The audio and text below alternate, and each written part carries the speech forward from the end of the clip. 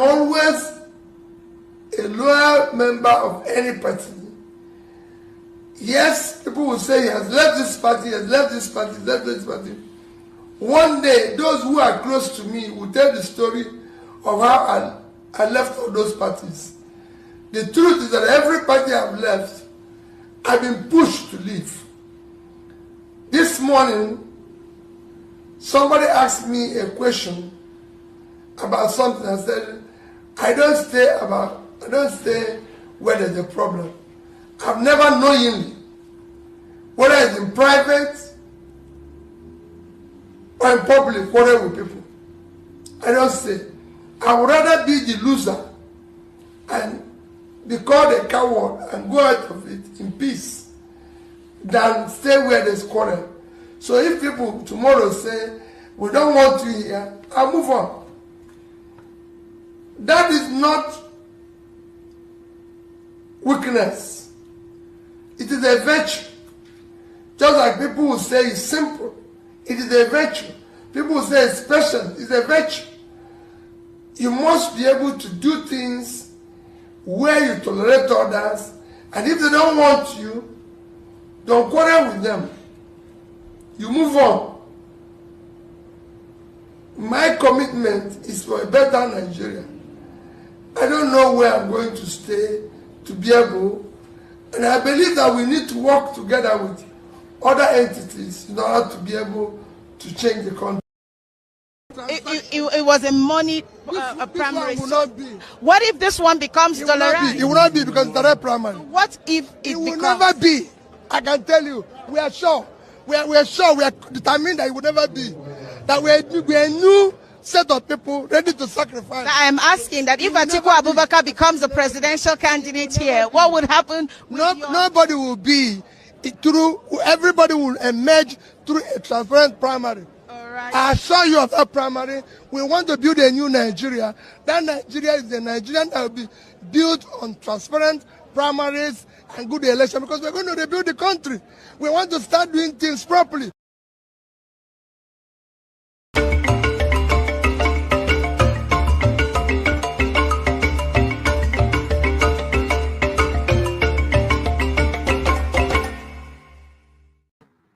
Hello and welcome. The former governor of Anambra State, Mr. Peter Obi, will leave the African Democratic Party tomorrow. He's expected to join another political party where he hopes to get a ticket to run for president. He blamed divisions and internal party problems for his decision to leave. Just last week, major Nigerian opposition parties met in Ibadan, Oyo State, and agreed to come together and field one presidential candidate for the 2027 elections. Are we going to see a repeat of the 2023 elections in 2027? If Atiku becomes a candidate of the ADC and Peter Obi contests under another party, will any of them defeat President Bola Tinubu this time? What do Nigerians really think beyond the noise? How many actually support the re-election of Bola Tinubu in 2027? Why does Peter Obi command such passionate crowds?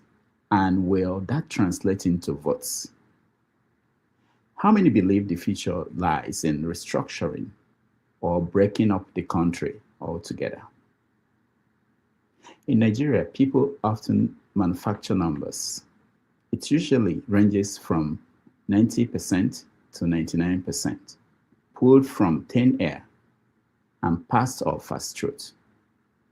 But what do the data really say? Today on 90 Minutes Africa, Dr. Malcolm Fabiyi joins us. Dr. Malcolm Fabiyi is the Director, Government Advancement Initiative for Nigeria, GAN. The topic for today is what scientific polls reveal about Nigerians' true sentiment on politics, economy, and security. Dr. Malcolm will bring the science and unveil fresh, data-driven insights from nationwide polls capturing real public sentiment on politics, the economy, and security as Nigeria aids towards 2027. Please join me in welcoming to the show Dr. Malcolm Fabiyi. Welcome. Thank you very much. It's a pleasure to be with you, Rudolph. Nice to see you again. It's been a while, and you are the expert now. We are very, very close to elections. Things are happening, and we want to hear from you about what the real science in all this is. So let me start by, this is 90 Minutes Africa. We start by caring about what's going on around Africa before we zero into Nigeria and the work you do. So let's start with this issue in South Africa. It's been on and off, and now it's back. And I saw a video that I want to play for you that touched me in terms of what is happening to our people in South Africa and the reaction of the Nigerian government. That's where I want you to react. I want to get your reaction on what the Nigerian government is doing. Let me play this video. Hey guys, good morning everyone. Please, as you're seeing this video, help me and share it, because I don't know what will become of me in the next 2 days, in next 1 hour, next month, next 2 weeks. So if you receive this video, as you're seeing this video, please do me a favor and share it. This is regarding to the recent happening in South Africa. I want it to be in the record that we actually spoke out. I want it to be in the record that I myself, as a public figure, that I used my platform to speak out. Please, every Nigerians, even if you're not a Nigerian and you're seeing this video, please share this video. Good morning, Your Excellency. Good morning, Nigerians. Please, I am using this opportunity again to bring to the notice of President Bola Tinubu the recent happening in South Africa. Sir, one of us was died yesterday, sir. One of us was shot yesterday, a Nigerian, sir. Sir, we are scared, sir. We don't have any hiding place, sir, because at this moment they are beginning to go to houses to fetch us out in places where we are living, in our houses. That are beginning to go to houses to fish out Nigerians and other foreigners. Sir, they are also going to schools. They are also going to schools to fish our children out and ask them to go back home. I'm very aware that most of you must have seen some of these videos in the internet, sir. Nigerians are in my DM crying. A lot of them are in my DM crying. Sir, pregnant women are in my DM crying. Sir, fathers are in my DM crying. A lot of Nigerians wants to go home, sir. It's the means of going home that they do not have. Sir, they do not have means of going home, but they are willing to go. They are very willing to leave the country. So, sir, Your Excellency, sir, I respect you so much, sir. Please, sir, we are waiting for you. We are yet to hear from you. We've not had anything. Sir, my brother-in-law was adopted from his shop. He was adopted from his shop, sir. It's more than 2 months now. We have not heard from him. We have not seen, we have not heard from him. We have gone to court, we have gone to police station. The Nigerians have also protested in the street of South Africa, all to no avail, sir. We are pleading with you, Your Excellency Bola Tinubu. We beg you, sir. We beg you, sir. Sir, I couldn't sleep last night because of the cries of Nigerians in my DM. Sir, please, please, do us a favor. Even if it's to bring out a flight and ask Nigerians that wants to go home to come to get ready so they can go home. Sir, we will appreciate it. If there are people that has properties here that probably need time to maybe sell their properties and other things, sir, please, can you please negotiate on our behalf? Can you please negotiate on the behalf of those that cannot leave instantly due to one thing or the other? All right, I will stop it here, Malcolm. it was painful to watch. There are desperate people, Nigerians in South Africa, other Africans in South Africa today, who are dealing with this issue of xenophobic attacks. It's not something new. I don't know what you think about what's going on and the reaction of the Nigerian government.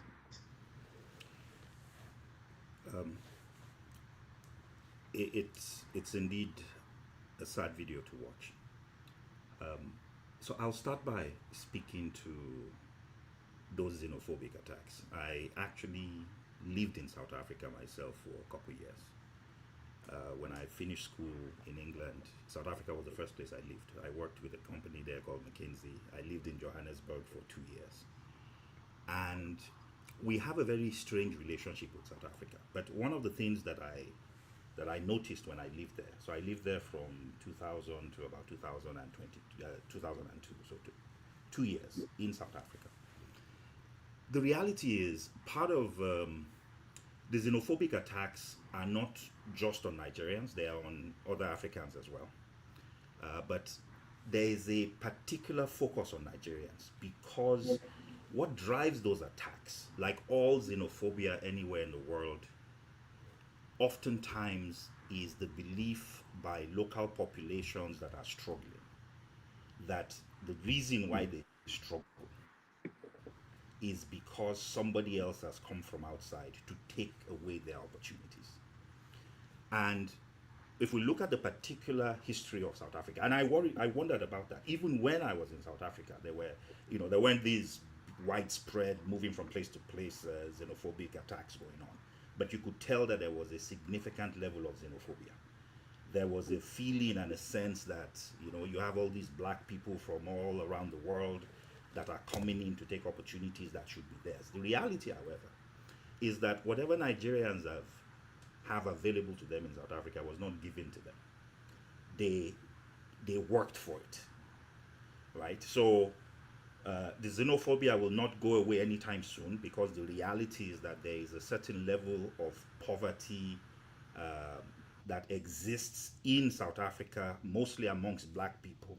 And until their government sorts out that issue, and until their government begins to impose significant penalties on people who carry out these xenophobic attacks, they will not stop. Now, that's about South Africa. Let's now come to the Nigerian government, our government, and its own response. Dr. Malcolm, can you please speak up a little bit? People are saying they can't hear you very well. Some of the people. Okay, can you hear me better now? Yeah, come. Too. Okay. Okay. Okay. I just want to confirm that if people can confirm that they can hear me. It's good? Okay. Yes, it's better. Right. So the point I was making is that there is a deep economic root to what is going on in South Africa in terms of these xenophobic attacks.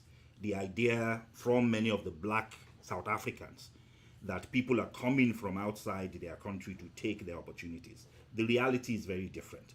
The reality is that every African, every black person from across the continent who is in South Africa was not handed anything on a platter of gold. But it's no different to xenophobia anywhere. It's no different to the MAGA behavior in the US, right? Where people are ascribing to immigrants, hardworking immigrants, crimes that they have not committed. The only crime any immigrant commits, if anything, is that they've been forced into economic exile because there are untenable conditions in their own country.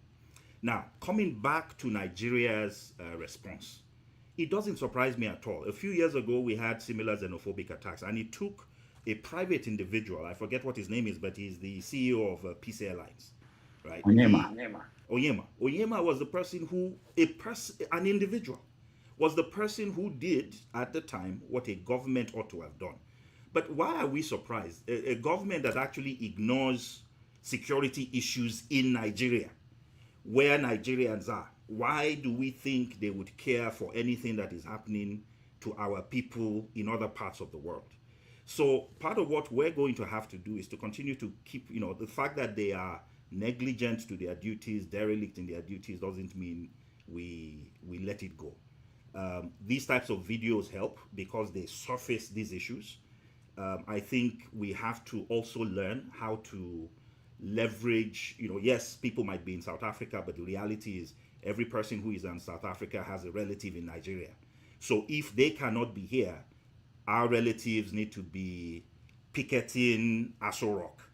Relatives need to be at the National Assembly. Our relatives need to be at the airport, carrying placards, being on the streets. That's the only way. Shame oftentimes, shaming a government, naming the failures that they have, and making sure that we give a voice to those who have no voice. Sometimes that tends to be the only way to get action.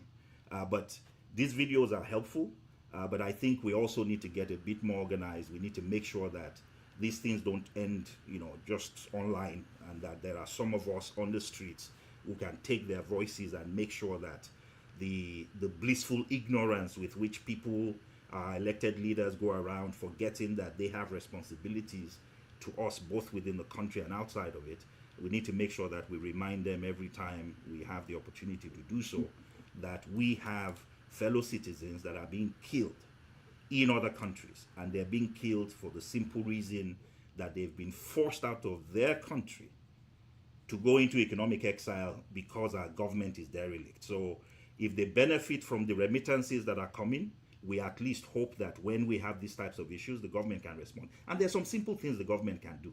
Even if you can't send a plane, you can call up Cyril Ramaphosa. You can tell the South African government that they have MTN in Nigeria. They have some really strong, viable businesses in Nigeria. You can tell them you're going to shut down their businesses unless they take action and make sure they protect our people. I mean, we've seen what they did last time we were imposing significant tax fines on MTN. The government of South Africa got involved in that issue. So Nigeria is not without leverage. Let us use whatever leverage we have, call South Africa to order. I don't even think they've called the ambassador to come and speak to the president of Nigeria and tell him about what's going on. That's the first thing that should happen. So we do have leverage. Our government should take action. But to expect people who ignore issues that are in front of them in Nigeria, security issues, and to think that they'll feel any sense of responsibility for what is going on in South Africa is to expect too much. But we are the ones who would need to force them to act if we want to see anything happen. Mm. You mentioned the MAGA movement in America, and you said that xenophobic attacks and behavior is not something restricted to South Africa. And the way you described it is that the locals who feel that they are not doing well tend to point at foreigners who they think that they're responsible for what is happening to them. When you think about that, it's not a solution. It's not something that could be solved easily. I mean, since Nelson Mandela came into office, they've not obviously improved a lot of most Black South Africans, apparently. But in terms of solutions, because if we look at it, that it happens here in America, not to that extent of going around attacking people yet, we're not there yet, but even in other African countries, what do you think is how do you convince people? In all your education, do you have a solution how to convince people that these people who came from somewhere are not responsible for what you are not doing for yourself in your country? Actually, xenophobia, anywhere you see xenophobia, it is with the permission of the government in power. I'll take you to Nigeria. There was an incident in Nigeria in the 80s that we call Ghana Must Go. What was Ghana Must Go? We had austerity in the country. We had economic issues. And the government of the day, the Shagari NPN government, had no solutions to it. And so what was the solution they came up with? Part of the reason why we have economic problems is because we have this influx of Ghanaians that are taking jobs Nigerians should take. And what was the consequence? The consequence was that hundreds of thousands of Ghanaians who had nothing to do with Nigeria's economic problem, but who were caught up in why did they come to Nigeria? They came to Nigeria just as we go to other countries for economic opportunity. But once Nigeria started facing economic challenges, what did our government do? Our government turned around and blamed Ghanaians for part of our economic issues. And at the end of the day, today we laugh about Ghana must go bags, but that was the history. And at the end of the day, people had to leave our country, and for many of them, the only thing they could carry was a Ghana must go bag full of the things that they'd worked for the years in which they'd lived in the country. So the South African government can end this.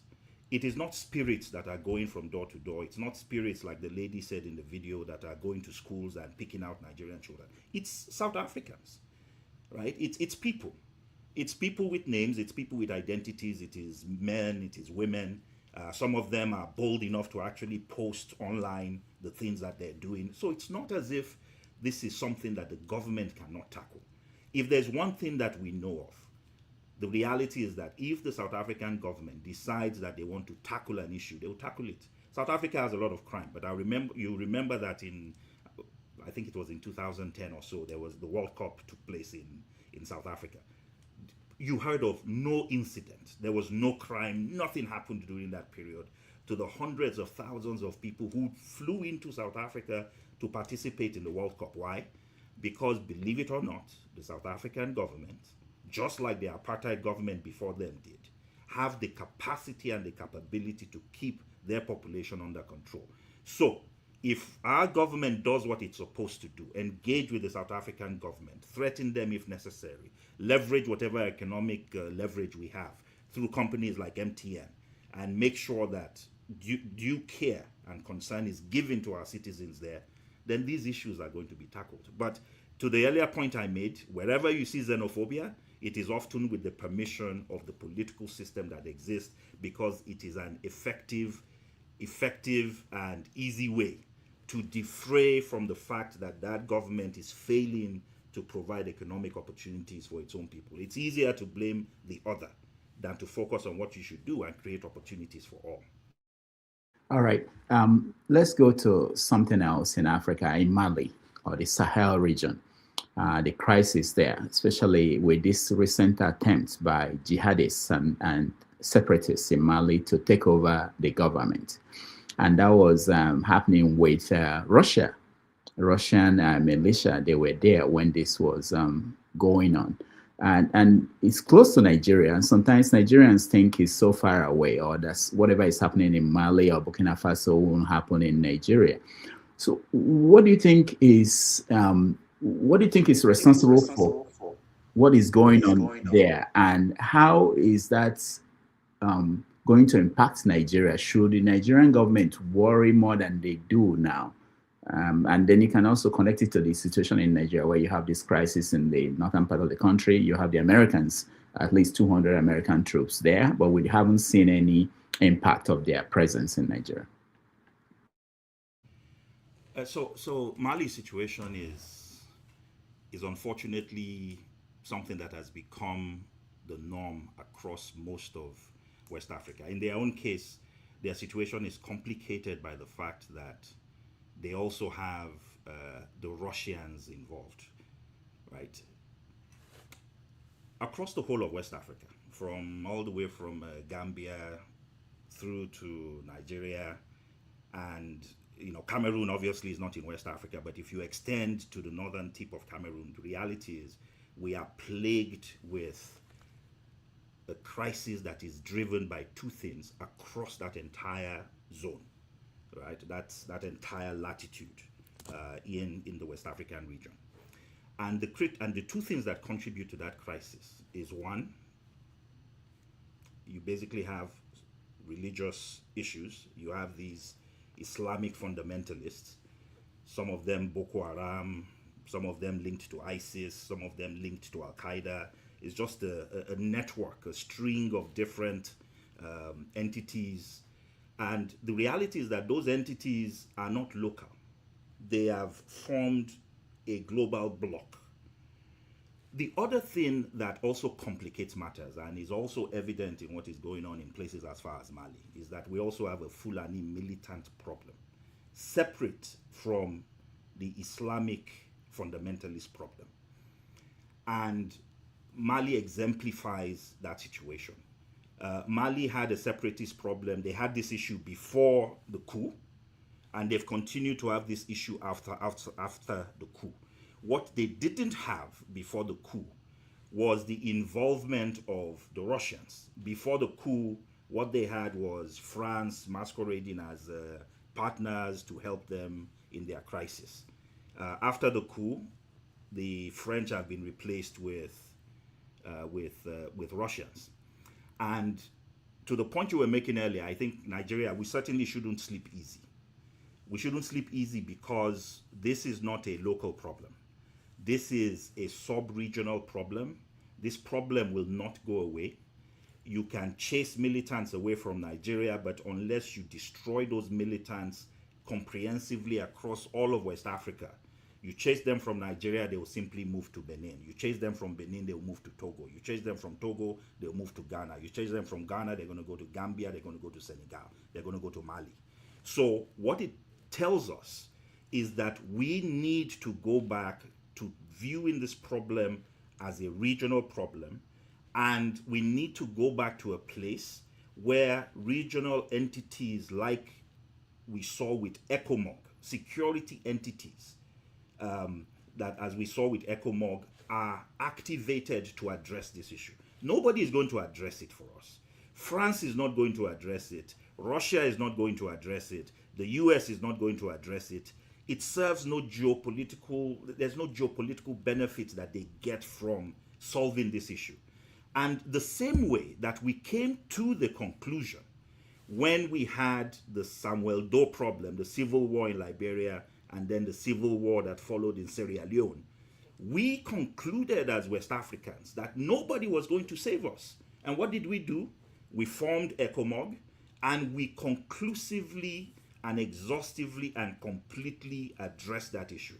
Today, Liberia is a democratic nation. Sierra Leone is a democratic nation.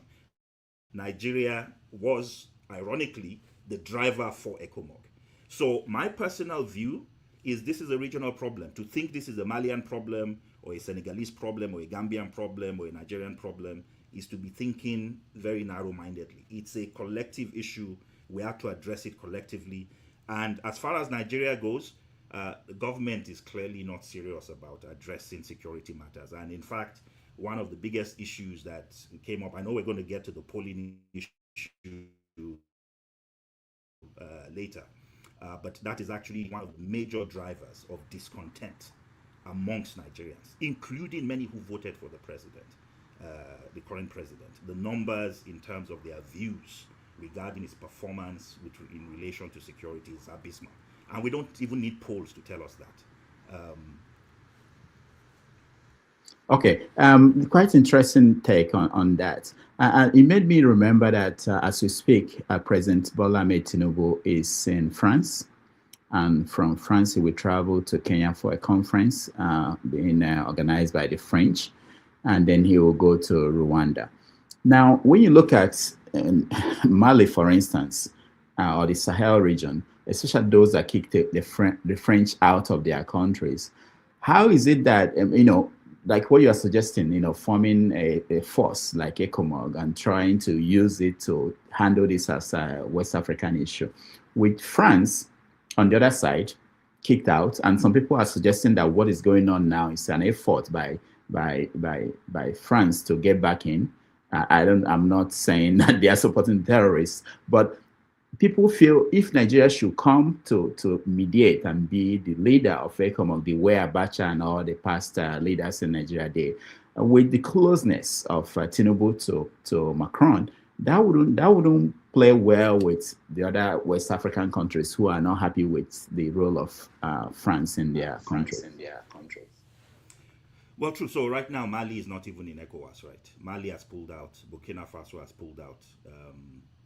Three countries have pulled out of ECOMOG, 3 Francophone countries. Look, the only way we solve this problem is the way we solved it during the Liberian crisis and the Sierra Leonean crisis. There were global powers benefiting from the confusion that was going on in Liberia and in Sierra Leone. We know that was a fact. There were blood diamonds coming out of those places. There were countries and entities and companies and governments that benefited from that chaos. There were countries that were literally in the business of selling arms to these nations. And at the end of the day, what we did in that period was to say that our interests as Africans, as West Africans, superseded everything else. That's what drove what happened then. We have to find a way to think like that again. The good news is we've done it before. And in fact, we did it at the most unlikely of times.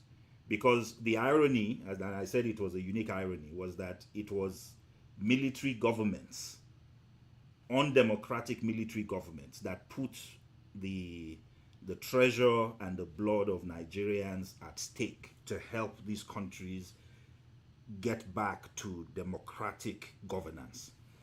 So we have to think that way, and it shouldn't matter whether the French have interest. It shouldn't matter whether the Americans have interest. It shouldn't matter whether the Russians have interest. What we know is that if the French are in West Africa, they are there because they have interests for France.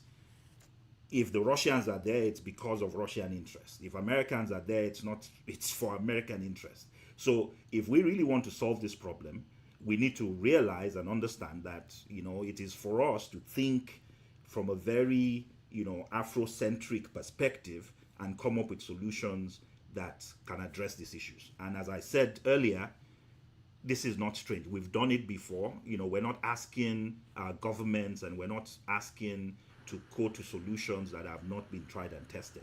They have been tried and tested, not just in one country, but in two countries.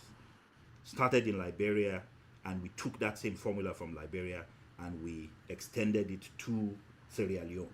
And again, today you have, and it's not happened anywhere else in the world, where you had a regional entity come in, form an army, and address a regional issue and resolve it to the extent that they provided a standing government that exists till today. No place else in the world has ever done that. If you look at all the issues that happened with Chechnya and the issues that happened with Yugoslavia, today all those places have become balkanized, right? One country split into 4 or 5 places. Some of them still have, peacekeepers there. But what we did in ECOMOG was remarkable. Nobody else has been able to replicate that. Not the United Nations forces. No other regional force in the world has been able to do what we did in West Africa to resolve a crisis which, in my view, is much more difficult than a group of ragtag militia riding on Okada motorbikes in Sahel grasslands that can be seen from satellites in space. You can use homemade drones like the Ukrainians are doing to wipe out the whole lot of them. So this is nothing compared to the complexity of what we've dealt with before. And so all that it tells you is that our politicians are interested in perpetuating this crisis because, as others have told us in the past, political and military leaders, there is nothing that pays like insecurity. Insecurity is the best way to be corrupt. Insecurity, if you give me a contract to buy bullets, are you going to ask me how many bullets I bought? I'll just tell you told me to buy 1 million bullets and I've used 900,000 in fighting Boko Haram. These guys have no interest in solving that issue. So that issue persists only because private interests and geopolitical interests are being allowed. But the day we determine that it is West African interest, our interest, that should supersede everything else, I believe it would not be even years, but months to resolve this crisis. I was just thinking about that, thinking that if you talk about interest, you will see that there's a new dimension to the issue in West Africa, at least, or in Nigeria, which is the American interest. You have Donald Trump showing interest, maybe through proxies, in what is happening. We had dealt with the issue of Nigeria and whether there's Christian genocide going on or not. And now we have the American government interested in medical information of Africans, Nigerians, Ghanaians, Namibia, most African countries. What is going on? What is responsible for this new interest and dimension, and how is that going to help or hurt Africa? So I'm going to say something that might seem very controversial, to your listeners, but that I fundamentally believe to be the truth. I do not believe there is Christian genocide. I am a Christian from the north. I come from Kogi State. I was born in Kaduna State. I was born and bred in Kaduna. The first time I went to southern Nigeria was to go to school in the University of Lagos. I speak more Hausa than I do my native Yoruba. I am a Christian. I am the type of Christian that you would describe as the person facing genocide in the north. But here's what I'll tell you also. If people don't know it, the most intense crisis going on today in Nigeria is actually in Zamfara State, where the Hausa and the Fulani have been in a war. I would not even call it a conflict. They have been at war for the last 10 plus years. If people haven't seen it, there's a wonderful BBC documentary that actually captures that crisis. So there's a cleavage happening in the north. In the past, we will talk about Hausa Fulani. There's nothing like Hausa Fulani anymore. Across the whole of the north, the Hausa and the Fulani are in crisis. And Zamfara is an example. So in Zamfara, Zamfara is one of the only places, the few places, where the political leadership is actually Hausa, not Fulani. And so you have a lot of crisis. So what are we need to go to the root causes of the crisis. And my view of those root causes is not based on sentiment or opinion, but based on what I view to be scientific fact, is that, and I've written on this, so this is not something new to me. It's actually a subject that I've been very passionate about, and I've been writing about it, and people can look for the things that we've done as gain on this matter. And what we found was that, look, part of the challenge that we have here is it started as a resource-driven problem. 25 million cows looking for where to graze in a country where climate change has reduced yields by over 20%. Rainfall, average rainfall in the country has fallen by at least about 10 to 20% over the last 2 decades. A country where today most Fulani herdsmen, so I'll separate the Fulani herdsmen from the Fulani militants. Most Fulani herdsmen in the past would take those 25 million cows, stay in the north during the rainy seasons, and then move southwards when it is dry season in the north. Well, guess what has happened in the last 20 years? The whole of the northeast is unavailable to any Fulani herdsman. Why? Because if you dare take your cattle to the northeast, you are basically providing suya meat to Boko Haram, period. They cannot go to the northwest, Zamfara, Sokoto, and all those areas, because a lot of Fulani militants who don't have cows are rustlers. We allowed these militants, and the APC can, people who are in the APC know what they did. This is it's not a secret that in 2015, the APC facilitated having militants come to Nigeria because they were afraid that Goodluck Jonathan might decide not to leave if he lost. Well, so Rufai and others who carried that out should tell us what happened to those militants. Those militants they're basically militants who came from. So when you talk about a crisis in Mali, well, guess what? Some of the people who came in as militants to Nigeria are from places like Mali. They're from places like Gambia. Right? So that's part of the same crisis we're dealing with. So you have a situation where these herders, about 15% of Nigeria in the northeast is no longer available to them because of Boko Haram. About 10% of Nigeria is no longer available to them because of rustling by other Fulani, not cattle owners, but militants that had come into the country and had literally been abandoned by the people who brought them. And then in the south, it's not as if the lands that were led fallow. So the current foraging zones in Nigeria were established in 1960. So we do have, if you go to the gazettes, there's actually in the Nigerian gazettes land that is supposed to be allocated for these herdsmen to forage in. Well, I've just told you that everything in the northeast is no longer available. Most of the northwest is no longer available. And in the south, we've obviously seen growth. Land that used to be fallow 10, 15, 20 years ago is now developed. And so the reality is that there is more mingling, more engagement between herders and farmers and communities than we had ever seen before. And on a relative basis, southern Nigeria is still the most peaceful part of the country. We know that it seems, obviously there's a lot of crisis and a lot of banditry in the south as well. But you cannot compare that to what is going on in the north. The north is in chaos.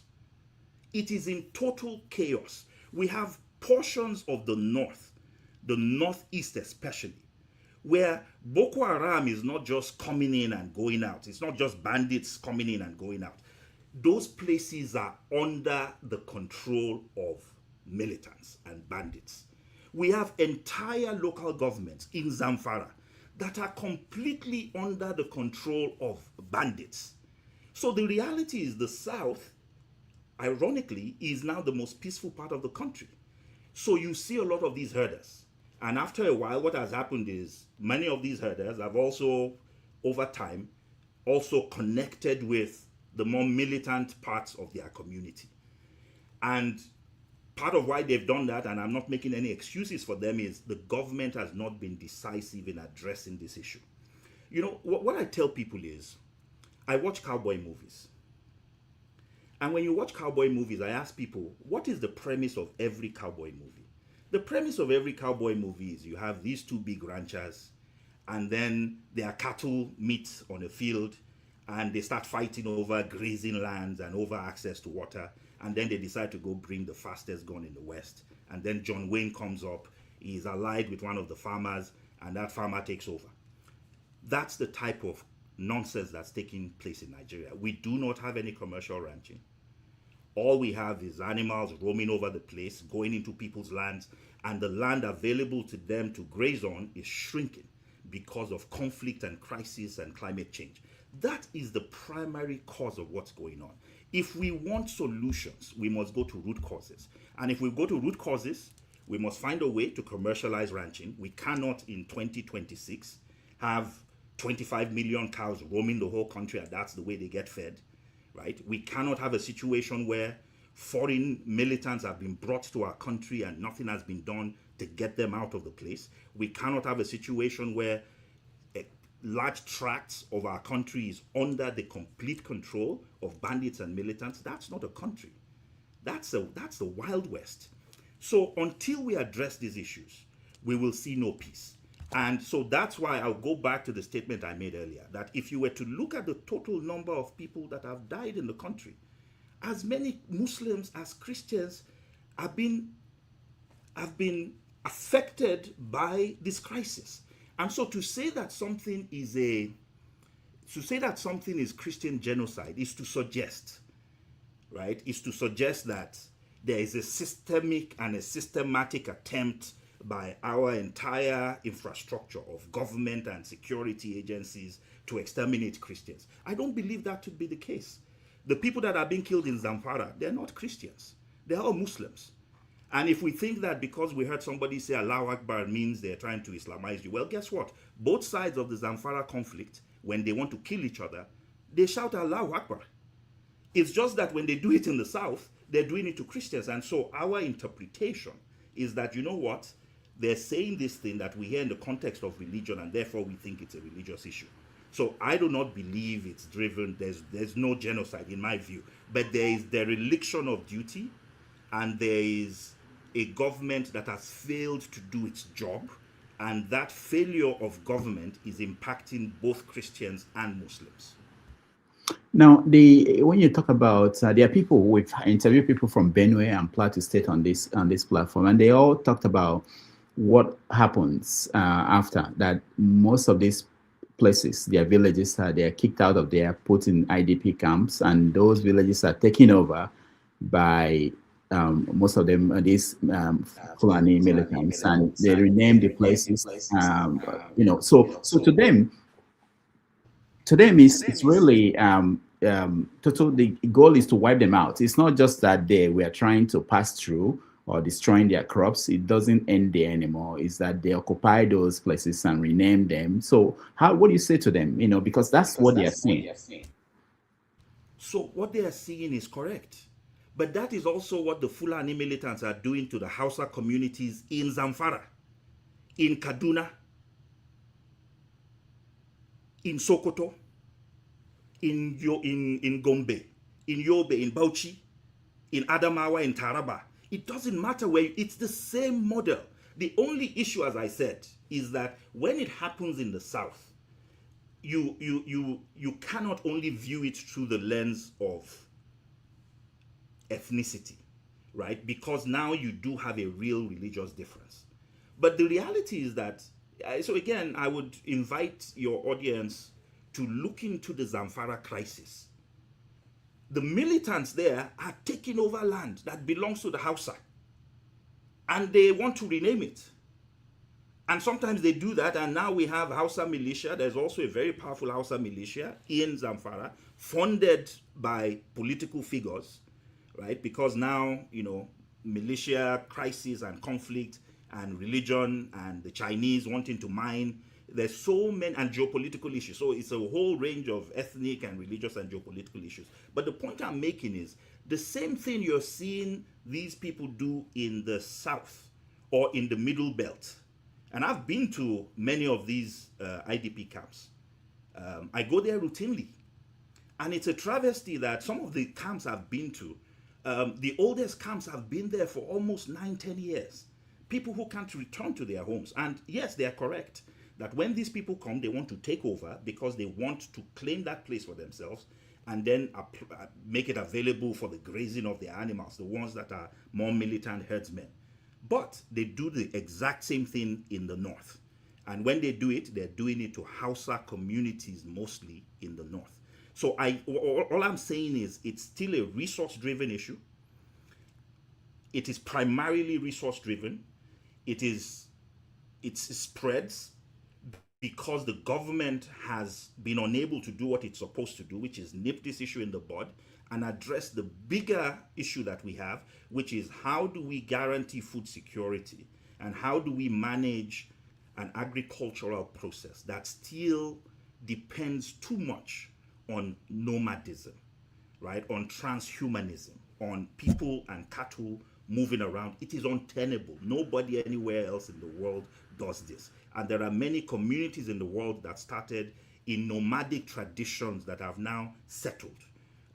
Again, even in the US, there's a time when we called the entire West the Wild West. And the reason why it was called the Wild West was largely around these issues of cattle and grazing and access to forage and things like that. Even for those who are Christians in the Bible, the first major conflict that was not between Abraham and his nephew Lot, for those who are scholars of scripture, it was over access to grazing lands. They fought. Both of them had large livestock and both of them had crisis. And that crisis led to a parting of ways of family members.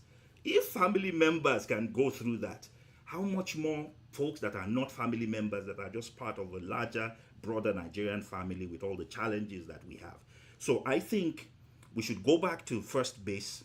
We should understand that, look, yes, these issues are complex. We cannot, we should not be naive about it. I'm sure there are people who would say, yes, but cloaked beneath all of that is a desire to Islamize, large parts of Nigeria and take up land and things like that. But all that I would say is go to the north, see what's happening in the north, see what's happening between the Fulani and Hausa communities, see the killing that's taking place across many parts of the north. And yes, Christians are caught up in this, but many of our Muslim brothers are also being killed and massacred there. And as we talk about solutions, we should, not restrict it, because to restrict what is going on and to just call it Christian genocide is to concentrate our solutions on the middle belt. But that would be a mistake, because to solve this issue, we must also solve it at the same time across all of Nigeria. That's the only way we get to comprehensive solutions. We'll take a break. When we come back, we're going to talk about the political game in Nigeria. Peter Obi just moved from ADC to a party yet to be announced. And then you show us results from your polling on security, politics, and the economy. What Nigerian people are actually thinking that may be different from what we assume that is going on. So, and then we let people in so that they can come in and share their own view with you and have interaction with you. All right, let's take a break. We'll be right back with Dr. Malcolm Fabiyi.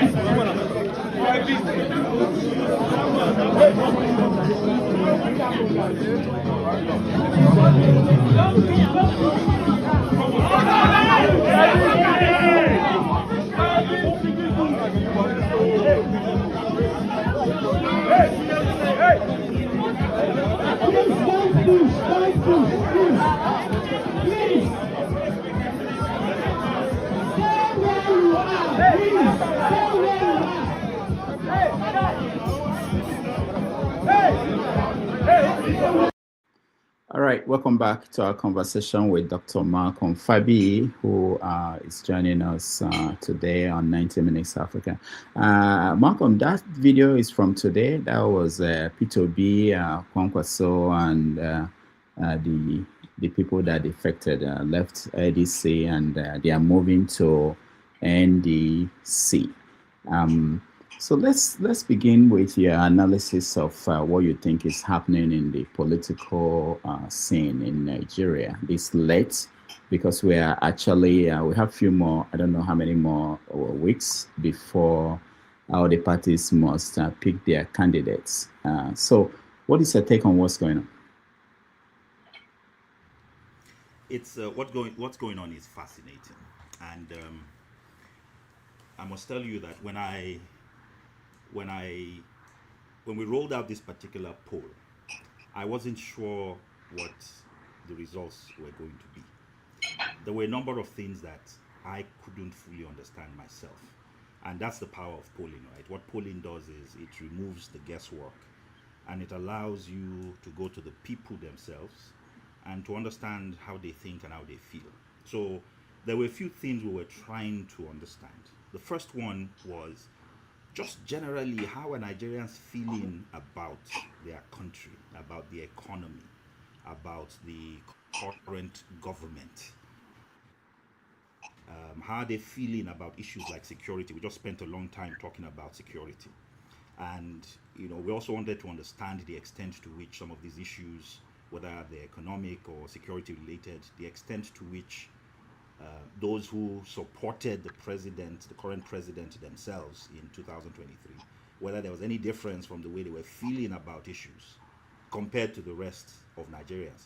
But another critical set of things that we were trying to fully understand was the likely things that would emerge in 2027. So on paper, the ADC made sense. On the one hand, you have Tinubu's 8 million votes on the APC platform. And then on the other hand, you had Atiku's 7 million, plus Peter Obi's 6 million, plus Kwankwaso's 1 million. You add all of those, it's 14 million. But as every student of statistics knows, the question then becomes, how many of Tinubu's 8 million are still Tinubu's 8 million? If you had an election today, how many have become disaffected? How many of Atiku's 7 million voted for Atiku, or did they vote for Atiku because he was in PDP? And if he left PDP to go someplace else, what percentage would go with him? The same thing with Peter Obi. How many people of the 6 million who supported Peter Obi supported Peter Obi because it was Labour Party, or supported Peter Obi because it was Peter Obi, the candidate, the person, rather than the party? And of Kwankwaso's 1 million, how many of those 1 million Kwankwasai, that's what they call themselves in Kano, would go with Kwankwaso wherever he goes to? And the results were fascinating. Without a doubt, the only person of all of these people that actually has people who support the candidate and not the party, Peter Obi just takes the cake. There's no question about it. So roughly 75% of Obi supporters would follow him to whatever party he goes to. Not surprising. For those who study Nigerian politics, in 2019, the Labour Party actually had 5,074 votes nationwide in the presidential election. Nationwide.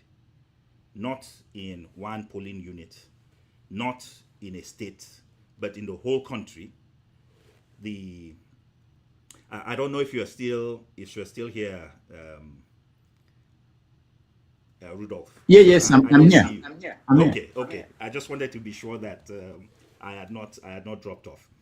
So the point I was making was that and then when you really ask yourself the question, how would 75% of the people who supported Peter Obi still go with him to whatever party he goes to?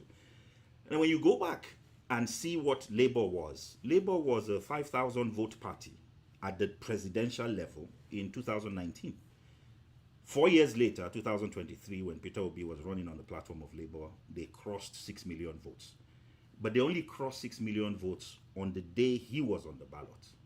2 weeks later, there were gubernatorial elections. And in those gubernatorial elections around the whole country, APC got more votes than they did in the presidential election. PDP got more votes than they did in the presidential election 2 weeks before. Labour went from 6 million votes when Peter Obi was on the ballot to about 600,000 votes nationwide in the gubernatorial elections 2 weeks later. So that would already begin to tell you that this is really more about the person than it is the party. And it's reflected. So what our polls are indicating is that about 35% of those who supported Atiku would likely go with him to whatever party he's going to. About 75+% would go with Peter Obi. We didn't look into Kwankwaso in this particular poll, but the reality is that Kwankwaso has a very powerful movement. They call themselves the Kwankwasai in mostly around the Kano area, and those people will follow Kwankwaso wherever Kwankwaso is going to. And so on paper, if you looked at the ADC, if I put on my statistician hat and I'm applying probabilities, I would take 6 times 0.75. I would take plus 7 times 0.35. And the 6 times 0.75 gives me roughly somewhere in the 4.5 range. And then the 7 times 0.35 might give me something like 2.5. And then the president himself has also seen some significant level of atrophy. Now, the fact that he has seen some level of atrophy doesn't mean anything yet, because what that means is that you have a chunk of almost 10 million out of the 22 million that voted in 2023 that are currently trying to decide where they would go to. But when you see the polling results, then you begin to understand why the APC government is so concerned about the ADC. Because, what the polling strongly suggests, and this was another question we asked people specifically, in terms of trust, which parties would they trust the most? The ADC, at the time we did the polling. So all of this happened before this NDC move, right? It was certainly what it indicated was that even though this was a small party that only managed 80,000 votes in 2023, that's all the ADC got. So there was nothing the ADC is providing, in my view. It had no structure to speak of. 80,000 votes in the last election, not even enough to win a senatorial election in many places. However, what the polling is indicating is that Nigerians at the current moment are not really focused on parties. They are focused on the individuals in those parties. I personally think it is a sad affair for our politics, because I think a politics of ideology is important, but that is where we are today. And therefore, if Peter Obi was to move to the NDC, what the polling suggests is that 75% would likely just move with him. If he's moving with Kwankwaso, I would expect that a significant number of the 1 million that voted for Kwankwaso would also be moving with him.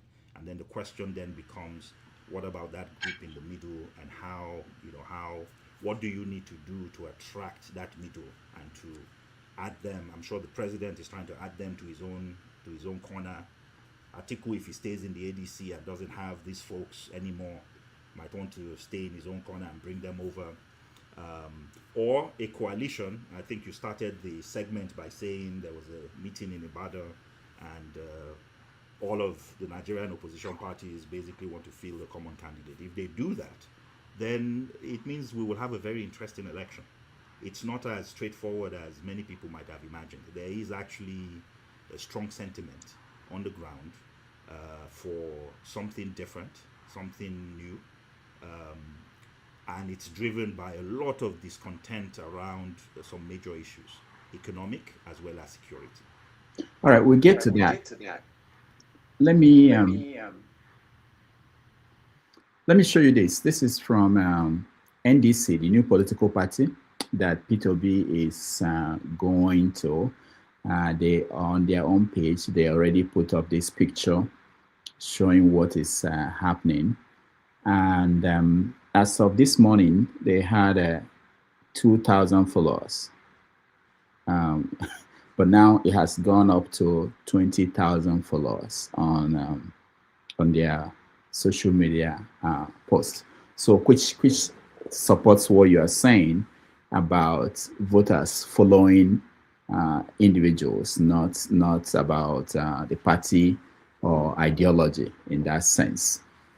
But let me ask you, beyond the politics, what about security? Did you ask voters about security, and what are they telling you? Who are they blaming for what is going on? And please, can you speak up a little bit? People are still saying they're having difficulties hearing you. Okay, so hopefully you can hear me. I can hear you. Yeah. Okay. So security is a big issue for voters, and I'm just pulling up the numbers here. So the questions we asked them about security was, we asked a very direct question, and we said, how safe do you feel in your community today compared to 5 years ago? And we asked people, the questions we asked them was, do you feel much safer? Do you feel somewhat safer? Does that change? Do you feel less safe? And do you feel much less safe? And the number of Nigerians who say they feel much less safe is actually about 80%. 80% of Nigerians tell us that today they feel much less safe than they were 5 years ago. Now, we also had the ability to look at that number to basically evaluate. So that's from a security perspective. We had an additional question, which was, we also then asked the question that if this current government, if we were to preserve this government and provide them with the security apparatus in another regime, the extent to which people were confident that something would be done to improve the security situation, and those numbers were also abysmal. Over 70% of the respondents said they did not trust this current government to improve things. And by the way, those who voted for the president, because you have the ability within the polling to actually filter the results and to see the results only from the perspective of those who voted for particular candidates. So we were able to evaluate this from the perspective of those who only voted for the president. And when we asked that same question, the question around, do you feel safer today than you were 5 years ago? When we looked at the totals were, as I said, close to 80%. When we asked that question from just the people who supported the president, that number went to 60%. So 75% for everybody on average.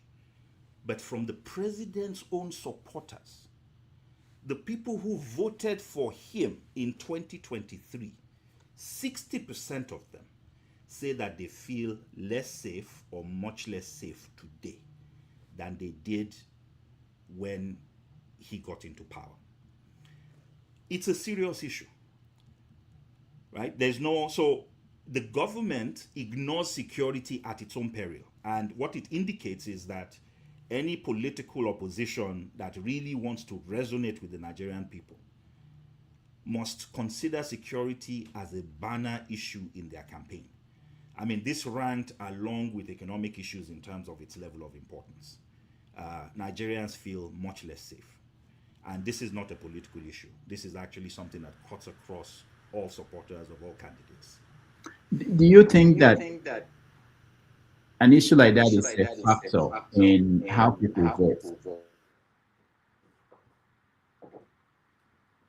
It will be a significant factor in how people vote. So let's be reminded of something. When Jonathan won his election, a big part of it was security.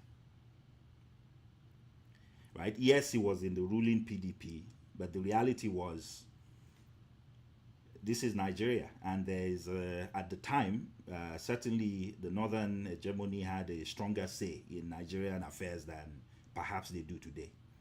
But a big part of what made Jonathan win was because many northern Christians at the time, especially northern Christians, were very concerned about security matters.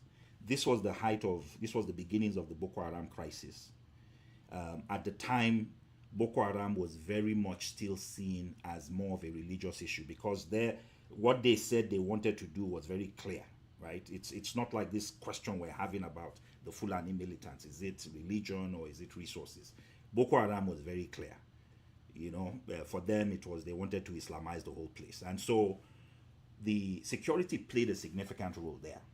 Now, in fact, part of Buhari's failures over the year politically was also because there were fears that many people had that Buhari would worsen a security situation because of what people perceived to be a bias for Islam or being Muslim. And the way Buhari addressed that was that every time he ran, he always ran with an ordained pastor. Buhari never ran for office without having, in the last few years that he ran, he had an ordained pastor from Redeemed in Oshimbajo, and before him he had another ordained pastor that ran on his platform, Tunde Bakare. Tunde Bakare, right? And that was because he was trying to get ahead of that issue. Security will be a big issue in the coming elections. The coming elections are going to be driven by two things. It is going to be security and it is going to be the economy. And in fact, for you to know that those are going to likely be the drivers, my understanding is a few days ago, the presidency declared an emergency on two issues. One was poverty and the other was security. So those are the things that the polling is actually indicating are the biggest issues. And it is, so if we're doing this polling and seeing these results, I'm sure that all the US polling agencies that all these parties have put on their staff are providing them with similar results. That's the reality. Security will have a big impact on this election, and candidates that are smart will leverage it to maximum effect. Nigerians want solutions. Nigerians want to be able to travel without being kidnapped. They want to be able to live their lives without being terrorized. People who are in IDP camps want to go back to their homes. People in the north, in the south, in the middle belt want peace. And right now, across the board, there's clarity in the polling that they believe this government has not been able to live up to its duties as far as security is concerned. Do you have any idea the number of registered voters that are interested in voting, going to vote this time around, knowing that what happened the last time? And are they worried about anything, those that are interested in voting? So that was not a direct question that we asked. However, in the last 3 elections, so if you look at 2023, 2019, 2015, and even 2011, on average, about 21 to 22 million people vote in the presidential election. It hasn't changed. It's about that number consistently, which is a sad commentary, because That's only 10% of our national population. It is also only about 20% of the total voting population. So I believe that INEC's latest numbers, the ones that I saw most recently, were like 94 million registered voters. And if only about 20 million of 94 million are voting, you're in the 20-25% range in terms of voter participation. So registered voter participation is very low. You know, in most countries, the voting percentage would typically be somewhere in the 40 to 60% range. The average is about 50%. We chronically don't vote in the country. And who knows, this might be one of those elections that might change that, because part of what has happened in this election is there are several issues that we've never seriously needed, that has not impacted Nigerians across the board, whether they are poor or rich, as what is going on now. And so look, the reality is that you engage in politics because you believe politics impact your life. So what a lot of middle class and upper class Nigerians would tell me is, my children go to private school. I go to private hospitals. I do my own borehole. I tar my own street. Why on earth am I standing in line for 10 hours to vote for somebody whose policies has no impact on my life? The 20 millions who vote are mostly Nigerians who really rely on the government for schooling, rely on the government for decent roads, rely on the government for hospitals, rely on the government for many things. And so they can't afford to sit at home watching Chelsea and Man U on election day like the rest of us. They go out to vote. But this election will be different, because in this election, the government now has a taxation policy that affects mostly wealthy Nigerians. I have never seen Nigerians involved in a discussion around tax as we're currently seeing. So taxation is going to be a big issue in this coming election. How much more of my money, my millions, am I going to put in my pocket? And so if that does nothing, it's going to move more middle class and upper class Nigerians to the polls, because now the government is touching their pockets. The other thing that's happening now is that security is an equal opportunity employer. It is, there's everybody from the wealthiest Nigerians to the least wealthy are impacted by this. And the government just instituted a policy that basically says policemen, so in the past, the way people of means used to avoid the security challenges that the rest of us have, is they would have a convoy of policemen accompanying them everywhere. Well, the government is pulling back on that. So security now all of a sudden is everybody's problem.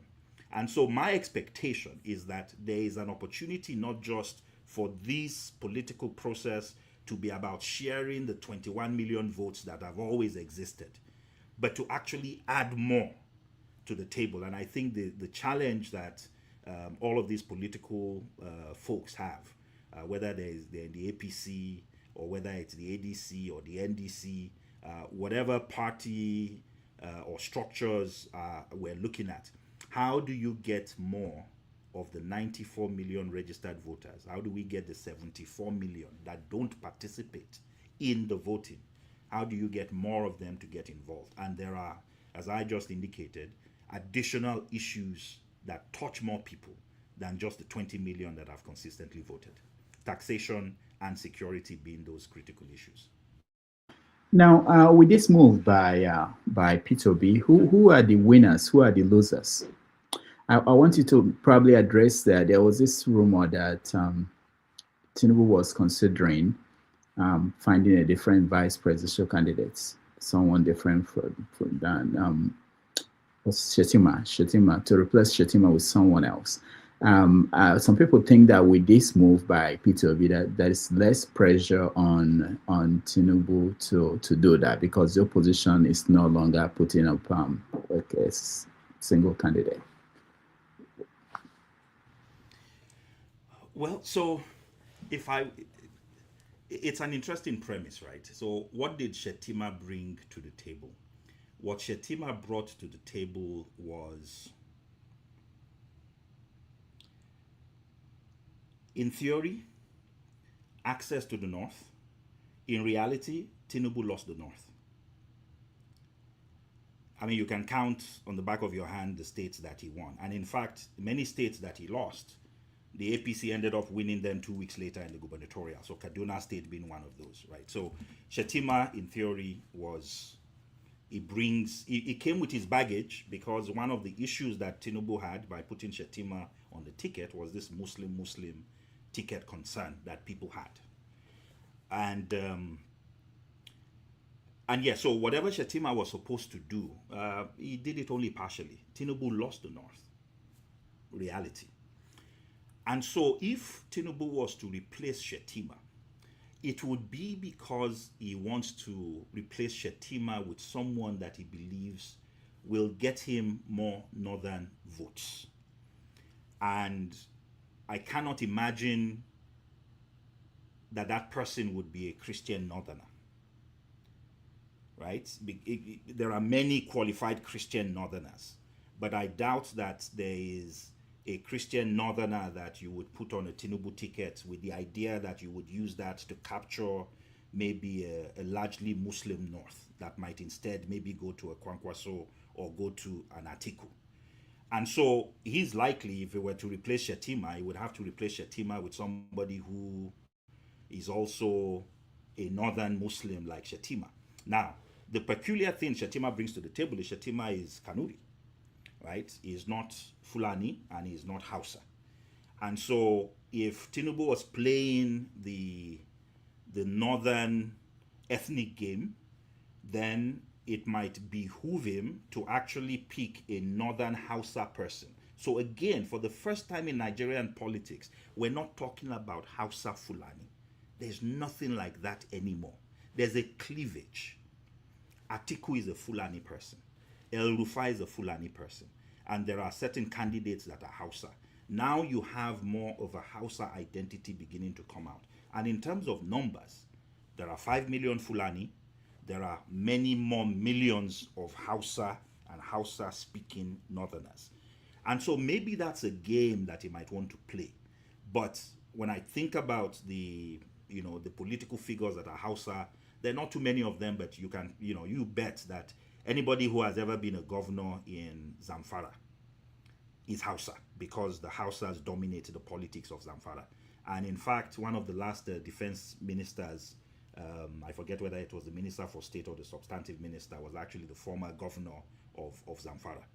So that might be the politics he wants to play, but he will still have to deal with the baggage of a Muslim ticket and the discontent or the accusations that he still needs to address, that yes, we have insecurity, but it feels to Christians as if there's an element of Christian genocide at play.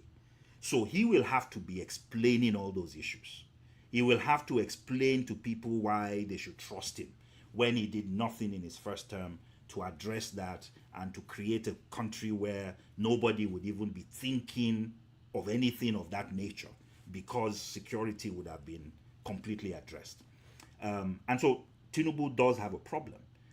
I don't think anybody adds anything to him. I think he has Shettima. He probably should just continue to carry that cross, so to speak, because I'm not sure anything else pays him. He will not do the obvious, which is bring a northern Christian. That's not in his nature.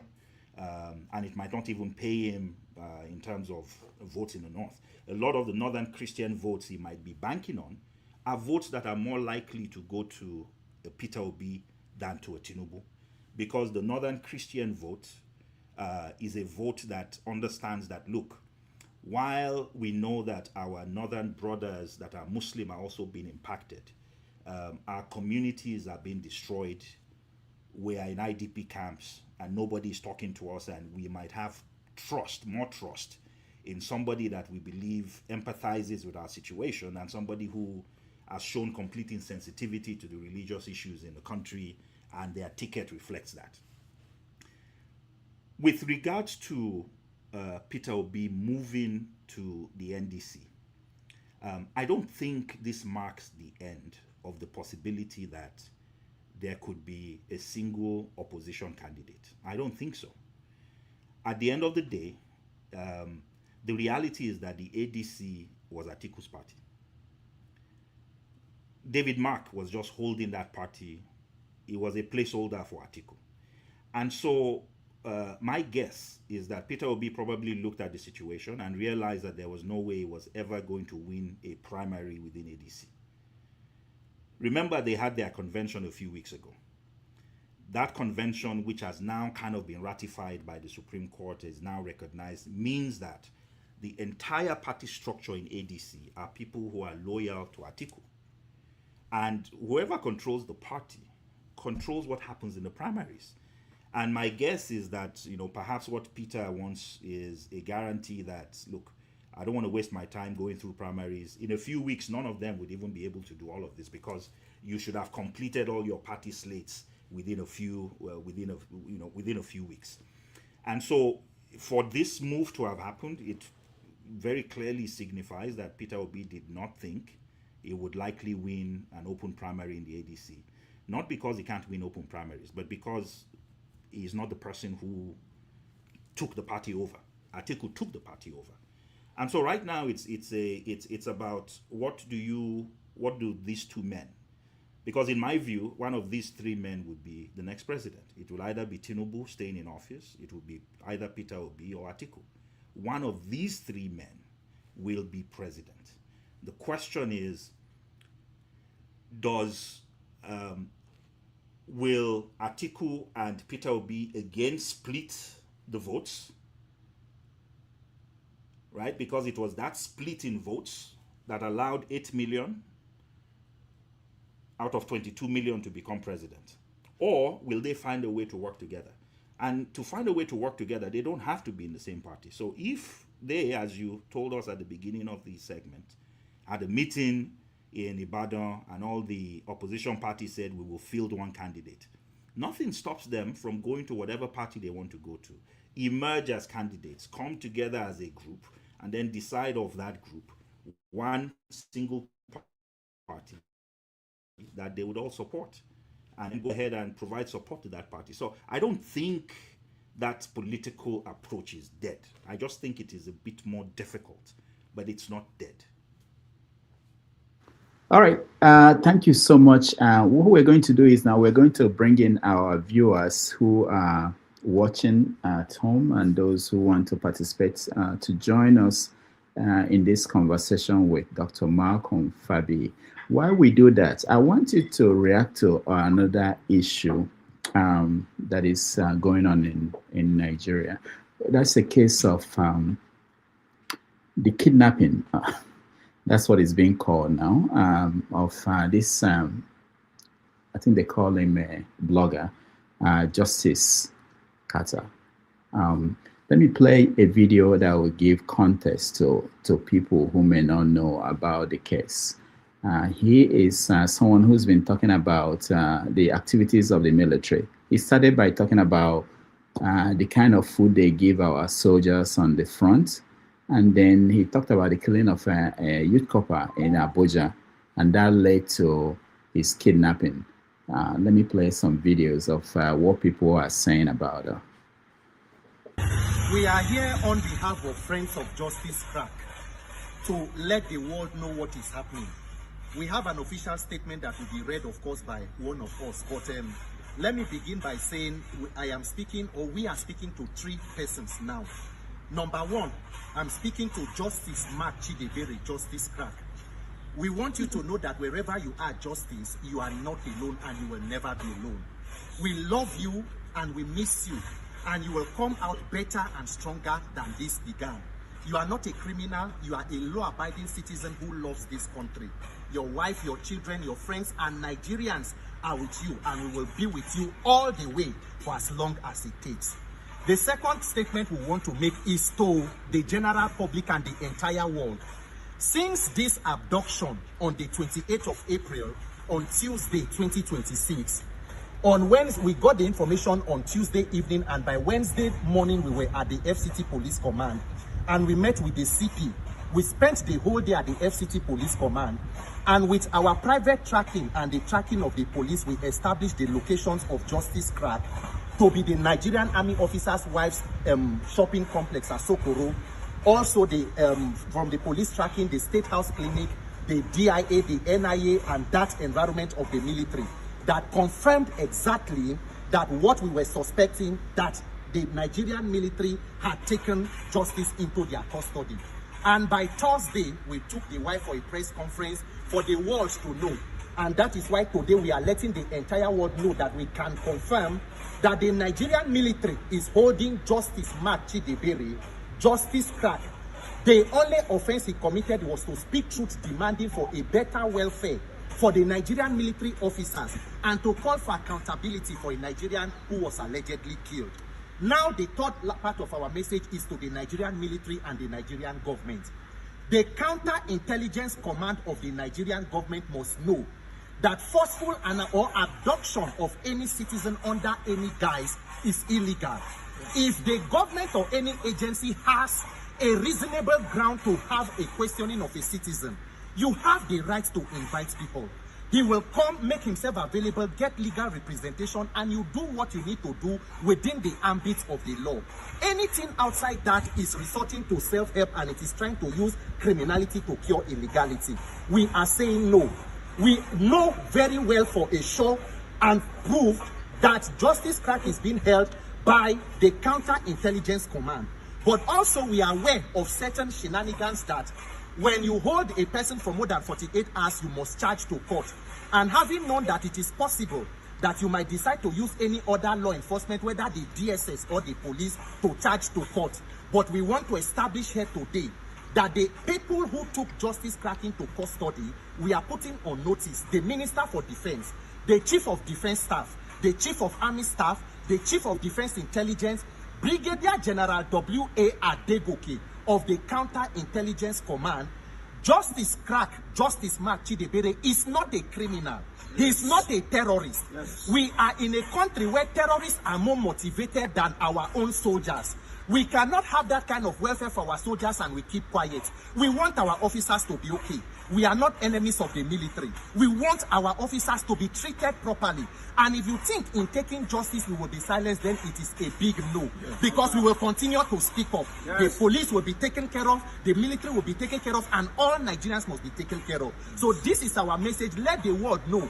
Petitions have gone out to every person that needs to be. The NIA, Amnesty International, the international community. We are calling on you all to know that a Nigerian citizen is being held by the military of the country for which offense? For speaking up for a better welfare for the military and for also accountability for a life that was lost. I will want to pause here and then let others of our colleagues speak up, and then our official statement be read by Zekeri Idris. All right. You were a former student union leader, and when you look at the political space in Nigeria, people say that it's shrinking. The fact that someone made a video about the way soldiers were being treated, and about the case of youth corporal that was killed, and the story of the military didn't add up in his own view. He was picked up and without informing the family.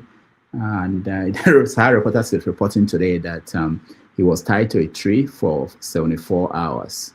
You know, so what do you think about the political space and that these things are happening today under President Bola Tinubu, who was fought for democracy, was a member of NADECO?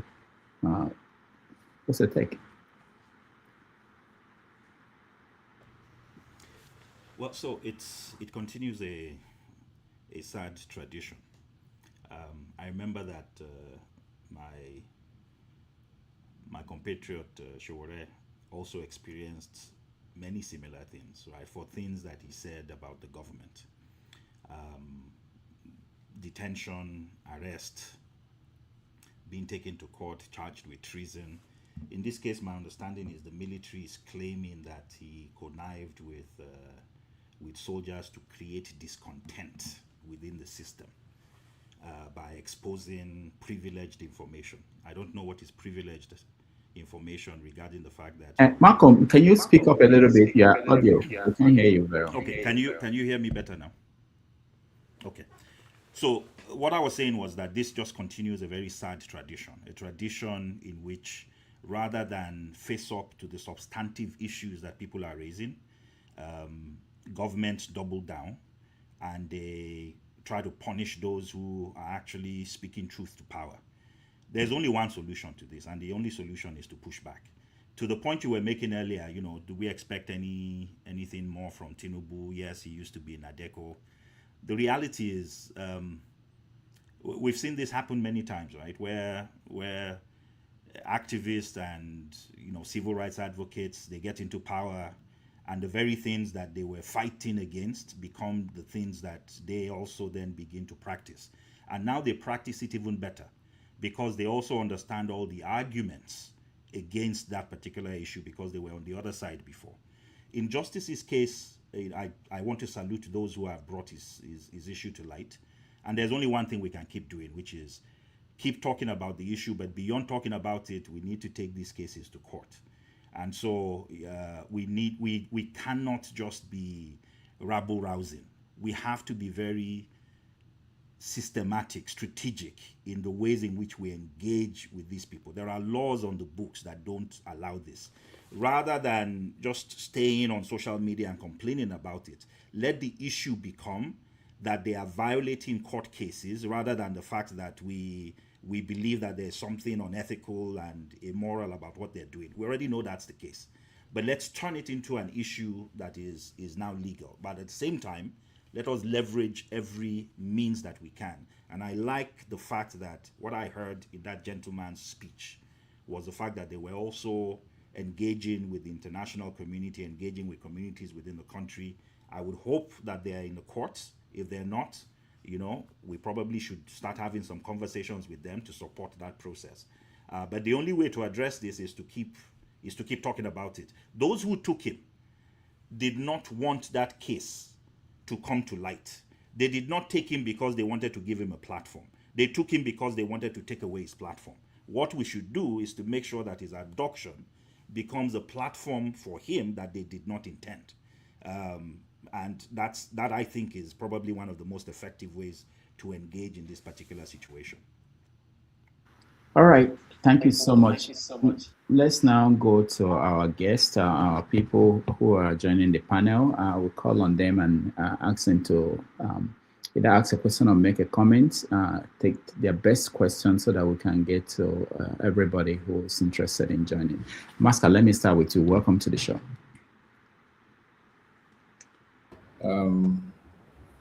Good evening, Mr. Rudolph. Thank you so much once again. Thank you, Dr. Malcolm Fabiyi, and good evening to my fellow panelists and anybody that is watching. I really don't, the question I had, but in the process of his discourse, he answered it. So I think what I will do is simply just commend him for two things. One, his depth of perspective, whether I've listened to him intently. In fact, I was listening initially partially, but when he started talking, I couldn't help but to leave what I was doing and focus because he was making a lot of sense. There was a depth to all the perspective. I mean, I couldn't agree more that the security issue we have, it's a regional issue. And this is what I always say, we are a people. Even if we divide the country, we still you can't carry a part of the country and move it somewhere else that, I don't like these people, let me move away from them. The problems they will have, you may likely have some of it. So it's very important that we keep the perspective I think Dr. Malcolm brings. With society, it's more to do with leaving some of your sentiments aside and begin to look at reality. What are the real issues? So I want to commend you, Dr. Malcolm. I really appreciate it. It's a very refreshing breath of fresh air, so to speak. Half of the people we talk to, they're always basing it based on either sentiment or looking at things at a very superficial level. But what I want to really commend you even more, it's the fact that you've not said it directly in words, but I can read it into The reason why I think you've even been invited, the fact is that it looks to me like you are one of those people that would rather look at the numbers before you make decisions. I hope I'm not wrong. You can correct me if I'm wrong, but that's how I think you come across somebody who tends to want to base his decisions on numbers. And in my mind, I think fundamentally that is the beginning of progress. If we in this country, whether at leadership level or even at some low level, we begin to look at statistics, look at numbers before we take decisions, I think our decisions will be much more apt. I only hope that not just do what you do. I think you should also do more of how do I call it now? I think more of sensitization. You know that we need to look at numbers. We need to prioritize numbers. We need to make sure that our decisions are based on numbers because you can go wrong as a human being. But when you look at the numbers, for instance, when you were talking about all this. I think 0.75 of 6 million and stuff like that. It's quite fascinating, but I know that by the time you go through all these numbers, the pictures that we will have will be much clearer. And the second thing I would want to advise that I think people like you want to stay apolitical, but I think you should, and I'm not too sure now. I'm presuming things. I think you should pitch your tent with somebody else so that you can help these people do the things better. Even most of our politicians, with the exception of APC, I think most of our politicians just do finger in the air kind of postulations, and they need people like you who would look at the numbers and tell them, "Oh no, this is where to go." Like very interestingly, I mean, security will be an issue in terms of the next election. I think economics, I agree with you, will be an issue. But I think there's the dynamics also that you're all bringing up based on the numbers that you're looking at. So just for the benefit of others, let me stop there and thank you, Mr. Rudolph, for giving me the opportunity and for taking out the time to bring out the best of us every now and then. Okay, before I forget also, I hope most of the other people, when some of us come, because I'm a northerner, people think that when I say no, it's not a religious crisis. People tend to think that I'm just being sentimental, but it's refreshing also to find a Christian who is also in the north. So it's not like he's far away, he's here. So he understands that, look, I happen to be in Zamfara for 2 weeks, and it was the worst 2 weeks I've spent because in the Friday mosque, you see 20, 30 dead bodies people bring to the Friday mosque. It's a massacre. It's a massacre that's been happening out there. But unfortunately, I think we northerners, we are prone to being quiet, prone to being very silent. We don't propagate, we don't make noise. So it looks as if everything is okay. All right, thank you. I stop there. Thank you, everybody. All right, thank you, Maska. Dr. Malcolm, do you want to say something? I could not agree more with Maska. So we're very much aligned, and yes, I'm glad that it appears you're a frequent participant in these forums, and I think honestly, for those of us who come from the north, there is a certain education that we have a duty to participate and to let other Nigerians understand the challenges that are taking place in the north. I keep telling people this. I have lived across Nigeria. I have never seen poverty in the form in which I see it in the north. I have never seen just the challenges that the people face. And to Maska's point, those who should be speaking up are those who are benefiting the most from that misery. And I think we owe ourselves a duty to at least try to understand some of the complexities and the contextual issues that actually impact us. What Maska said is true. So rather than go to social media, if they had gone to social media and showed those 20, 30 bodies, everybody would know that Zamfara is in trouble. I mean, there was a statement I used earlier. It's a state of war. We've had something that looks like a simmering, small-grade civil war going on there for years, almost a decade. and nobody even seems to talk about it. Yet it is happening. And we talk about many other issues. And it is not to say one death is more important than the other, but the reality is there's so much going on in the country. The challenges we face cut across all ethnicities and all religions. And Maska, I completely agree with you that with regards to the question of data and its use in our politics, that's actually so GAIN, the Governance Advancement Initiative for Nigeria, that's the cardinal thing we believe in, is that, look, at the end of the day, how do you develop a place if you do not find a way to target your scarce resources to the biggest issues without being able to prioritize? And there's no way we can prioritize. There's no way we can target resources. There's no way we can even understand what we're trying to solve if we do not start with the data. So everywhere you see progress, you will see a people that take data seriously and that take the analysis of that data and the use of that data in addressing their issues seriously as well. Thanks. All right. Thank you, Malcolm. Thank you, Maska. Let's go to Michael. You are next.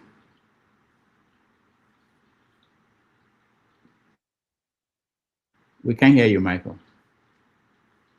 All right. You can join us again. Just log out and come back. Chris, you're next.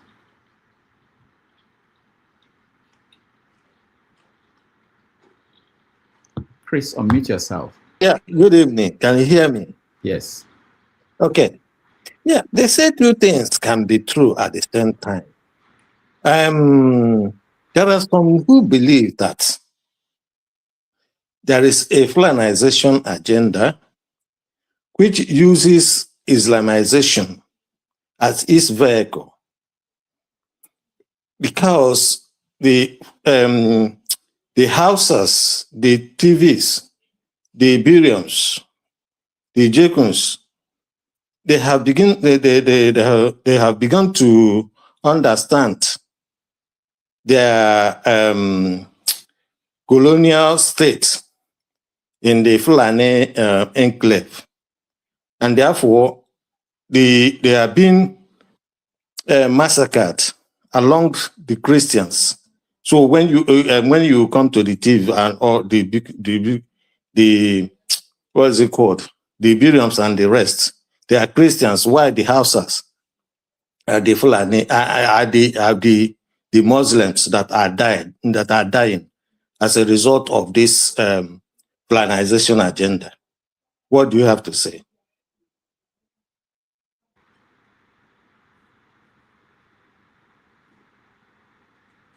Malcolm, you have to unmute yourself. Sorry.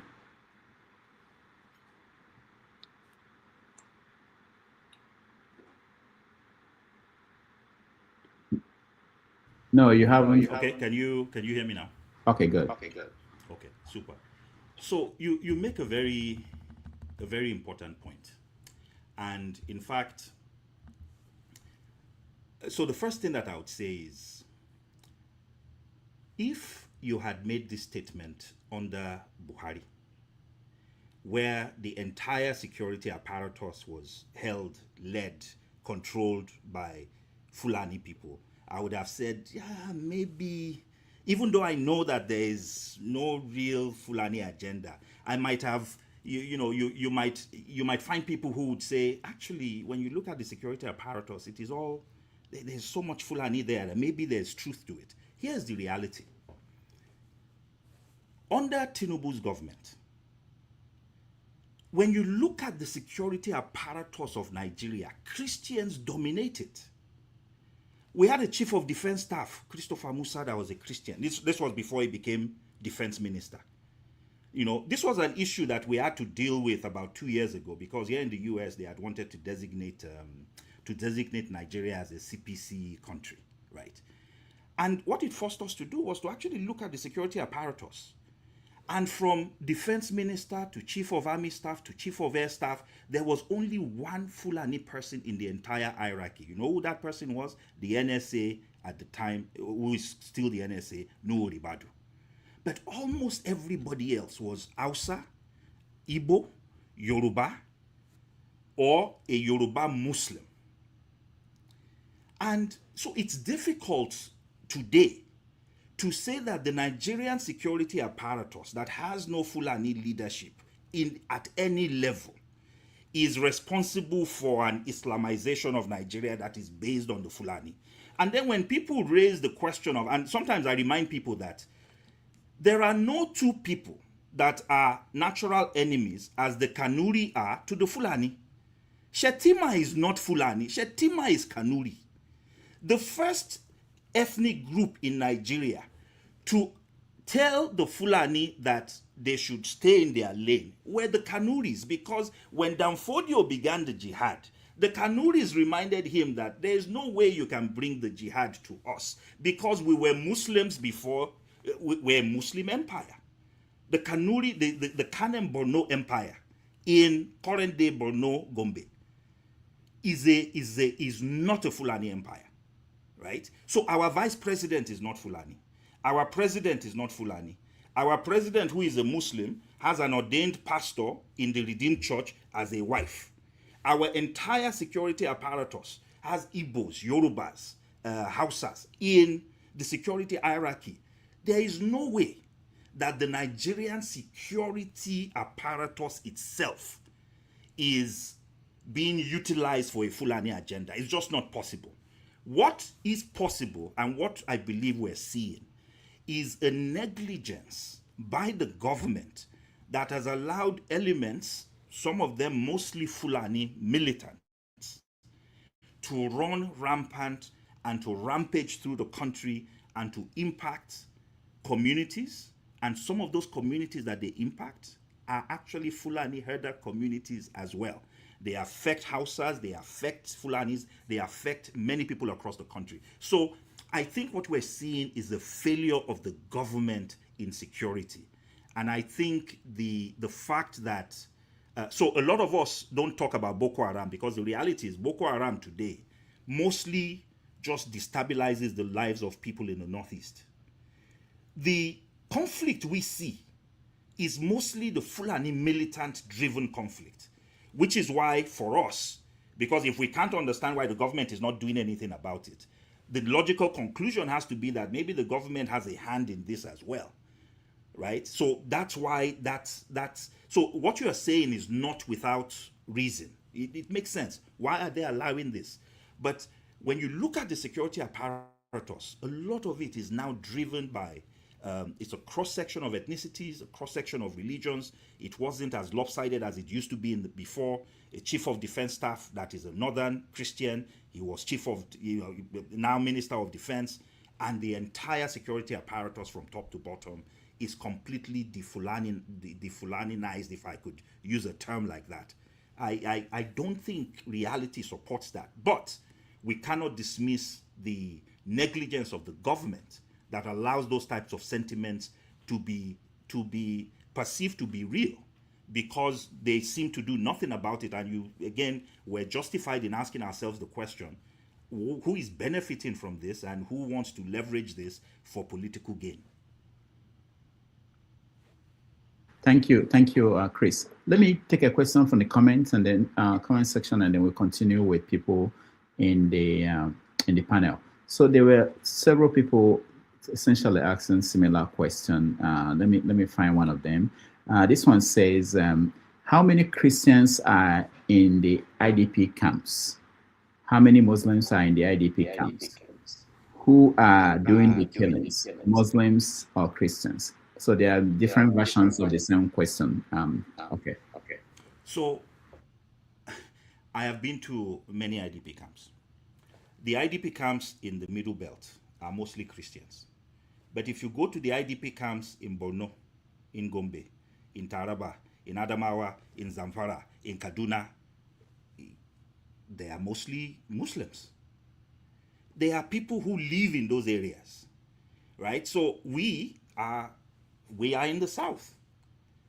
The bulk of the people we see are the folks who we engage with. And here's the reality as well, and it goes to something Maska said earlier. The people that have leveraged and raised the awareness of the security situation in Nigeria, the only reason why the US is interested is because of the impact that security has had on Christians. So, for example, and so if you believe that the reason why Fulani militants are attacking people in the Middle Belt is because of religion, then the only conclusion you can come to is that Nigeria is actually the one country in the world where Christians are being killed the most. There's no other country that has tens of thousands of Christians dying. So if you conclude that the Christians dying is because of religion and not resource conflict, then this country rises to the top. And here in the US, the people who have brought that issue up, who have taken it to Congress, are actually mostly evangelical groups. And I'm grateful for them, even though their analysis of the situation is not correct. The reality is that the fact that they have raised the issue is one of the only reasons why the government is even paying any attention to this matter. If they were not being, shamed into action, if there was no threat that Donald Trump would come and start indiscriminately dropping bombs, even the meager things they're doing now, they probably wouldn't do. To the other question, which was, who is doing the killing? The reality is today, there's no Christian militia, right? So no Christian is going anywhere killing anybody. But there are Fulani militia that by chance happen to be Muslims. But I also made the point earlier that the people that the Fulani militia are killing the most in the north are also Muslims. So yes, majority of the killers happen to be Muslim, but it's not because of it's not religion that's driving it. There's something else that's driving it. It's resource. It's I'm a landless person and I'm looking for some place to get landed. And in the absence of a government doing what it's supposed to do, I would take matters in my own hand because I can. So yes, if you are looking at, if I looked at everybody that was carrying a gun and killing people, yes, you would likely find, the numbers bear that out, that there are more people who, on the surface, would call themselves Muslim. But the reality is, that's not the reason for the crisis. It's other reasons. They just happen to be Muslim. And there are Muslims who would also question the faith of even those people who say they are Muslims, the militants themselves. You would really question their piety in terms of their true belief and understanding of whatever religion it is that they claim to have.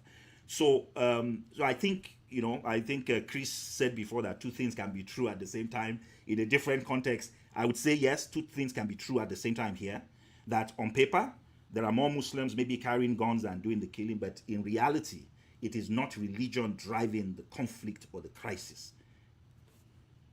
All right, thank you, Dr. Malcolm. Let's go to Michael to see if we can hear him now. Michael, go ahead. Hi, hello everybody. Can you hear me now? Mm-hmm. All right, great. Good afternoon, good evening, good morning, and wherever you are, it's a pleasure. Thank you, Dr. Rudolph, for giving me an opportunity to be on the platform today. And Dr.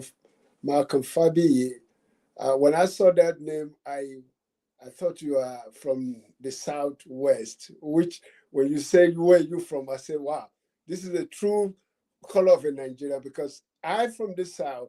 I happen to grow up in the North. I speak the Hausa better than the Yoruba. So, and for very unfortunately that when the whole thing about all this religious aspect comes to light, it's like we've lived in this country, in this place for so long. We don't never have this. So because I grew up in Zaria, Bauchi, Meduguri, and all those places, and I happened to go to government secondary school B, which is Chibok. So all those Chibok area is where I grew up. So I know much about it. And when Maska comes up to the topics too, I'm very much appreciated. Like I say, Rankadede, Barkade. So all those things, I was like, these are the people that we need to speak to the fact. My question to you is, and this is related to me too. When I finished high school, I got accepted to University of Maiduguri. But guess what? Being the fact I'm bearing my Yoruba name, they tell me that I cannot go on. I have to go bring my state's origin. I mean, what do you call it? State sponsor. I'm like, all my life you spend here. And that's, to me, what will be your opinion about this identical politics that we play and this state of origin? Is there a way that Nigeria can move forward, that we can embrace each other from this state division where you belong to? Really, I'm thinking that is one of the main basic problems. Because when you come from, you are a Nigerian, you should be embraced, you should be allowed to function any part of where you are, especially when they see your criteria or your background, that you grew up there, you are part of them. That's nothing that, it's just like us, we in America today, we become citizens. They don't discriminate against us and say, oh, because you are a Nigerian. No, we enjoy the benefit of being a citizen. In your opinion, can you speak on this fact that the state of origin or this state identity is kind of main factor that is causing all this crisis? Thank you so much, and a pleasure to see you, Dr. Fabiyi. Thank you very much, Michael. You touch on a very important point, and on this entire issue of state of origin, it's a topic I ponder a lot. We know what the origin was. We know where it started. It started even before it made its way into our most recent constitutions, right? It started when we were regions. It started when, just before independence, when the regions started competing with one another. And people then started to ask themselves the question, if somebody stays in a place, was born there, speaks the language, probably has never even gone or can count on the back of their hands, like me. I was born in Kaduna. I lived all my life in Kaduna. I speak, as you do, better Hausa than I do Yoruba. I think in many instances I would tell people that I actually even think in Hausa.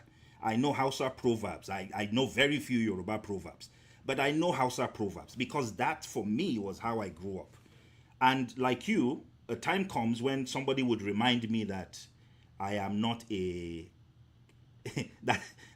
that I am not a northerner, right? Or even though I come from the north. So I also happen to be a double minority.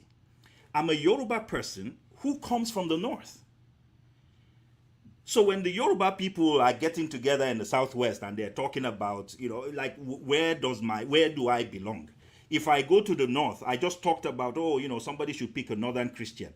I can assure you that every time I'm talking about somebody picking a northern Christian, I'm not thinking about somebody like me because I am a minority in a minority. I'm talking about a Hausa Christian. I'm not talking about someone like me, somebody that comes from a majority group. But let me answer your question in the best way that I think I can, which is that, look, the only reason why we go to this level of writing our names on it's like going to secondary school and you are writing your names on all the articles that you took to boarding school, is because of the fear, I think, that we have, that why am I training somebody else's child? Why am I taking my resources and giving it to someone else? And when push comes to shove, and this person has to make a choice about where they truly come from, will they say they come from me, or will they say they come from wherever they come from? And so, there are certain things we do that also don't help. We will stay in a place for however long we stay, but when you ask us, where are you from? And again, the country has made it so that you'll be silly to say you come from Kaduna. Like for a long time, I would say, I'm a Kaduna-born person, but sometimes I go to Kogi periodically, right? And so there's an element of, okay, we have scarce resources. Who should we provide these resources to? Should we provide these resources to our own people? And by our own people, what does our own people mean? Our own people, in my view, what that has come to mean is when push comes to shove, when we divide the lines, when we decide that, we're no longer together, where will this person go?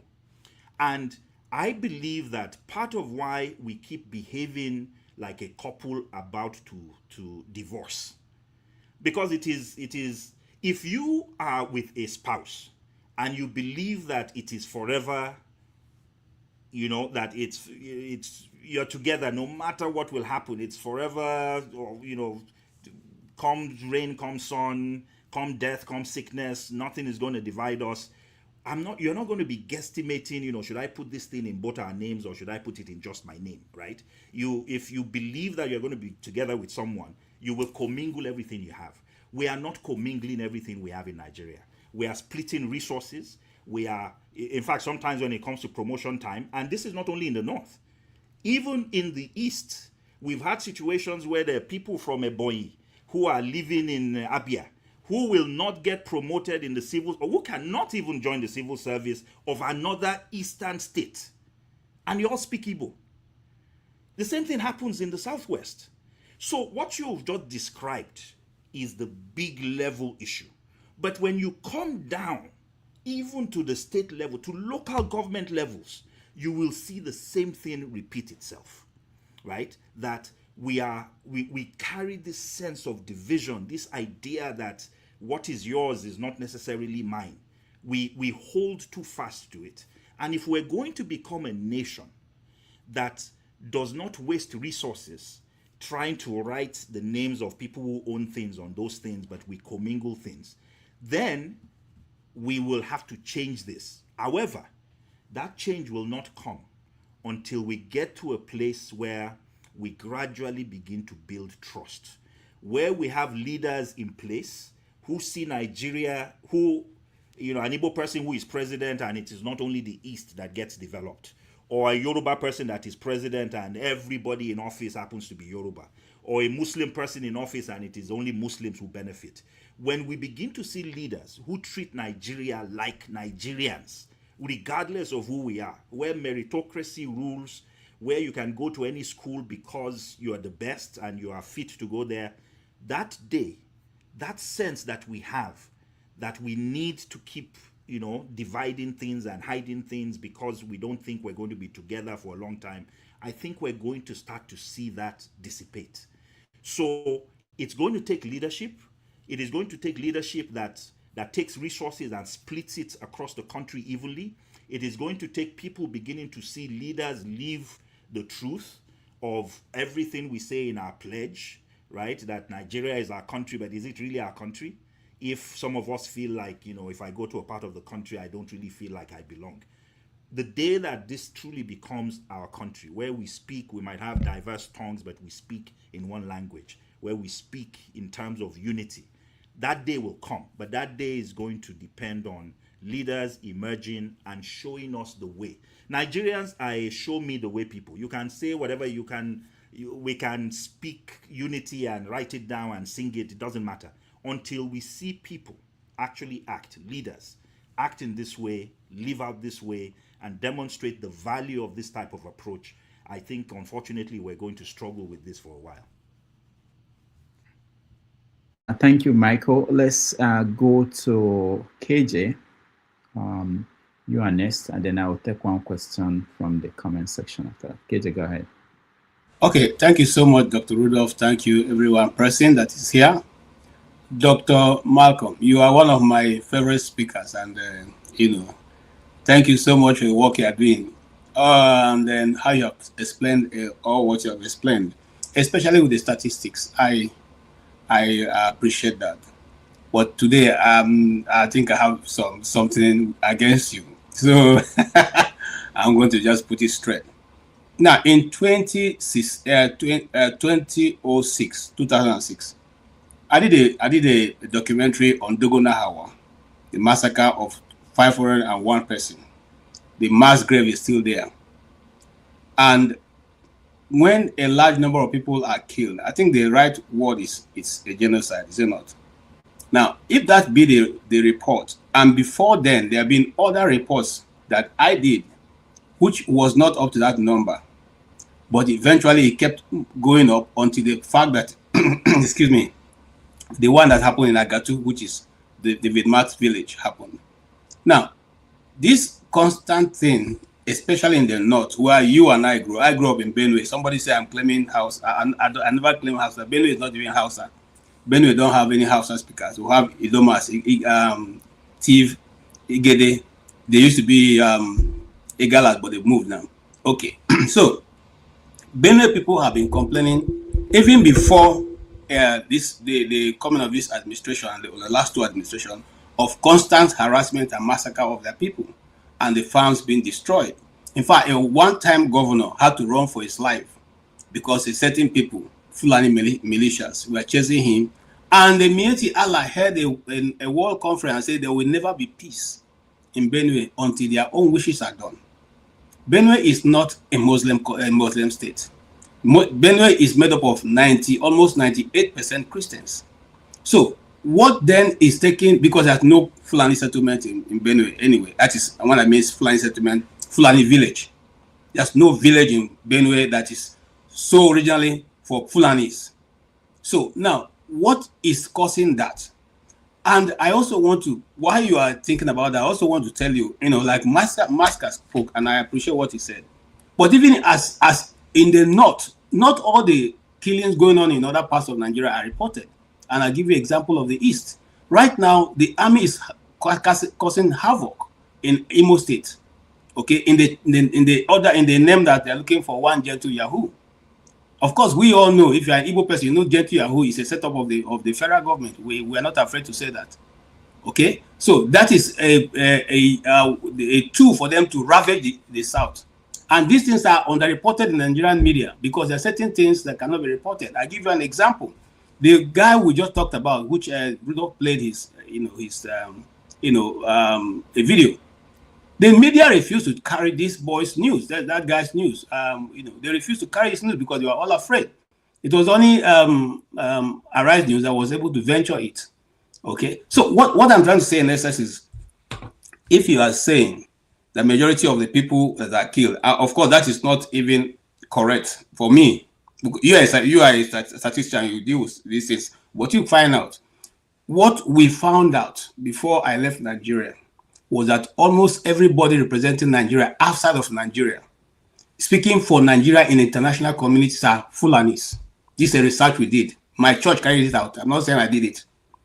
We found that almost everybody, at that time, the chairman of the UN was a Nigerian, followed by what's her name now? Somebody, Amina Mohammed. Amina, she's still there anyway. Okay, now that makes information going out of Nigeria well monitored and gated. So whatever they want to go out, what goes out, and that's why many other people who I know who did a lot of presentation in the UN on the genocide going on in the north. Some of them northerners from Kaduna State never made the light of day to come to the UN because those things were sanctioned, or rather were censored by these individuals gatekeeping for Nigeria. So why am I saying this? I'm saying to say you have a lot of information. I'm sure maybe you may want to throw light on these things I've raised and see whether these are true or not. Thank you. And finally, is there really, did you ever found out if the Fulani militants that are being settled, are also being absorbed into the army, because there is reports saying that is what is going on, to a large extent. Okay, if that is the case, you think the land is still available for all of us to be able to dwell? Thank you. Thank you very much, KJ. So there's a lot packed in what you've said. So let's start with the last one. Let's actually start with the third one. There was something I said previously, which was that if we were having this conversation when Buhari was in office, it might be easy to look across the security establishment, the army, the navy, the spokespersons for the country, the people that are representing us everywhere, and then conclude that, you know what, there might be truth to this thing, that there's a Fulanization of Nigeria. Let's not say Islamization of Nigeria, because what Buhari certainly did was to provide surround himself significantly with people that were of Fulani extraction. So I would challenge you, and I would ask you today, I don't know the exact names, but who is the chief of army staff? Who is the chief of air staff? Who is the chief of naval staff? Who is the chief of defense staff? When I'm pretty sure that there's probably not one Fulani person amongst all these people. If there is, maybe one. There's an Igbo amongst them. There's a Yoruba person amongst them. You know, who is the chief of, who is the inspector general of police? It's a Yoruba person. I don't know whether he's a Muslim or a Christian. Who is the chief justice of the country? It is, I think, Kekere Ekun. She's a Yoruba Muslim. And Yoruba Muslims, as you know, are a very interesting group of Muslims. In the same household, the father is Muslim, the mother is Christian, and all the children are whatever it is they choose to be. So it's a very different view of religion that they have. If you look at, so when you look at the entire Nigerian, the people responsible for who goes into the army, they're not Fulani today. They might have been under Buhari, but they're not today. Now, to say that there is a systemic attempt by a government or by the Nigerian government to Islamize Nigeria and to, and there's a Fulanization agenda, what it means is that the entire government and the entire apparatus of state, and certainly the entire security apparatus, has been structured in a way that no matter who is in office, you will see that trend perpetuate. That is not the case in Nigeria. In fact, right now, I am pretty sure there are Fulani people knocking on. In fact, one of the things that is driving what is happening in the politics of 2027 is a feeling by some people that they have been completely marginalized when in the past they used to be in significant positions.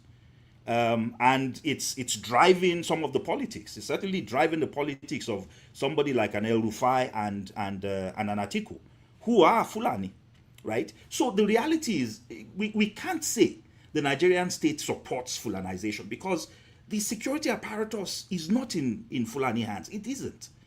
It's Christians, it's Igbos, it's outside, it's Yoruba. They can't be. Like, where do they have this meeting? Where do they decide on where to Fulanize? And when they're having those meetings, what is the Igbo guy that is part of the defense establishment? Like, what is he saying in that meeting? What is the Yoruba guy saying? Because there's no Fulani person there. So I don't believe there is a systemic attempt. I think what happens is that there are times when we have certain people in power who overlook the excesses of their brothers. Buhari did nothing to address what the Fulani militants were doing. He did nothing. And my view is he probably did nothing, one, because he was part of those who encouraged the entry of Fulani militants, not herders, who have always been part of our communities, but the militants. And then he did nothing for years, 8 years that he was in office. Nothing happened. So if we were to look at that period and say, you know what, we suspect this person, like, why wasn't he doing anything? We would be justified to have those suspicions. But the reality is the structure of our government. I mean, our new foreign minister is an Igbo lady, right? So I think these suspicions are not unfounded. We are a nation where we believe that, when we get into office, we tend to pull in people like us, our brothers and sisters, and we favor them, and there's always an agenda. And until the day comes when we truly begin, as I was indicating earlier, to really work for Nigerians and treat everybody like Nigerians and that we're part of one Nigerian family, we will never get to a place where the suspicions will drop. The only way we can drop these suspicions is when it is the Fulani chief of army staff that is dealing with a Fulani agenda. And then we realize that, wow, this person is actually being straightforward. We need to get to a place like that. We're not yet there. There was another thing you said, which was that the massacre. You talked about a massacre where there were about 500 people who died. I believe that was in Benue. Was that in Benue? Plateau. In Plateau, okay. Hawa. Yes.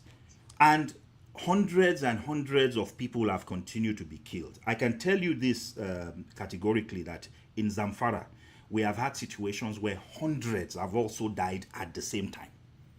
In fact, one of the most well-recorded cases of killings, I don't know if you recall one time when there's a sect in Zaria called the Izala sect. It's a Shiite Muslim sect.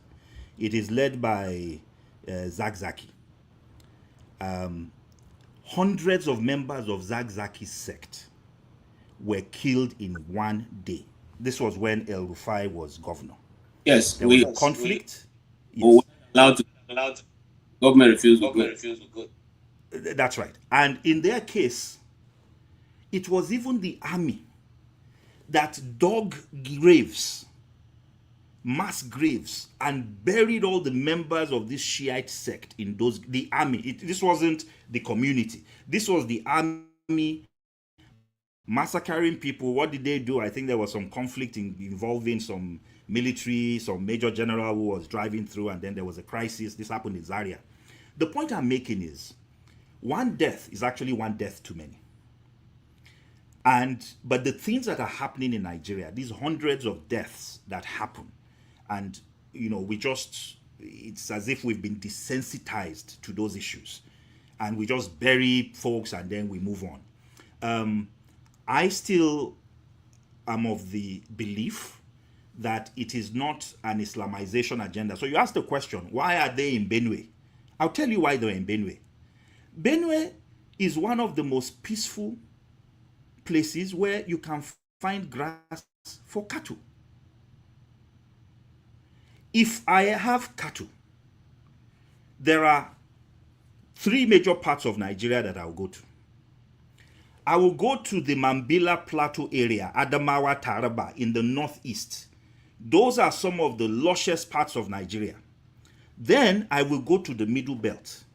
I will start in Benue Plateau, Nasarawa, because those areas are fantastic. That is where we plant tea. That is where, the temperature is great. We don't have flies. We have water. You have the Niger. You have the Benue. You have water everywhere. You have forage everywhere. It's green. You can't drive through those places without marveling at how beautiful Nigeria is. Guess what? Herders can no longer go to the northeast. As I said earlier, if you go there, your animals are suya for Boko Haram, period.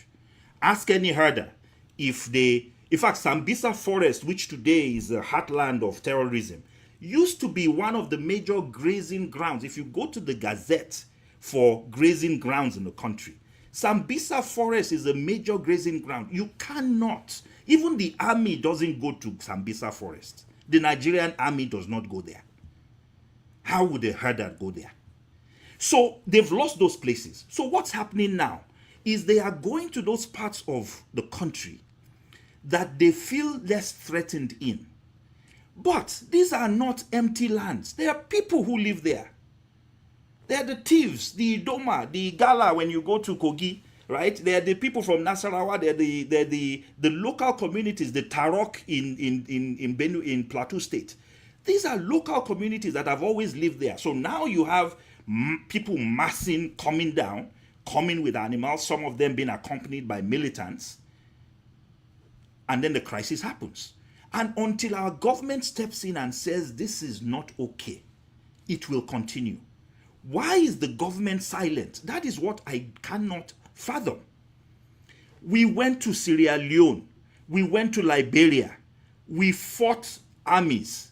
How on earth is it that a group of militants on motorbikes, and many of these guys live in the Sahel, what it means is there's no forest cover. It means even a drone you buy in a store for filming weddings, you can use it to actually track these people. When a government is so derelict in its duty, it just tells you that it's either there is a conspiracy to aid those people, or the government is benefiting from the crisis. And I would have said the government there's a conspiracy to benefit those people, except that this current government is so different from the Buhari government that while that argument might have worked for Buhari, it can't work for this one. because there's no Fulani element that controls the security apparatus. There's no Fulani element that controls the government. There's no Fulani element that controls the articles of spokesmanship of the government. We must therefore conclude that there might be more of a likelihood that these people are benefiting from the insecurity in the country because it is the easiest way to make money. Nobody questions a security budget. Nobody questions, that has to be, for me, that is a major conclusion that I've come to, is they must be benefiting from this because it is not clear that there's a geopolitical agenda. Again, the vice president is not Fulani, is Kanuri. So the geopolitical angle within the country kind of really doesn't hold because the current structure of the government is not biased towards the Fulani currently. And so if the Fulani continue to get these benefits, it must be because those who are in positions of power that are not themselves Fulani, and in many cases not even themselves Muslim, must be benefiting from the situation. Thank you, KJ. Thank you so much. It's always a pleasure to discuss with you. I have plenty, but I will leave the rest. Thank you so much. I appreciate you being here. Thank you. All right. What we're going to do, we have Ifi and Alkeja, and I will take one more question from the comments section. So there's a question here. It's been a while I saw it, but it's about the population of the North. Do you have any information in statistics to back the population of the country entirely? And I want to expand that question to think about the population of the country. You mentioned that there were 94 million voters, registered voters. And of course, the people that vote are about 21% of that. So is there a way, because we can't seem to be able to have a good census we can rely on, is there alternative ways to calculate the population of the country? Maybe using things like even birth rates and numbers of how many people were born. We don't have reliable figures, or people that are in high school, in colleges, and do extrapolation. I don't know if you have thought about doing something like that with your work. So that's a wonderful question. So the answer is yes, I've actually done it. Nigeria is unique. We're the only country in the world that has 6 biometric databases. We have more data on our citizens than any other nation on earth. Our PVCs are biometric. There is a fingerprint, a thumbprint on every PVC. It's unique. The accreditation process actually goes through an entire database and ensures that only one of those fingerprints turns up on in terms of being linked to a person. Our BVNs are biometric. You cannot open a bank account. There's no place else in the world where you need a biometric system to open a bank account. Our driver licenses are biometric. Our passports are biometric. Now we have an NIN that is biometric. We have more data on people, on our citizens, than any other nation that I'm aware of. There are things we collect as data on people you can't even, you can't have a mobile phone number without providing biometric information. We have 6 biometric databases. So here's the deal. We know for a fact that there are about 94 million registered voters because that is biometric information. It can be, you can query that database, you can take that database, we can throw it into some data platform, and we can start trying to find whether there are multiple thumbprints within the system, right? So let's just say there are 94 million people who are registered to vote. Nigerians we're not very different from many other countries. The only difference we have is we, like many other nations in Africa, have a more youthful population, a population of people that are below voting age. So let's even start with voting age. I don't know how many people on this call are registered to vote. So of that 94 million registered voters, I don't know how many here have been missed in that count, right? So what it might mean is that, our registrable voters, on average across countries, what you find, one of the statements I made earlier, is that the voting population, which tends to be 18 and above in any nation, tends to be somewhere between 50 to 60% of the population, right? So let's just make an assumption that 94 million registered voters, if we did nothing else and we said on average 50% of any population is the voting age, and that 100% of voting age persons are registered to vote, which is not true, because here in this panel that I'm looking at, I am pretty sure there are 2, 3, or 4 of us that are not registered. But the 94 million, if I was to extrapolate and say Nigeria is like every other country and roughly 50% of the population are of voting age, then I would immediately multiply 94 by 2, and I would end up with about something close to 198 million persons. Not quite over 200 million, but close enough to the 200 million plus that we say we are. But then we also have the BVN. So between the BVN, we know that there are, when you look at the phone registrations, there are over 150 or something million registered phone users. But we know that of those 150 something million registered users, that most people have 2 phones. So divide that by half, it means those registered in that database are about 80 million or so, right? You can do the same thing with BVN. It's not everybody in the country that has a bank account. Small children don't have a bank account. If you're less than 18 years old, you're not likely to have a bank account. Of those that are of an age that is above 18, let's say majority of them have a bank account. So the point I'm making is, we are at least 200 million in Nigeria, and that comes from interpolating and extrapolating across the different databases that we do have. I am completely convinced of that. There was a time when I wondered whether we really were that many.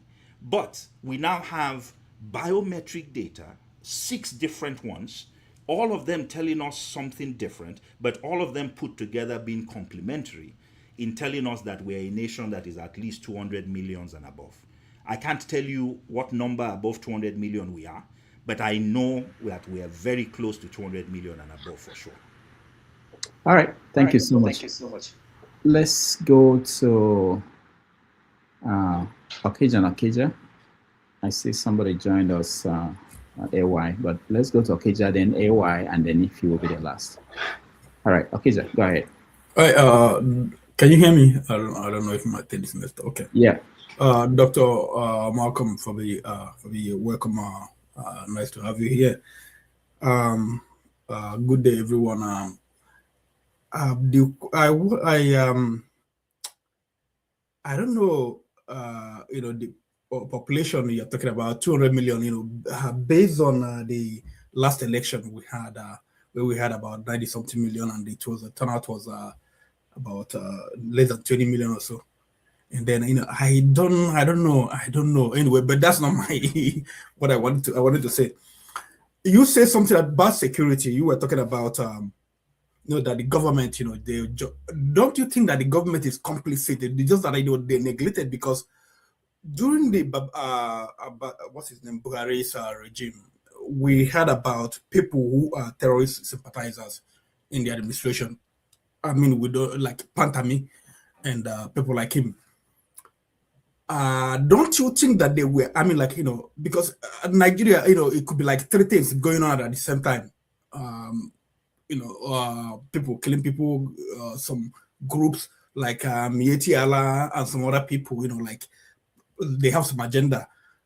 Government, they especially what's the Buhari, he knew about it and they just condone it and it's going on. So that's like, government, it's not like, this like government, if they know about it, they don't do anything about it, they're complicit, they are the ones doing it.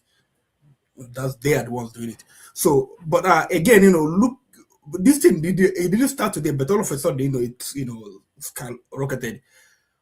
All we've been hearing about conflicts in Kaduna and Plateau, Zangon Katafa in Kaduna, Plateau, even during the military regime, we've had all these issues, and they've been these communities gradually they've taken over their land.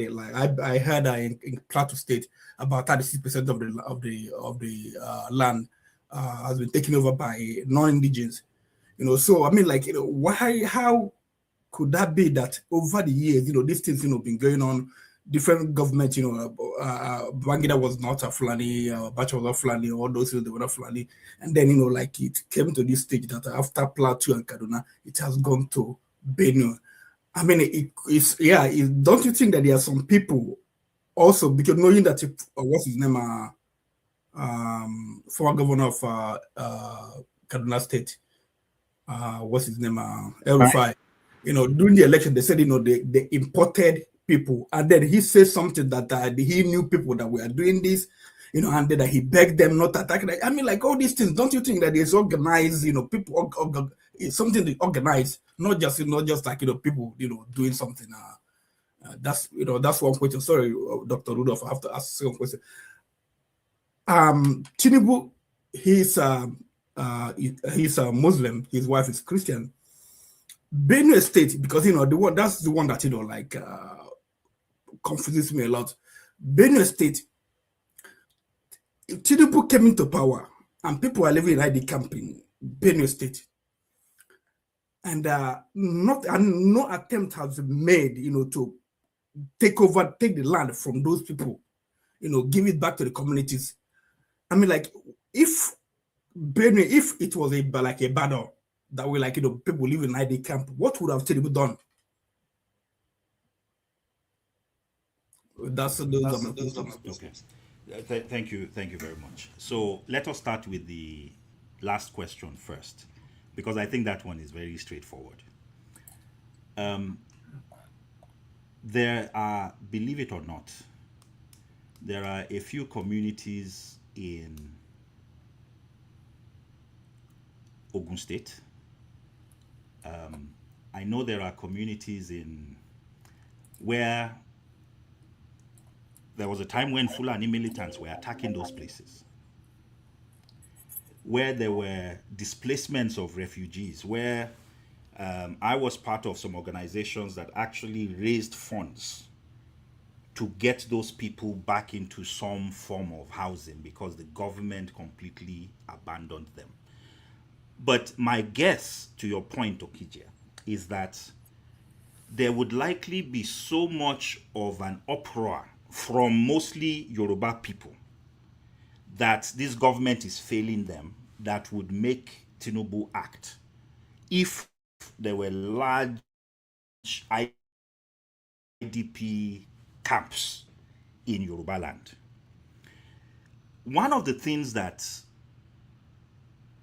derelict and governments that just fail in their duty, the only thing sometimes that makes them act is shame. Right? It is shame, because this is completely shameless. You're right. I know those IDP camps because I have gone to them. There are actually a few IDP camps that I work with on an annual basis in Benue. I know them. I've gone to those camps. I have visited with people there. We've done projects in those camps. We've put in solar systems. And it is pathetic what is going on in those camps. These were teachers. These were traders. These were people from communities, towns, cities that are now living in tents. I don't even know if I can describe where they live to. I'm talking about tents. If you've seen videos of how Palestinian refugees live in these refugee tents that are handled by UNHCR, that is where these people live. And they've lived there for almost a decade. And in fact, in some of the camps I go to in Benue, they are also starting to have issues with the local community, because those local communities, even though they are Benue people too, they don't want them to start farming, because they say if you start farming here now, you will start thinking of this place as your home. So it's a double tragedy. And the fact that government after government, Buhari ignored them, Tinubu has ignored them so far. But here is what I learned from working in those camps. Every time I've been to those camps, within 3 hours, somebody from the state government will come there. You know why they come? They want to know whether we're there to do an audit.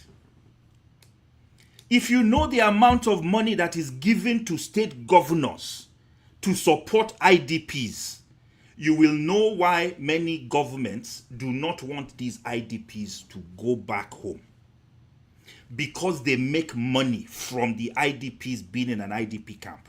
You get dollars of UNHCR funds. You cannot have refugee funds if you don't have refugees. Therefore, we need a program that supersedes states, and the people doing this are not Fulani people. It is the state government of Benue. So you begin to ask yourself, is there an economy that has grown around IDPs? An economy that has grown around grants? An economy that has grown around the pauperization and oppression of our people that just keeps them there? This is in addition to the ineptitude of government, right? Just not being concerned. Because a government that is concerned should want to, the easiest thing to do is to take people that are in camps and return them to their homes. And when you return them to their homes, you know, that's an opportunity for construction, for building, for growing the economy and all that type of stuff. So what I found is there are layers. One is the government at the federal level is not interested, might even be benefiting from the crisis. The other one is the fact that the state governments are now benefiting. So every time we come, the first thing they want to know is, are we working for any agencies? Are we related to, are we there on an audit? And then they rest easy when we tell them, no, we're just here on our own and we're trying to engage with the people and this is exactly what we're doing. But within hours, without fail, they will be there. Here's the other thing I'll tell you. Conflicts are very effective as a political tool. We had cows and herders under military governments. I'm sure you were not hearing that Fulani were taking over Benue and taking over Plateau under Babangida, under Abacha, under Buhari's military government, under Murtala, under Obasanjo. We weren't hearing any of this. But this is why conflicts work. Why do you think we eventually got a South-South president? Was it because Goodluck was the best politician in the country? We got a South-South president because the Nigerian political establishment realized that the only way they could keep extracting from the South-South was to make a compromise and place a South-South person on the ticket with Yar'Adua. And one thing led to the other, and that South-South president eventually became, substantive president, and then ran for office again and won. So the reality is conflicts work. And when you're in a political system like Nigeria's political system, some of these politicians actually foment trouble.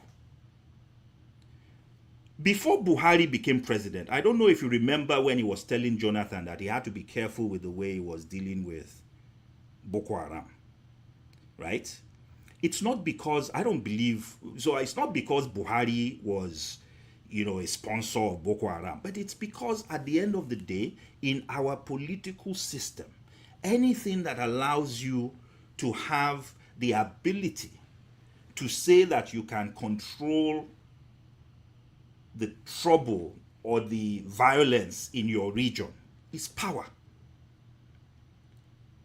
There are only two types of political power. It's the power at the ballot and the power of disruption.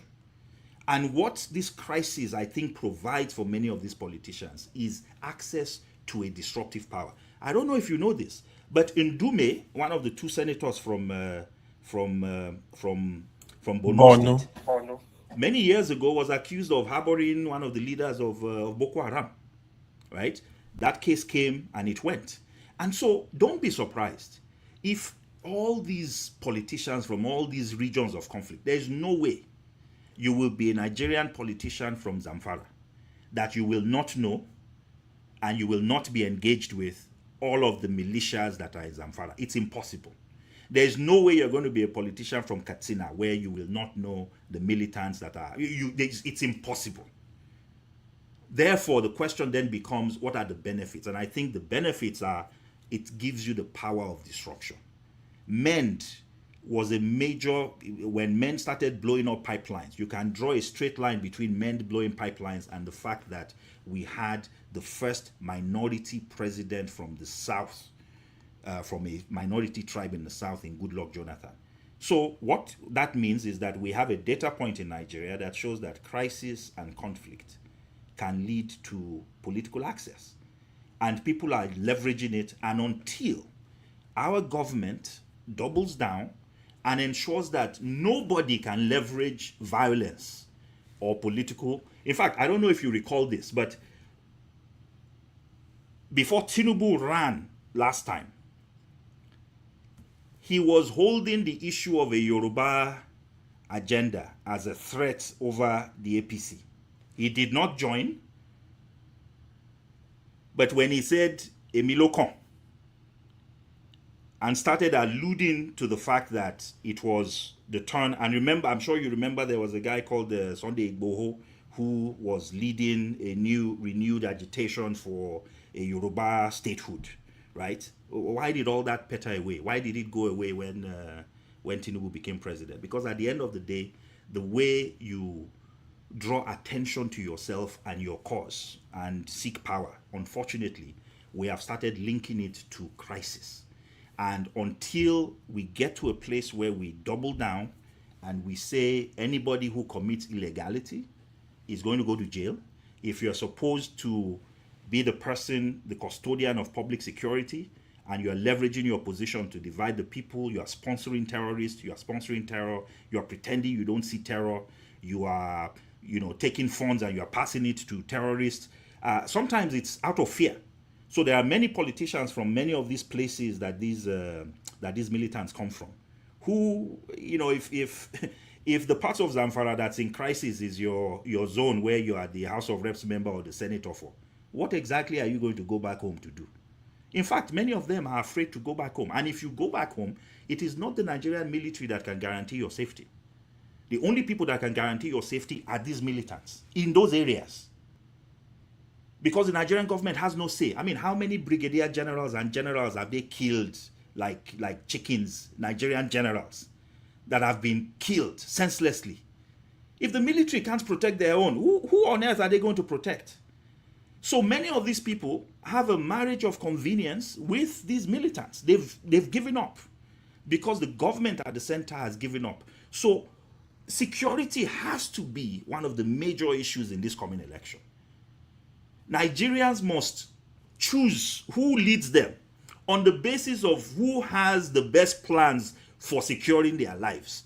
And what I'm seeing in the polling is that for the first time, security is actually starting to overtake economy as a major issue of concern. And I think politicians who are able to really think to really think outside of the box and find ways to engage, to come up with novel solutions and begin committing to those solutions now will certainly capture the imagination of Nigerians. I have not seen an election in Nigeria where any politician told us what they were going to do about security. All they said was, it will go away. But nobody has ever said, I commit to returning the IDPs. Nobody has ever said, I commit to rebuilding those communities. Nobody has ever said, I commit to trying everybody that was arrested. You are right, Okija. Hundreds of people have been arrested. Hundreds of people for supporting terrorism. Where are they? Where are the trials? Where are the people in prison? Nobody is in prison. So where did they all go? And yet we're pretending that we have a problem. So we need to do something serious. I think Nigerians have made security a political issue now for the first time. And any politician that is sharp and wise will capitalize on that, come up with solid plans, and make that a major platform of the 2027 elections. Thank you, Mark, and thank you, Kija. We have less than 10 minutes, about 10 minutes left. So what we're going to do is I will give you a question that I got in a text message, and then you will take a question from AY together, two of them, and then finally, if you will answer a question if she has one. This one says, how accurate are your polls against election results? How accurate was your poll in 2023? This is from Kulata. So polls are only as good as the data that you collect and the methodology you use in collecting the data. It has to be random, it has to be representative. They are accurate. There's actually no election that has taken place since 2011 that I have not, we've not polled, and that we've not actually successfully predicted. One of the more controversial ones was 2015. So in 2015, we did some polling. And what the polling indicated was that the APC would win, and that the APC would not only win the presidency, it would sweep the National Assembly and the gubernatorial races. And a lot of people thought we were crazy, because in Nigeria, we had never seen the opposition win an election. It had never happened. And in fact, I remember people calling me at the time and asking me to consider my reputation and to decide whether I actually wanted to publicize those polls, because nobody ever imagined that you would get a situation where an opposition party would beat an incumbent president.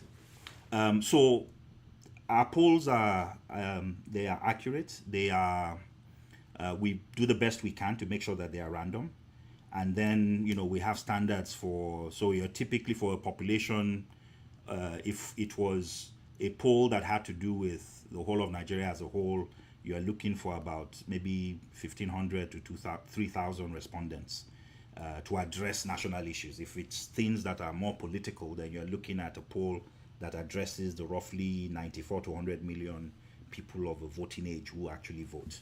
And then in that case, you're looking for numbers in the 800, 900 range to give you a 95 percentile, type of level of accuracy. So those are some of the methodological things that we look at. And yes, these polls have always been predictive of what would happen. I think even without polls, 2023, so the polls predicted what would happen, but you could have also guessed what would happen. What we weren't sure of in 2023. So it was very clear that, in 2023, the only question was whether would Peter Obi siphon votes from the PDP, right? Would Labour, so remember, Labour had only 5,074 votes in 2019. Total, across the country, 5,000 votes. So the key question was whether the PDP whether Atiku would get all the PDP votes. And what our polling indicated at the time was that because Atiku violated a cardinal principle in Nigerian politics, it's not in our laws. I think it should be in our laws, this whole question of rotation. But he violated it. And it was time for the PDP to actually zone the presidency to the south, and Atiku violated that principle. And because he violated it, he lost two key parts of the south that had always been loyal to the PDP, the southeast and the south-south. For the first time since 1999, the southeast and the south-south did not majorly support the PDP. And so that was predictable. That was certainly picked up in the polls, that he violated that, he lost that. And then obviously the other question was, the other key thing that the polls picked up was, the fact that you had a Muslim ticket, and there were many northern Christians especially that concerned greatly.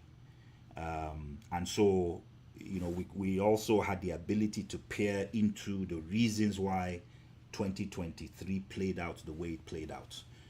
And 2027 is also going to be a very interesting election. For those who think it's going to be a walkover for the incumbent, it's not.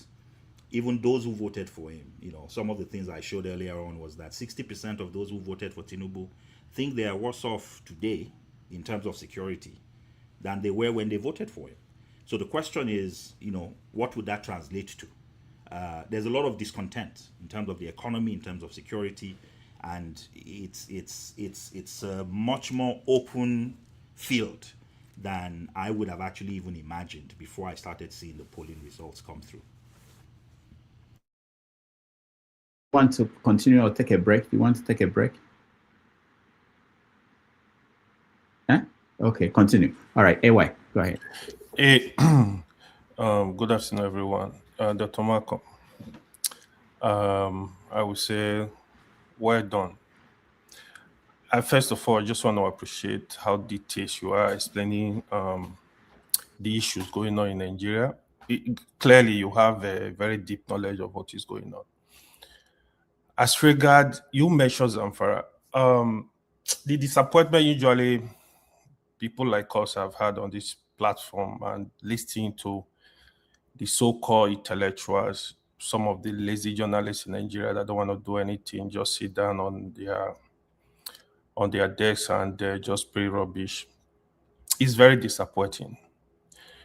When you were explaining Zamfara State, I do explain this thing here, but people will not listen to me because sometimes it sounds like people only see only one part of the country, either their region. Nigeria are very ignorant of their country. I keep saying this. I served in Zamfara State a long time ago. The crisis in Zamfara, if you go to villages in Zamfara, you will weep. From Anka, Talata, Mafara, all those Bukuyum, you will weep. People think the crisis we are seeing now just started like 10 years ago. But people don't want to listen. This is the truth. So when you hear most people discussing this issue in the South, they tend to, probably because it's a dominated Christian environment, they tend to color this thing religiously, and they focus on Benue, Plateau. So even when you remind them, oh, there is a lot going on in Borno, there is a lot going on in Zafra, there is a lot going on in Katsina, there is a lot going on in Niger, people are not interested. It is a disappointment, to be honest. I don't even know why we take like that. The other thing is, because look at what just happened in Mali, right? Mali is like 99% Muslim country. You saw the crisis. Just assuming 50% of Mali were Christians, it's a different story. That's why I tell people, stop coloring these things into tribe, into religion. I think that's where we are really, really missing it. Like one of the journalists, David Uday, last time he was having discussion with a lady, a journalist on a different platform, where he was explaining most people in IDP camp in the north, from the America data, they are even Muslims. They are not Christians. This fact. But people are not interested. I don't know why we are not interested in fact. I don't know why we don't want to know what is even going on. That's where the disappointment is. I have also argued there is nothing like Christian genocide in the north. There is genocide against Nigerians. This is the best way to put it. I think this wave of dividing ourselves across religious tribal line actually give more power to the politicians. That is why they keep using us. They are doing what they are doing without remorse. They don't even have remorse. They know when it comes to election, they will come and divide Nigeria across religion and tribal line. This is what ordinary people like us are not getting.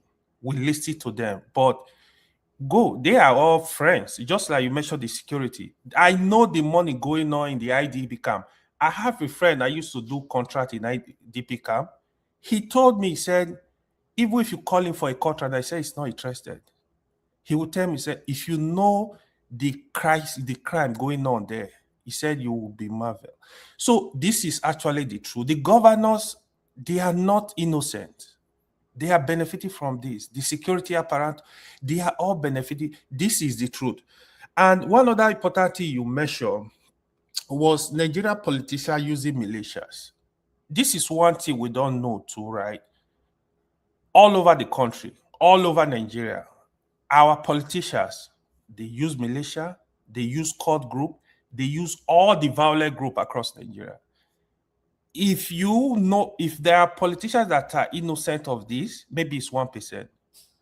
Even in the South, all the court group, in fact, if you go take statistics of our politicians in the South, I will tell you without no missing words, 75 at least belongs to court group.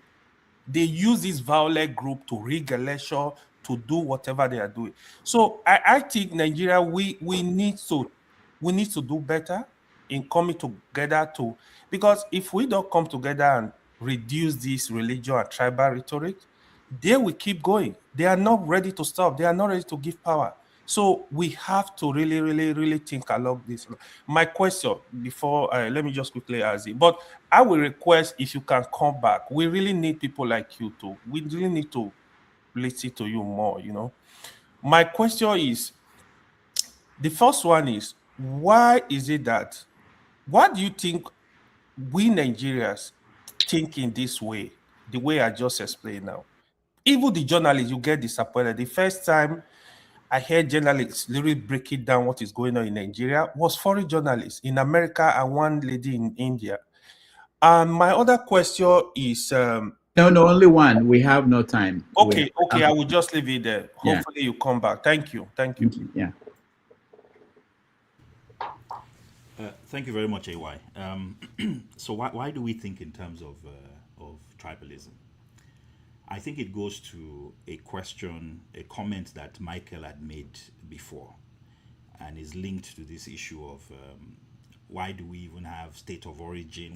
Why must there be a quota system? Why must we divide everything by state? Find out what state you come from and then divide it. But it's, you know, I've kept asking myself that question, and this is what I then did.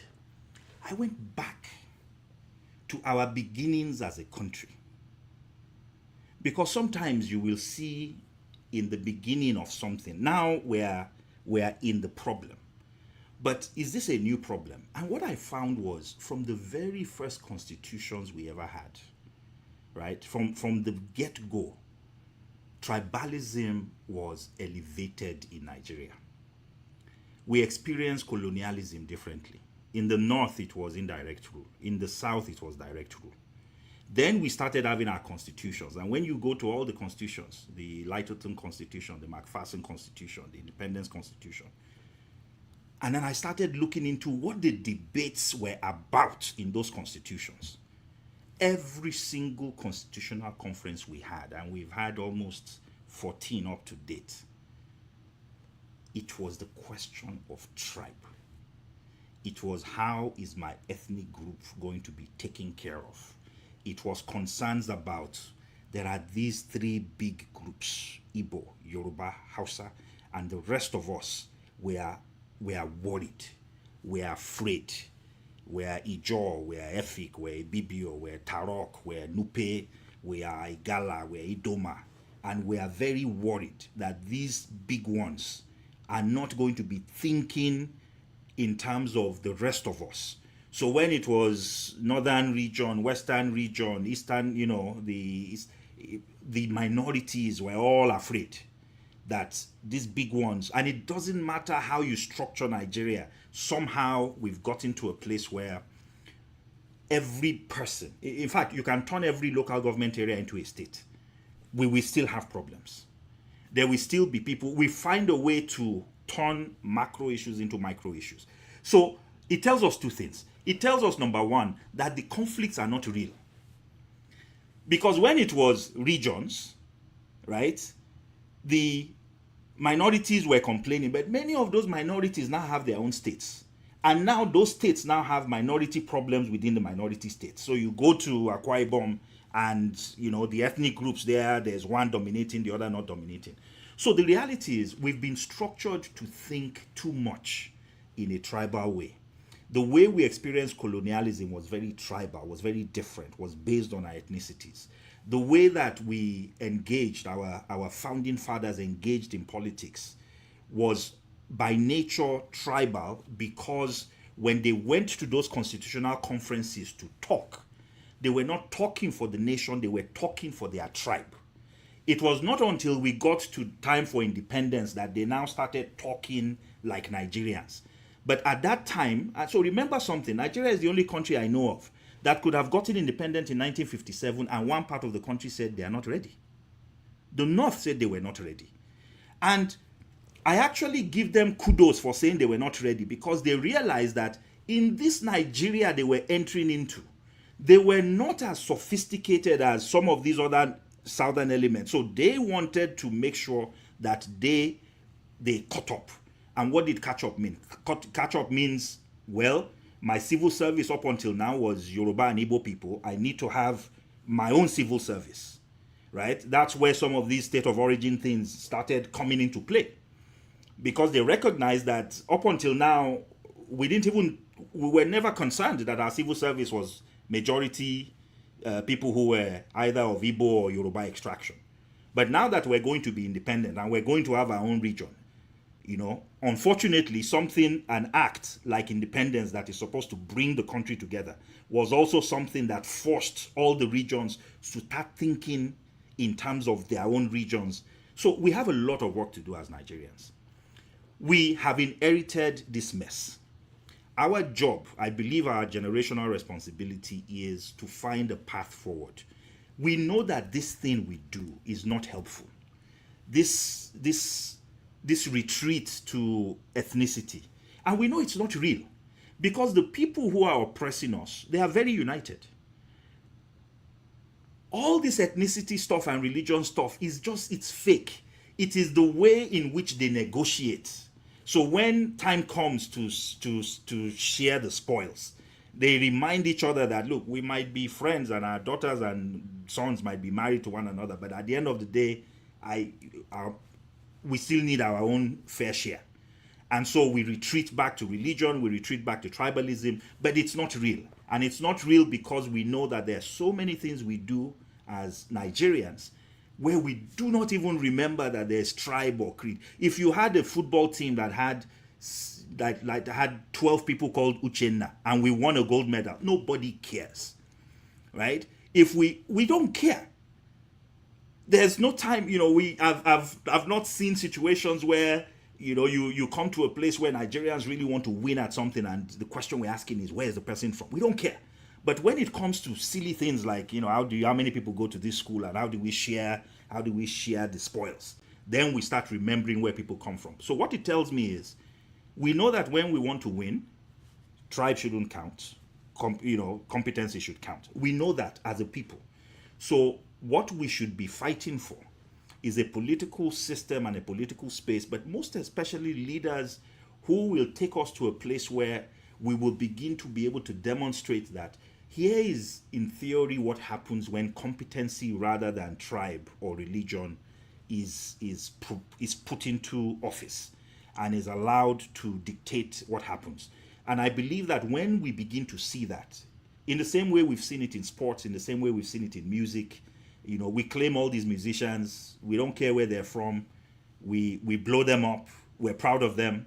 We're proud of them in sports. We need to be proud of that in our politics. We need to show that example. And once we've shown it, I think it will become easier for us to then begin to engage and tell ourselves, you know what, maybe our constitution should begin to reflect the type of Nigeria that we need to birth. But the reality is that we still have a long way to go before we get there. Thank you so much, Malcolm. The last question will come from Ify. Ify, go ahead. Dr. Fabiyi, good evening. Good to see you again. I know we don't have time, but you have spoken very, very well. And I listened to you right from the beginning because I look forward to listening to you. First of all, I will say that Nigeria is a complex country. You can't tell me anything other than that. The things that is happening in our country, I can't think of any other country in this world that the same thing is happening and the same country still exists. We call ourselves a democratic nation, but sometimes I doubt if we even practice democracy because of the things that happen in Nigeria. You've talked about tribe, you've talked about bandits. 2 weeks ago here, I made a statement and a lot of people took offense. And I still say, stand by what I said, and you repeated the same thing. The problem is not about what is happening in Nigeria. I know, of course, definitely, I know, and I believe it's not a Christian genocide. It's a Nigerian genocide. That's what I would call it. But the problem is, who are the people committing the genocide? It's mainly Muslim. I don't know why we can't come to an agreement that this is what the problem is. Again, and I hate to discuss I've said it over and over again. I don't like to talk about religion. I hate it because I have a lot of my best friends are Muslims. So I want people to understand it's not about this issue of what is going on in Nigeria is not about Christian and Muslim. The bottom line is that people are dying every day. There is no reason whatsoever why anybody, one, not even a single soul, is supposed to live their life in Nigeria. We Nigerians are not asking for too much. If you know Nigerians very well, little things we are asking for are the basic things the government can provide for us, but they have chosen not to do that. Instead, they have chosen to, call themselves elite and let other people suffer. I have so many questions. The election is coming up next year. With what happened in 2023, looking at what happened today with Obi and Kwankwaso decamping to NDC, do you think we're going to have the same election or the same result, regardless of what is going on? Because we are not going to have free and fair election. Number two, I don't know if you listened to Mike Igini's interview on Arise and how he was able to punch holes to these electoral laws that I think many people didn't even look at it. And you ask yourself, which other country in this world can have this in their system and it's okay to go ahead and contest the election? We're not even talking about Amu Puta, whatever his name is. We're not even talking about that. I am from the eastern part of the country, and anybody who knows me here will always believe, and I say it over 100 times, millions of times. But when I see people like you come here and speak, it gives me hope that there are some people who are reasonable, who understand that we need to put tribes, behind and move this country forward if we can. It comes to the question of Nnamdi Kanu, okay? I'm not a fan of Nnamdi Kanu, but I believe in justice and equity and being fair. Have this guy been treated fairly? I don't think so. If you have 744 repentant Boko Haram, but you reintegrated them in the society, in the same society, but you have one man who you sent to a different state to go and serve a life term. And nobody's talking about that. We are busy moving around. These are the same Boko Haram who have died almost God knows how many people that they have died. And still, you rehabilitate them and reintegrate them into the same society. What kind of country is that? I know you mentioned that we're not even talking about nepotism.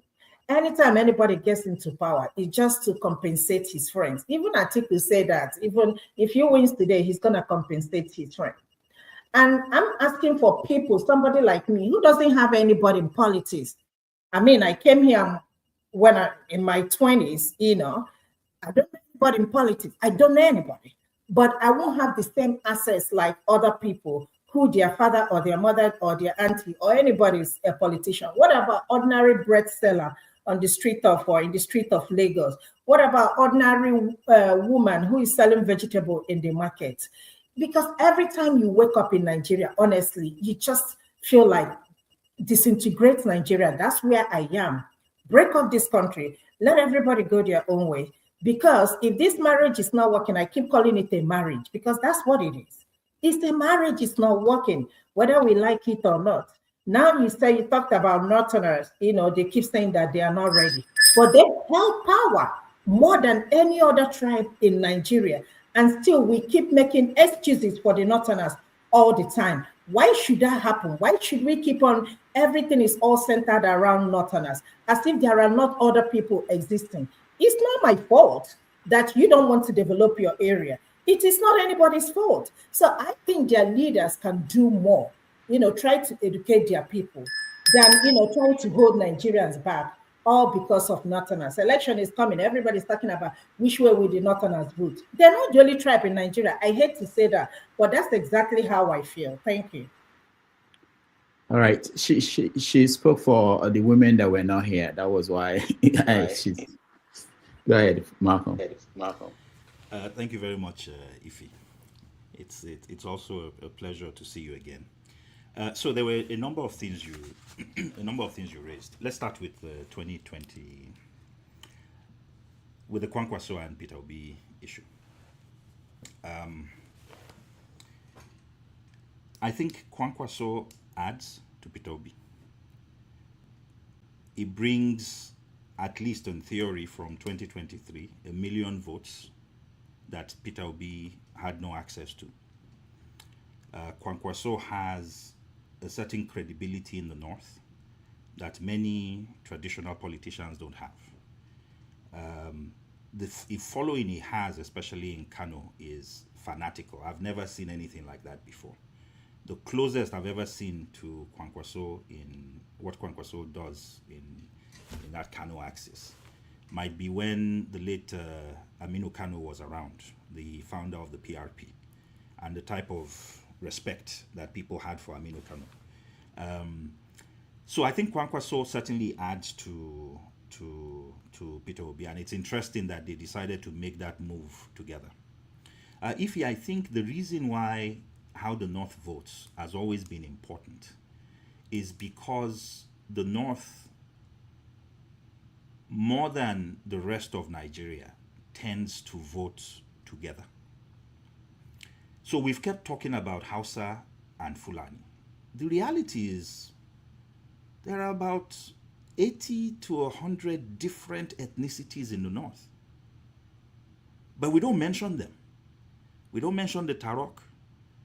We don't mention the people of Southern Kaduna. They're very different people, right? The Gbagi, there's so many different tribes.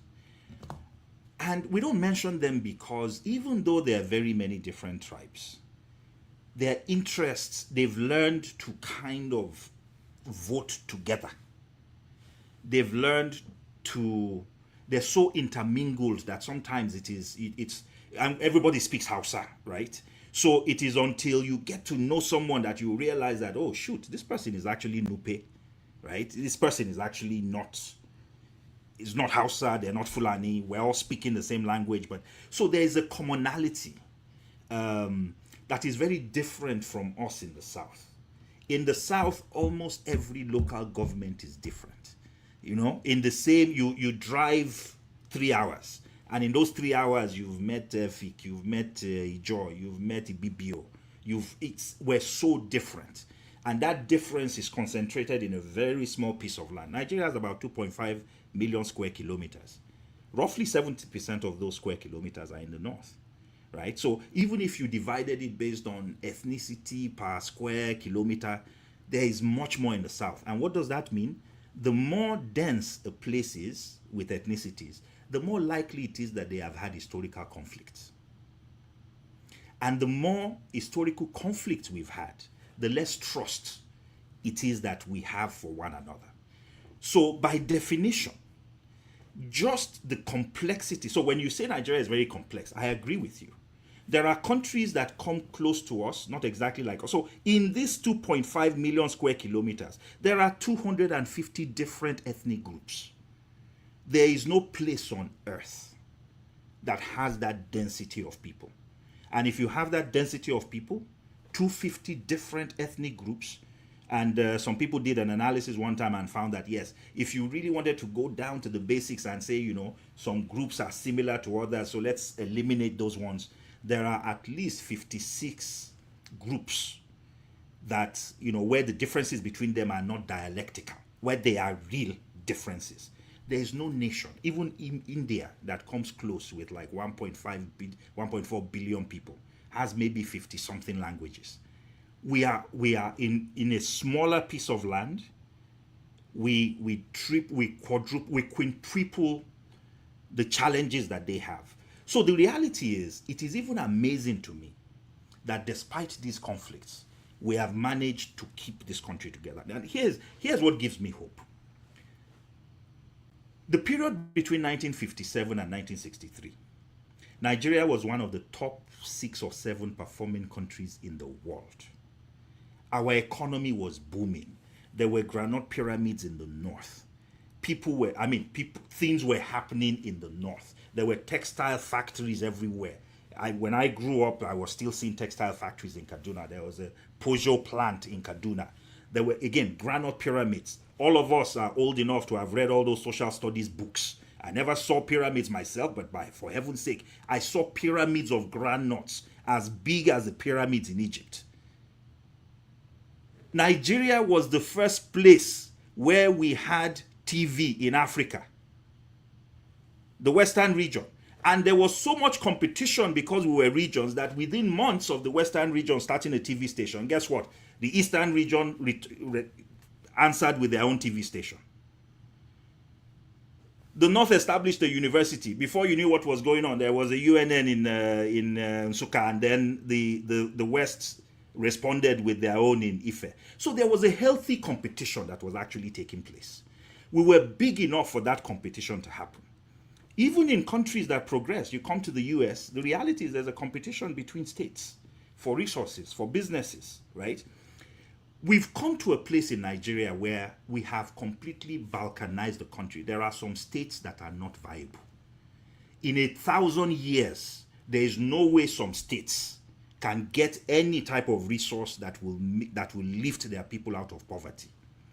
So if we look at our history, it appears to me that we have made the most progress where we had a regional structure and the regions were big enough to accommodate the yearnings of the people, and those regions had parliaments, sub-regional parliaments that actually catered to the minorities within the regions, so that the Eastern region was not just about the Igbo. The Eastern region had the Ibibio, the Efik. We had a sub-regional parliament that spoke to the needs of those people. Same thing with the Western region. It had some of the people in the Delta, Edo areas. They were all part of the Western region.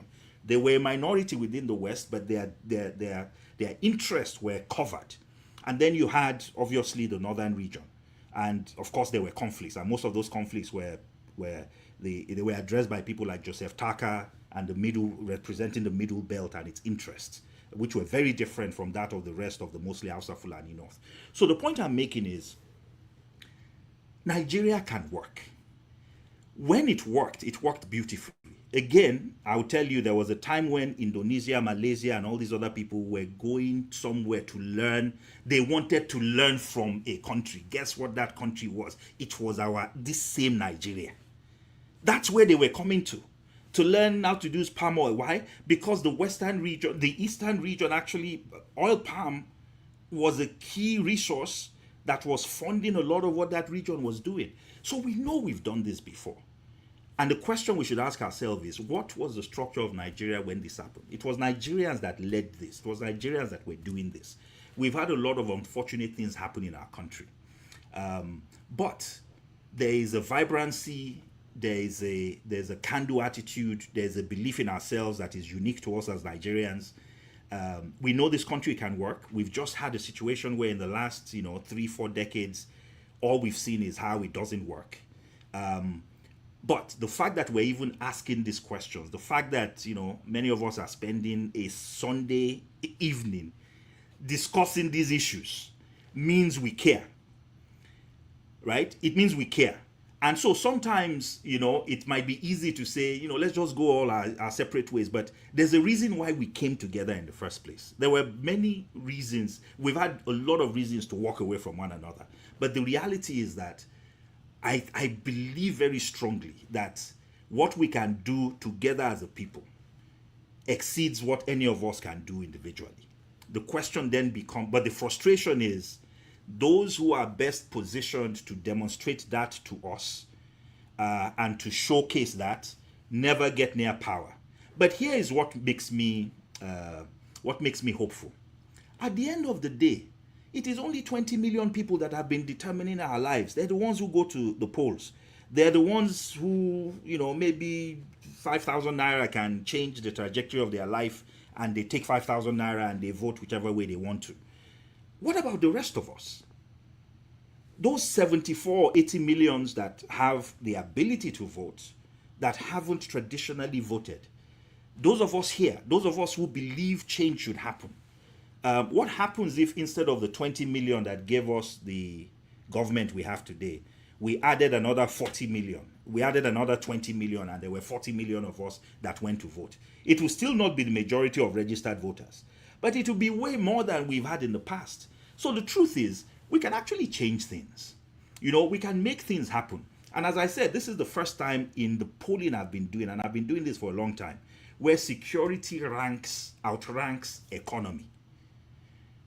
People are frustrated, And even the people who voted this current president, 60% of his voters do not believe he's doing a good job on security. Over 55% of them think he has mismanaged the economy.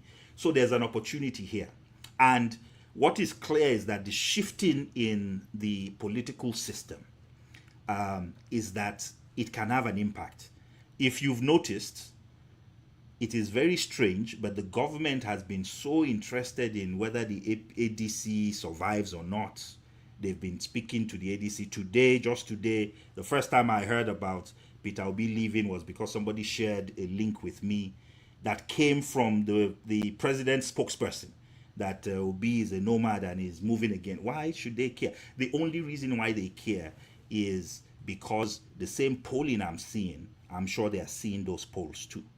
And those polls are indicating that Nigerians are open, that Nigerians are tired. In fact, we asked the question, what would drive how you decide to vote? Is it ethnicity? Is it religion? And people say they're looking for competent people, that it is going to be competency and integrity. These are the first times I'm seeing these issues talk. But the same people will tell you that they are very concerned that this might not be a free and fair election. Well, here's what I'll say. Elections, Nigerian elections are very fair in one place. If you've ever voted in a Nigerian election, at the polling unit, we all know who won. If anybody here has voted, we all know who won at the polling unit.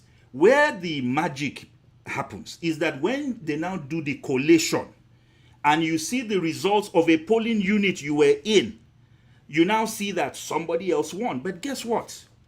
Do you know that in 2015, the APC joined with other civil society organizations and reported the results from the polling units in real time? So one of the reasons why INEC could do nothing in 2015 was because by the time collation came, the results, 95% of the results had already been reported on platforms, including Sahara. Rudolph, I'm sure you will be able to bear that out. So how can you rig results that have already been announced? And if you're a serious party, it means you have agents in almost every polling unit. Why is it that the same APC that used that method in 2015 has never used it again? Because it doesn't benefit them to be transparent. But the rest of us should not follow. So INEC can do whatever INEC wants to do. But if we're serious about safeguarding the elections, then my advice to the politicians would be, do the same thing the APC did in 2015. Get a platform, get all your agents, recruit civil society people, recruit people who support you, find a platform, and as the results are coming out, in every polling unit, they're going to paste the results. Take a picture of that result, send it somewhere, and we're collating it. And when the collation results are coming from INEC, we're looking at what millions and millions of people sent to a common platform at the same time, and that would then help us determine exactly who wins and who doesn't win. So I'm actually hopeful that if we do these simple things, that we would be able to safeguard this election, and that all these shenanigans that keep happening, that we might have a way to slow it down.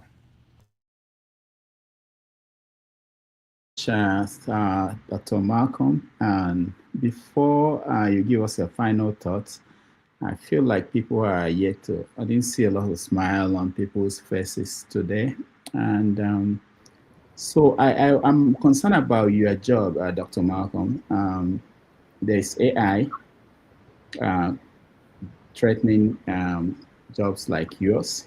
But there's something more important. Let me show you this, and we end with this. I'll then get you to give us your final thoughts. This upcoming election, you are doing your polling and everything, trying to find out what's happening. But this is actually what is the real story. God has spoken to Pastor Adeboye, and already the next president is decided. By God, why are you still in this business of finding polling and finding out what people think and how people will vote when God has already decided and made a phone call to Adeboye and told him who won? You know, there's a Latin maxim that says "Vos populi, vox Dei," which means the voice of the people is the voice of God. So the Adeboye is correct. The polls are the voice of God. So maybe he has seen the polls too. Maybe that's what he's referring to. But at the end of the day, it is the people that will determine their leaders, and there are maxims that have been with us from time immemorial that remind us of the fact that indeed it's vos populi, vos Dei. The voice of the people is the voice of God. He must have seen some polls. Any final thoughts?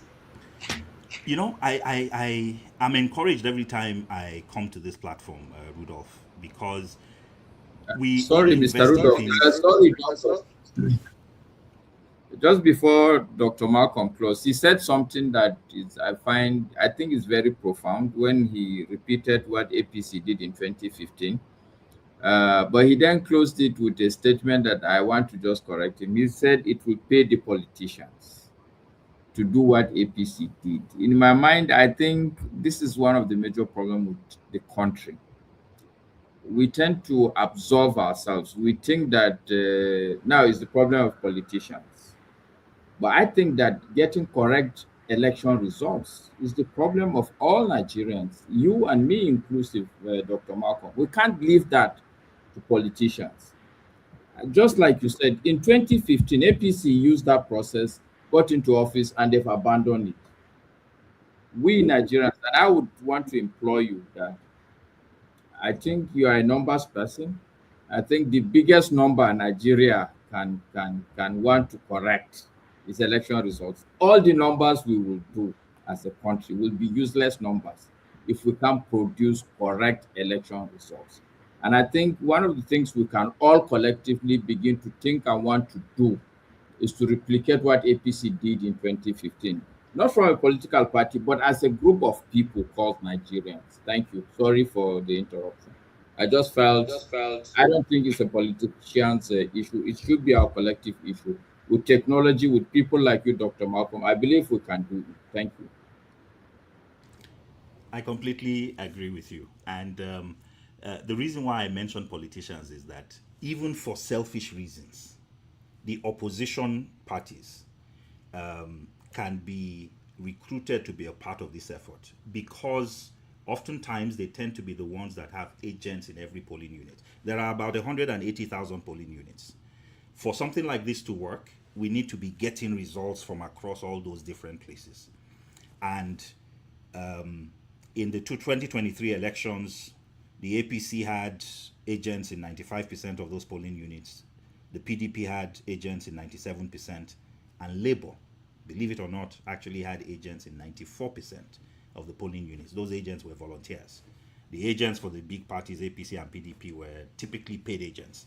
But for Labour, it was, so imagine a party that had only 5,000 votes in 2019, now having almost 175,000 agents across 180,000 polling units. So you're absolutely right, Masker, which is the fact that it is our duty. And I'm hoping that what these conversations will lead to is us forming some form of coalition that allows us to turn this into something real, right? It might be an app, it might be a movement, it might be something, but something that basically says, look, we're going to leverage technology, we're going to use these phones that we will have present. If you notice, they're already telling us we should not bring phones to the elections.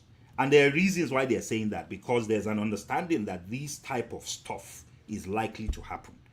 But there's no way, to your point, that we can safeguard elections without making sure that we are the ones that will transmit those results ourselves to our platforms. And then we will see, and that's what they did last time. Oh, the transmission system is broken down, they can't transmit results. Well, guess what?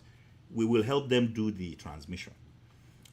We will relay those results ourselves. We will see what those results look like, and we will compare it to the final outcomes. But you're absolutely right. It's not, when we can't outsource this issue. We are the ones who suffer the consequences of fraudulent elections, and the people who benefit from it cannot be the ones who will be the safeguards. We can't put the wolf in charge of the sheep. So you're absolutely right. We need to find ways of first organizing ourselves, and then finding, political parties that are also interested because they are in the opposition and are likely to be the people that will suffer from the incumbency, leveraging the powers of incumbency to rig them. Sometimes that's why they might participate in something like this. But every participant is welcome in my view. But that's a very important point that you made. All right. Any final thoughts, or we're rounding up? I just let me just add to what you just said. In America, people don't know this. The results are announced by the media, Associated Press. It's not announced by INEC. There's no INEC here. So they actually do exactly what you are saying. And that was how the 2015 election was conducted. We were getting, here in New York, we were getting results from different polling units across the country. Before they could start manipulating things, we were adding it up and announcing it, and they couldn't do anything about that. So it's possible for independent groups to do it. I don't know about the media in Nigeria, but independent groups can come together and get that done. All right, but go ahead with your finals. Yeah, so I think what the point I was making earlier was that I am always encouraged when I come to this forum. We do not invest in something that we've given up on. And what I see every time I come is very deep, insightful conversations and people giving up of their time because they're talking about a subject that pains them, but it's because it's about a country that they love. So, and oftentimes, the idea that, let's just split this marriage. It's not hate that gets us there. It's actually desperation and the fact that we're not seeing progress. So I am very hopeful.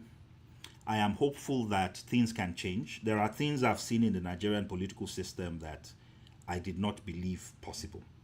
If anybody had told me that there was a political party that got 5,000 votes in 2019, and because one person joined it, that is not part of a mainstream political process, they would get 6 million votes, I would tell you, I'm not sure where those votes would come from. If somebody were to tell me that we are now in a situation where, an ADC in the polling, was being viewed as a credible party, despite the fact that it had 80,000 votes in 2023, as a credible alternative to the APC and the PDP, not because the party because the party offered any strength, but because of the personalities that were likely to be part of the party. I would have also questioned that. But what it tells me is that Nigerians they're thinking outside of the box, right? That for them, structure is interesting, but that, if you had asked the question before, would you vote for a party that had no structure?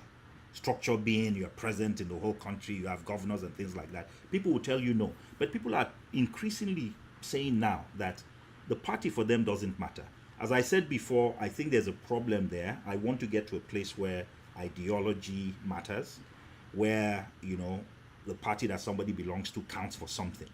But we're not there yet. But in the absence of being there, what I'm seeing is a readiness of Nigerians, probably pushed to the wall by the challenges we're having in the economy and insecurity, to start thinking about capacity, capability, and competence, rather than religion, ethnicity, and any parochial views that have to do with tribe. I think we're ready.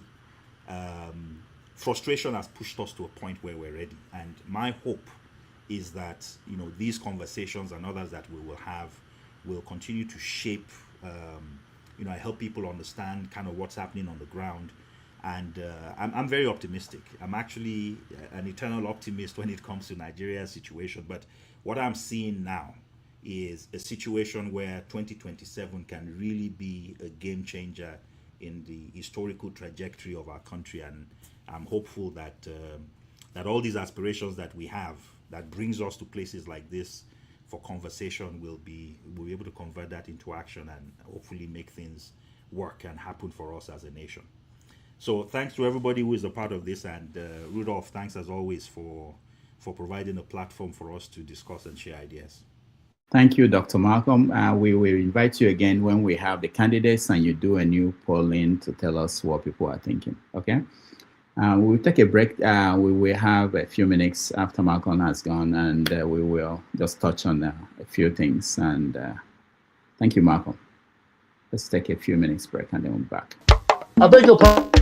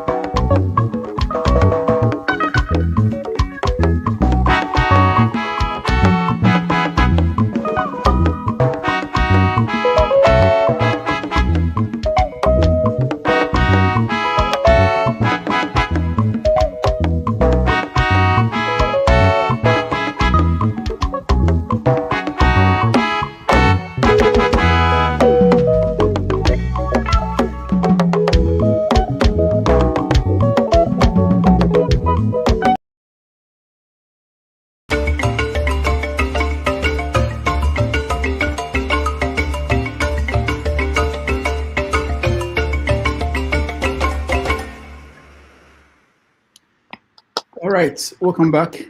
Where is everybody? Welcome back, everybody. Thank you so much for being here. I appreciate all of you. I hope. Thank you for being here with us this Sunday. It's not easy for people to dedicate their Sunday to a conversation about our country, Nigeria. I appreciate all of you. Next week we will have another guest, interesting guest that will join us. I don't have anybody penciled down yet, but I'm talking to several people. I saw people that just joined us. I'm sorry I couldn't get you guys in to talk to the guests because he had to go. I normally tell this the guests we have just 90 minutes just to get them here. And so then we say, I have a meeting at 3, I have to leave. I say, okay, don't worry, just 90 minutes. That's the name of the show. We can't do more. We can't do less than 90 minutes. And they end up spending 3 hours. I will hear it later. Sometimes people don't know this. Sometimes the wives will be the ones saying, well, we have to go at the time. And they are here. They can't leave. So anyway, thank you guys for being here. Those that watched at home, those that are joining us on the comment section, please, you can like and share the link or the show so that more people will see it. We have a lot of people watching after the fact, so it's also important that we gave them the chance to see what happened. Jagun, what are you showing us? No, sir, not at all. I'm listening, and I'm just actually organizing my medicine. Okay. All right. Obi, I'm sorry you couldn't interact with him, but we'll bring him back within the next, before the election, of course. I must say, I wanted to talk to him. I like him. He's been around a long time.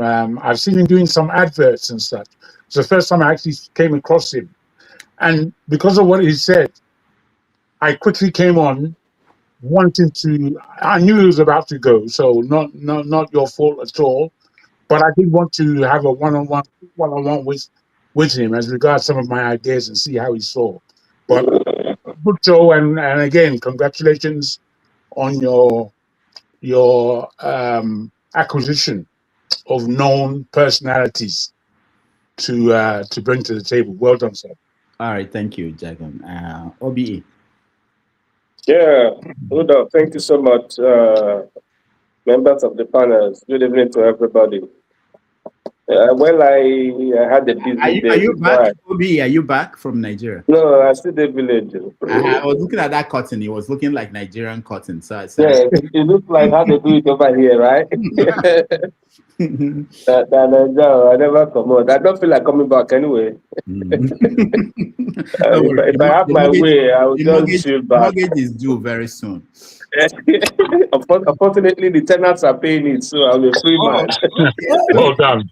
You have no problem then. Yeah, I don't need to worry about that. They pay my bill and they give me change. Okay. On top. So I stay in my house free of charge anyway. So I'm okay with that. So, very good. You know, you have to plan very well, otherwise you're in trouble in that country. If you don't plan well. Yeah. I came in very late, but I just heard the last part before I log on. I just say today na Sunday. I even don't forget, say my guys supposed don't day up, you know. The time is different. 6:30, you are still running around town here. You know, but it all went well. I only heard the last part about Baba has seen the next president. You know, after a coffee with Baba God, he will tell you some things now. This one was a special phone call. Exactly. I pray that the what he saw is what we all are expecting to see. Anyways, I don't know which part of the scene. Anyway, God will help us in that country, I swear. You know, we've been arguing in our local platform here about NDC movement to ADC and NDC and all that. I say even if Obi move to NDDC Progressive Union, we will follow him. Anywhere we go, to make country better now every day. That doesn't seem material. I thought they were saying that Obi was weak. Probably David Mark and all of them, they are also weak now. They couldn't hold the ADC down. Abi? Maybe tomorrow we'll hear again that they're in court with NDC again. Somebody in South, there will be a court case again in NDC. I will know how we'll go from there. At the end of the day, Obi had told us that he will be in that ballot. If people didn't understand what he said, they thought maybe it's Okute. You know what is the real Okute? That is how they talk. They talk like they are making some kind of statement that doesn't make any sense. By the end of the day, it will be unfolding reality from stage to stage. We'll see how it goes anyway. It's getting better and it's getting clearer where we're headed. Thank you. All right, thank you. I will let everybody say one thing or comment, and then we round up. The next show, follow-up show, will be on immediately after this by KJ. So, forefathers, welcome. Yeah, greetings, Dr. Damages. Thank you for having me. Greetings to all the panelists and to the chat and the viewers. Yeah, I often don't like joining when I agree with somebody a lot when they are talking. Because most of the areas he was basically talking about the data that he gathered regarding the polls and the things that was going on in Nigeria. Towards the end, I noticed that he started making conclusions that I found a little bit troubling. And but because of all the good things he has shared, I didn't feel any need to come and query it on stage. Because I tend to be adversarial, and clearly people don't like that. So I try to avoid that kind of situation. Like the conclusion about politicians having only politicking and destruction as a way, as a path to office, and correlating the Goodluck Jonathan's presidency to mend what was going on in the South. I find that a little bit troubling because it doesn't correlate at all. By that standard, Peter Obi should be president right now, or all the trouble going on during the time Buhari was in office should have ended when he became president. Because after all, that's when men calmed down. So those things don't correlate. I don't know why we reached such conclusions out of that kind of situation when we know full well that the issue, which he has also acknowledged, is wider than Nigeria. I don't know why we do these things. It's so weird. Because if you know the issue is wider than Nigeria, why don't you just remain consistent? Why does suddenly make it part of the way Nigeria operates as if it's something unique to Nigeria? I don't understand that. So that area I have a little bit of an issue with it. And there is this other conclusion that many Nigerians have reached, that the North votes in blocks and the South doesn't. Actually, if you look at the presidential elections, the South vote in blocks too. If a Northern candidate and a Southern candidate are in that election, the South will choose the South, like the way they did with Jonathan. As a matter of fact, Buhari tried to win using the Northern bloc. He didn't succeed. 3 times he failed. He needed the South. So the South is stubborn too. Sometimes we forget that the South can be stubborn. They will keep voting their own. They will not reach across the island until Tinubu had to work with Buhari before Buhari won. The only difference is that the South tend to produce a lot of viable candidates. So they tend to fight a lot in the South for presidency. That is what you tend to see. That's what is a little bit different from the North. And I really wish that many Nigerians know that, because the South actually votes in block, especially the Southeast. If a Southerner is in that election, forget it. And a Northerner is on the other side, the Southeast will vote the South. They don't care. It's just how it goes all the time. And Oga Ike also always say that all the time, that if any other candidate is chosen other than Peter Obi and maybe Northerner is in the election against Tinubu, he will vote Tinubu, because that's what Southerners do. And the North does the same thing. So I don't know why we just get this idea that it's only Northerners that vote in blocks. And even if they vote in blocks and the South doesn't follow, they will not win. They will not win. They will still need the South to win. That's why Goodluck was able to defeat Buhari. So I don't know. Those are the areas I have a little bit of an issue with the conclusion they were reaching. And about the idea that politicians have destruction, they also have power of creation. If you look at what OT is doing in Abia State, OT is doing a lot of good work, and that is a lot of power. He's going to win the election with. I don't even think he needs to print leaflets. All he has to do is put his this. He's going to win the election. What more power do you need there? You don't even need to bribe people to vote for you. So I think we should be a kind of promoting the idea that doing the right thing actually gives you power in Nigeria. Not always somebody that wants to destroy the Nigerian and this in the Nigerian state and cause problems all the time. That said, I like what he did with the IDP issue, how governors are becoming rent seekers, just collecting UN money. And you see that in Nigeria all the time. Anytime you get an opportunity to make money, they will capitalize on it. I saw it when they tried to do that. In short, they did that with the COVID-19 too. They don't care what they leave behind. But who do you blame? It's the presidency you have to blame. Because the president is the one that is in charge of the whole nation. If he sees that rent seeking is going on, you have those people return back to their ancestral homes instead of them living in IDP camps. It's a stain on the Nigerian image. And the fact that the country is not safe, it also lends credibility to the fact that they should remain in those IDP camps. Because you can't keep going in IDP camps when people are not getting killed. You see what I mean? You can't keep the people who start saying, why are they in IDP camp? Nothing is happening. You have to return them back. So the Nigerian government has a job to do to prevent violence and insecurity in the country so that those people that are even rent seeking with those IDP camps cannot have any argument anymore. So thank you for that. It's a mixed bag, and I don't like, coming to criticize people that I generally agree with. Thank you. All right. Thank you so much. Someone mentioned the OT. Labour Party, they have, for those who might be interested, you can get your form to run for president for Labour Party. It's only 50 million naira. They are willing to give it free to OT if he wants to run. So for some of you guys who might be interested, Labour Party is looking for, they are just promoting it now. They're looking for presidential candidate. All right, KJ, go ahead.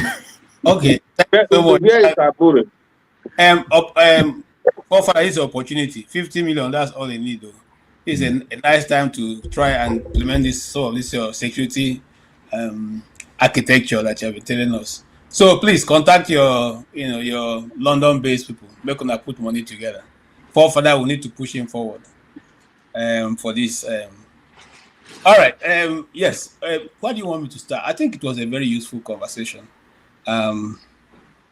Like I said, he has always been one of the people I like to listen to because he talks and he listens to you, and he still makes his point. So it's a two-way thing. There's communication, there's understanding, there's learning, and my concern, if I had any, is the fact that I generally do not,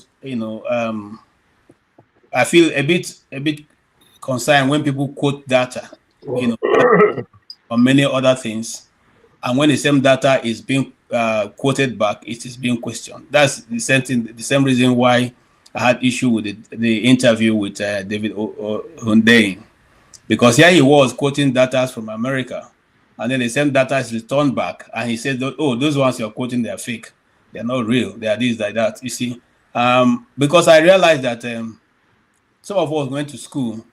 And we were taught by professors. Today, some of us have almost the same qualification with those ones. Whilst they were teaching us, and we write papers, 10 papers and all that, otherwise, they don't condemn it. They don't say, why even argue with me based on this? Not me just teach you this thing yesterday.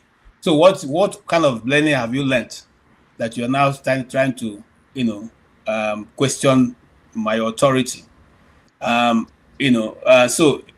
I once had a lecturer, God bless you. So it's late now. When I was doing masters in media arts, and he was quoting from my older book, and here I was having new copies of that same material that is now being taught or used in the US. And I said to him, "No, sir, this thing you are saying is not correct." He first shouted, and they say, "By the way, do you have the book there?" And I said, "Yes, I have the book." And he said, "Okay, bring it tomorrow when I come in." And then the next day I brought it, he said, "This is your contribution to the department. You can now go." So those kind of people make learning very interesting, because they not only encourage you to go after the what they're teaching you, but they also encourage you to be more, to press in when you have an idea that they think doesn't go what they have. Statistically, like he said, if I was in Obi's team, I will go take what this guy have said, because there's so much he said. Now, the people who are going to turn around this election is going to be the youth. If you now, and then he said there's a 10 million people voting, so 10 million people who are undecided. Those 10 million undecided people are going to be our target. We'll go out, and those 10 million people are who? Because he narrowed it down, as I can even narrow it down further. People who are disgruntled with the system. Tax first. security second, then the hardship of the economy third. These ones have not been voting. They will need a catalyst that will bring them out.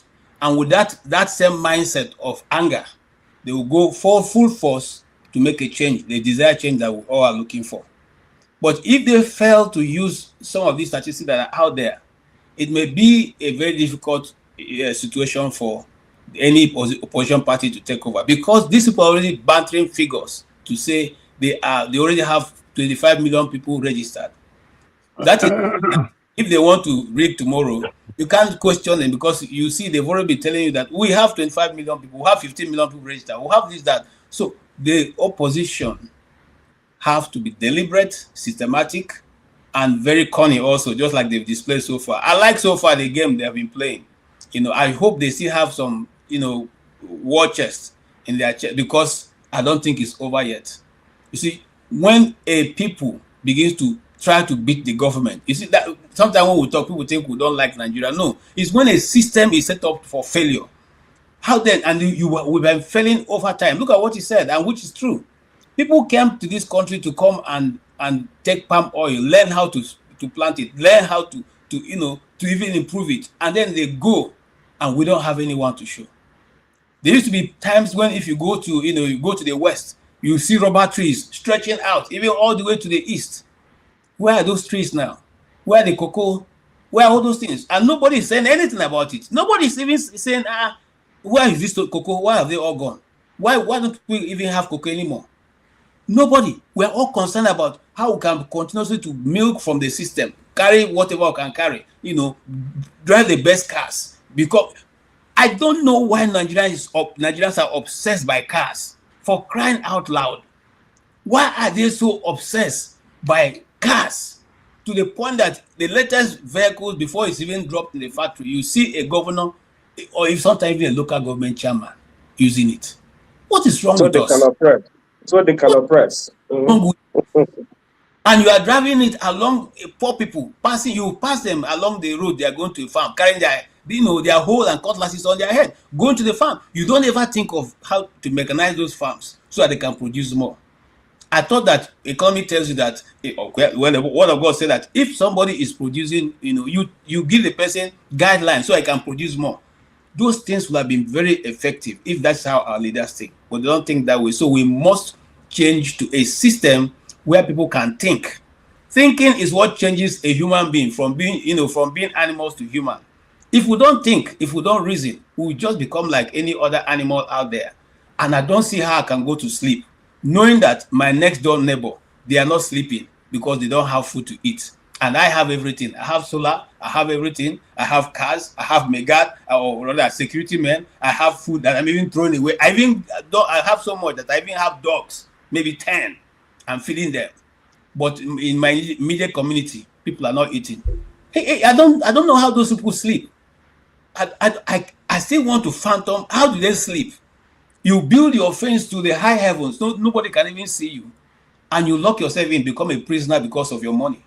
But if you spread that money around, you will be more free because the people will protect you. My brother, I think I learned a lot, and I thank him for coming. Thank you for also bringing him in. Thank you so much. All right, thank you, KJ. Maska.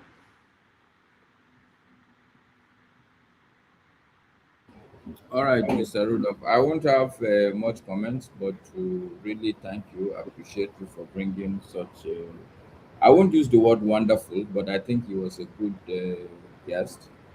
His perspective was deep. He doesn't look at things from a very superficial point. And one of the things that gladdened my heart is, he's a Christian, and he is in the north, but he was able to rise above his sentiment. And I'm sure a lot of the people around him would share the opposite sentiment of, like, look, you need to look deeper than what the issues are. And he seems to be somebody who, when he's calling Gazette of 1970 something of these grazing grounds, he makes me want to believe him. Let's put it that way. He comes across as a bit authentic, not that he's just talking out of nowhere. But of course, we're all human beings. There are things he said I didn't totally agree with, but generally, I believe his perspectives are deep enough for you to want to believe. And I think I like the fact that he's showing the example or the what's the word now? That he's charting the route that I think we black people should also begin to chart of data. You know, you have to base your decisions on some, you know, not just numbers, but you have to do some digging for you to come to a conclusion. But bottom line, Mr. Rudolph, thank you for bringing such a guest. It was very refreshing. You find it difficult not to listen to him intently.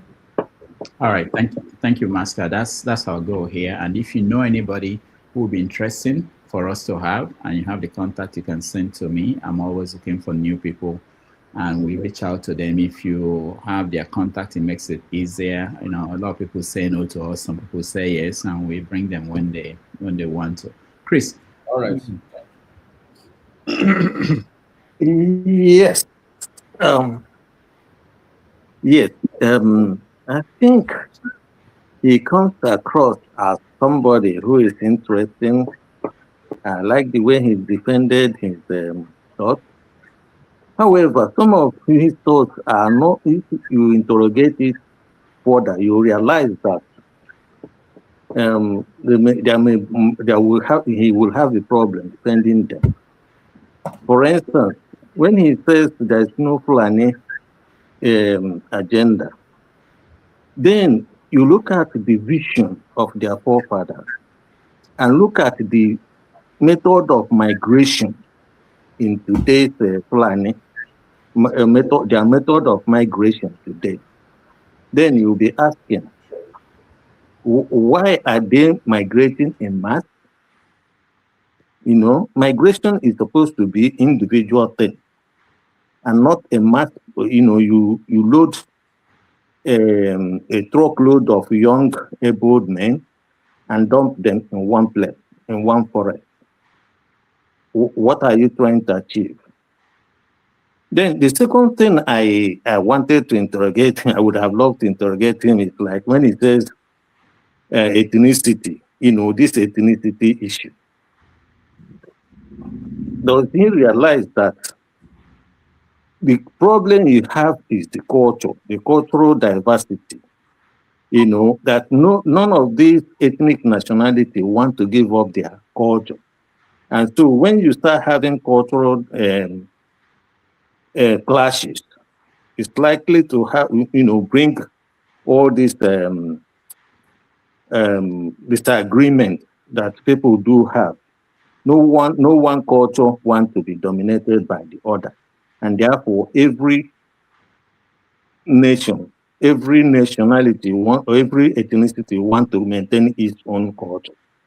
And again, you know, like he said, although I agree with him when he said that, you know, that we don't have 250 ethnicity, because most of these things they call ethnicity are just mere dialects, you know, because there are values that you use to determine ethnicity. And once these values are the same, then you have to place them in one box. So these are the things I would have loved to interrogate further with him. But like I said, I like the way he tried to defend his thoughts. Thank you. Thank you, Chris. Let's go to, let me skip Okija now and go to Jagun. Jagun, what's your take? And if you can share with us the question you wanted to ask that you didn't have.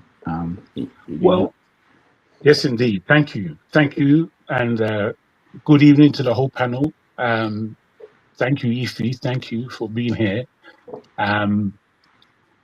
Again, a very interesting guest. I'll speak about when I first actually got to know the gentleman. It was a good 10, maybe more, 15 years ago, maybe, that I saw him on an advert, and he was presenting Abuja as a place to invest in what's happening. So this was some time ago.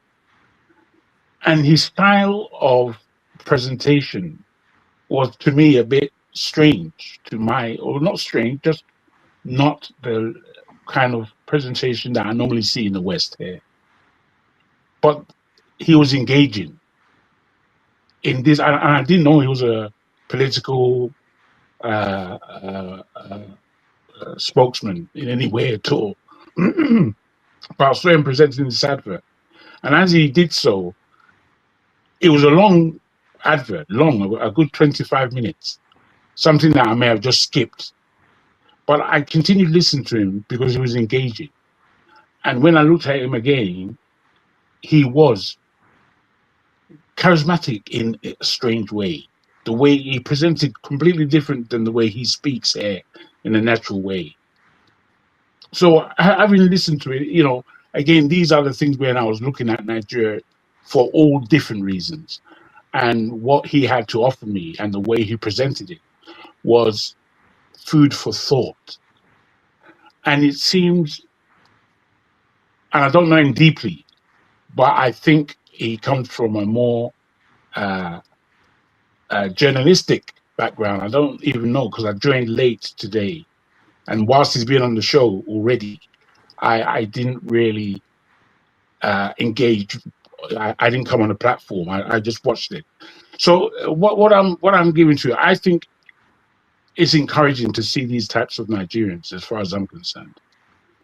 The types of Nigerians that are trying their best to look still at the dim light around all the darkness, because it can't be easy. And in Nigerian that is extremely negative, whilst I don't take that on board all the time, I completely understand it. As much everybody has a case in Nigeria, everybody. As much as I listen to those who used to believe or still believe in Biafra, I used to go against them. But the matter of fact is, do they have a case? Yes, they bloody do. They have a case. Then if you look at the next level of oppression that might be going on throughout the country, really on the individual level, you know that Nigeria is very dark. So I enjoy the fact that there are those still presenting a positive realm that Nigeria is, the responsibility of choosing positivity with all the darkness that we carry. There is a way.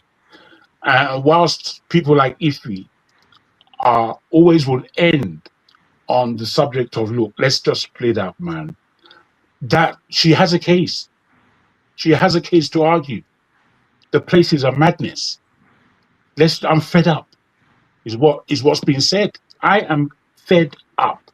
It's the whole of my life that has been led in this darkness, to the point when I travel abroad, I'm still carrying this darkness.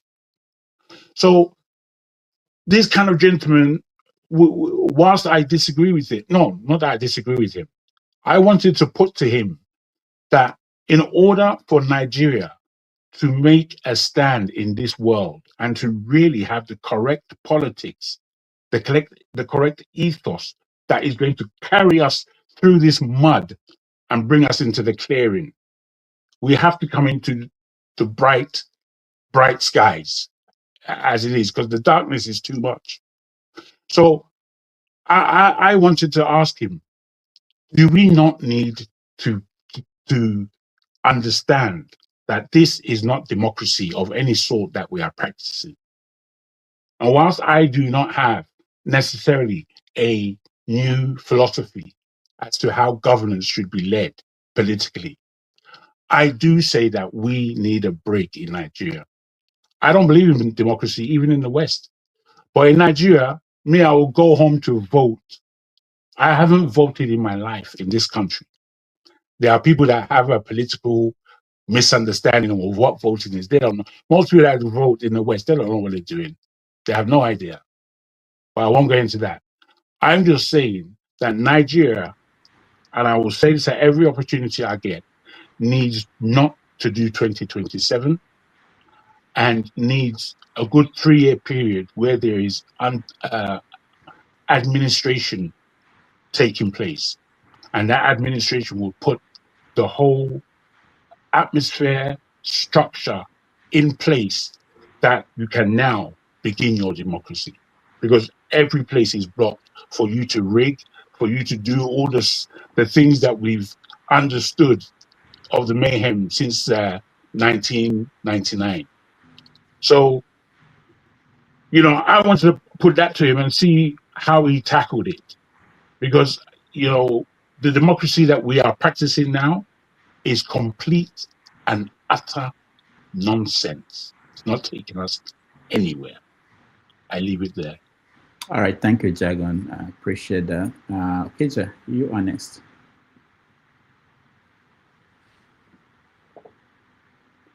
You're muted, Okija. Okay. Yeah. Okay. I was looking for this. There was a video on insecurity. It was a video I watched some time ago, and it was some guy. He was kidnapped, and I think it was in Ekiti or Shona, I'm not sure. And they took him through the bushes, and I think he was working in a farm, and it was owned by it was a big farm in that state. And what happened was that they were demanding 5 million. His mother paid 5 million, and then they came back and they told him, no, they're gonna take 52 million. No, they're gonna take 50 million. And they said they paid 5 million already. So they said the mother couldn't raise the money, so they dragged him from one forest to another. And then they were talking about 50 million. He was like, how did you guys come about with 50 million? We just paid you 5 million. Anyway, finally, eventually, they left here. He fled. He left. He escaped. Because the guy that they left to guard him and some other guys, left because he was angry. He wasn't getting a good share of the booty. Anyway, so when he came out, he found out that the owner of the farm, the woman, collected 52 million from the state government, I think Oshun Ekiti, one of where is South State, collected 52 million to pay for the ransom, and then she didn't pay for the ransom. She took the money. So that means the guys that kidnapped him, they knew about that there were payment, that government was making payment. So I mean, so all this instead, and then again there was one was it in Kogi State? There's some guys that were arrested. So they said that the government provided the arms for them. So it seems that there is this. I believe what Dr. Fabiyi was saying. There's this the government somehow working with kidnappers, or maybe they are arranging kidnappers, empowering kidnappers to go and kidnap people. So they take money from state security vote. Pay kidnappers, probably they go back behind and they split the money or whatever. Because how could these kidnappers knew that the government provided 52 million? They were asking for 50 million, even though it was not the exact amount. But 52 million and 50 million, there's not so much difference. Even when they paid 5 billion already.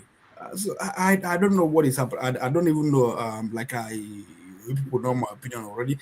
Nigeria is not gonna work. What are you gonna tell people who have making money kidnapping? You tell them, they're gonna go to the farm and farm what?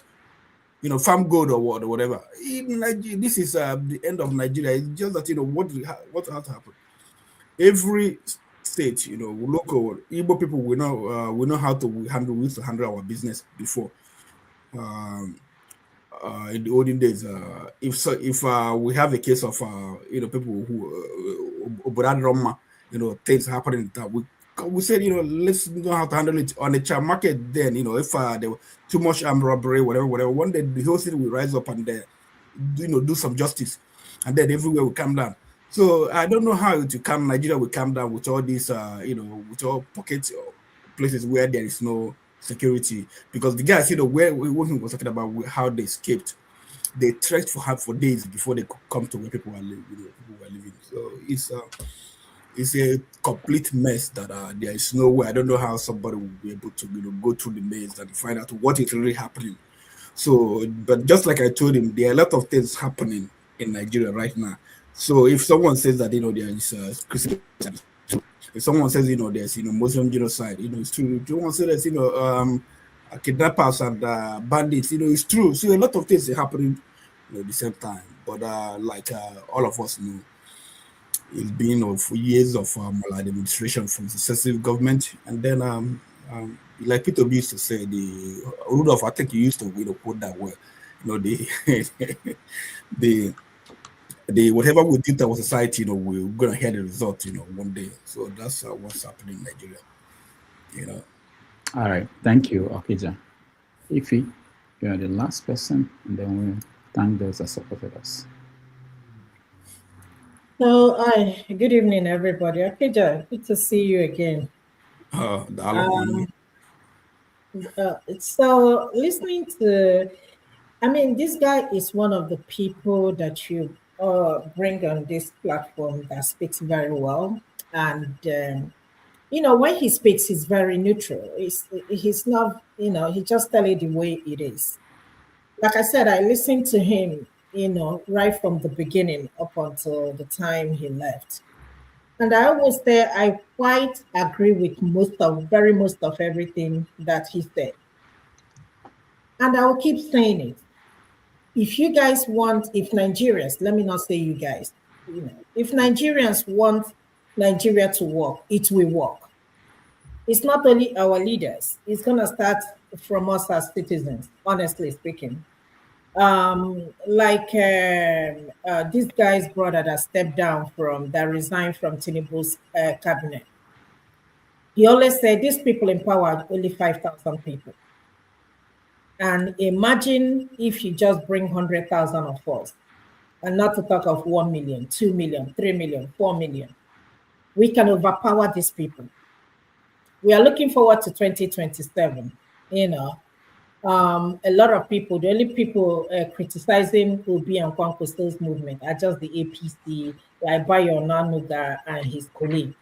I don't know what they are afraid of. I don't know why they always attack Obi.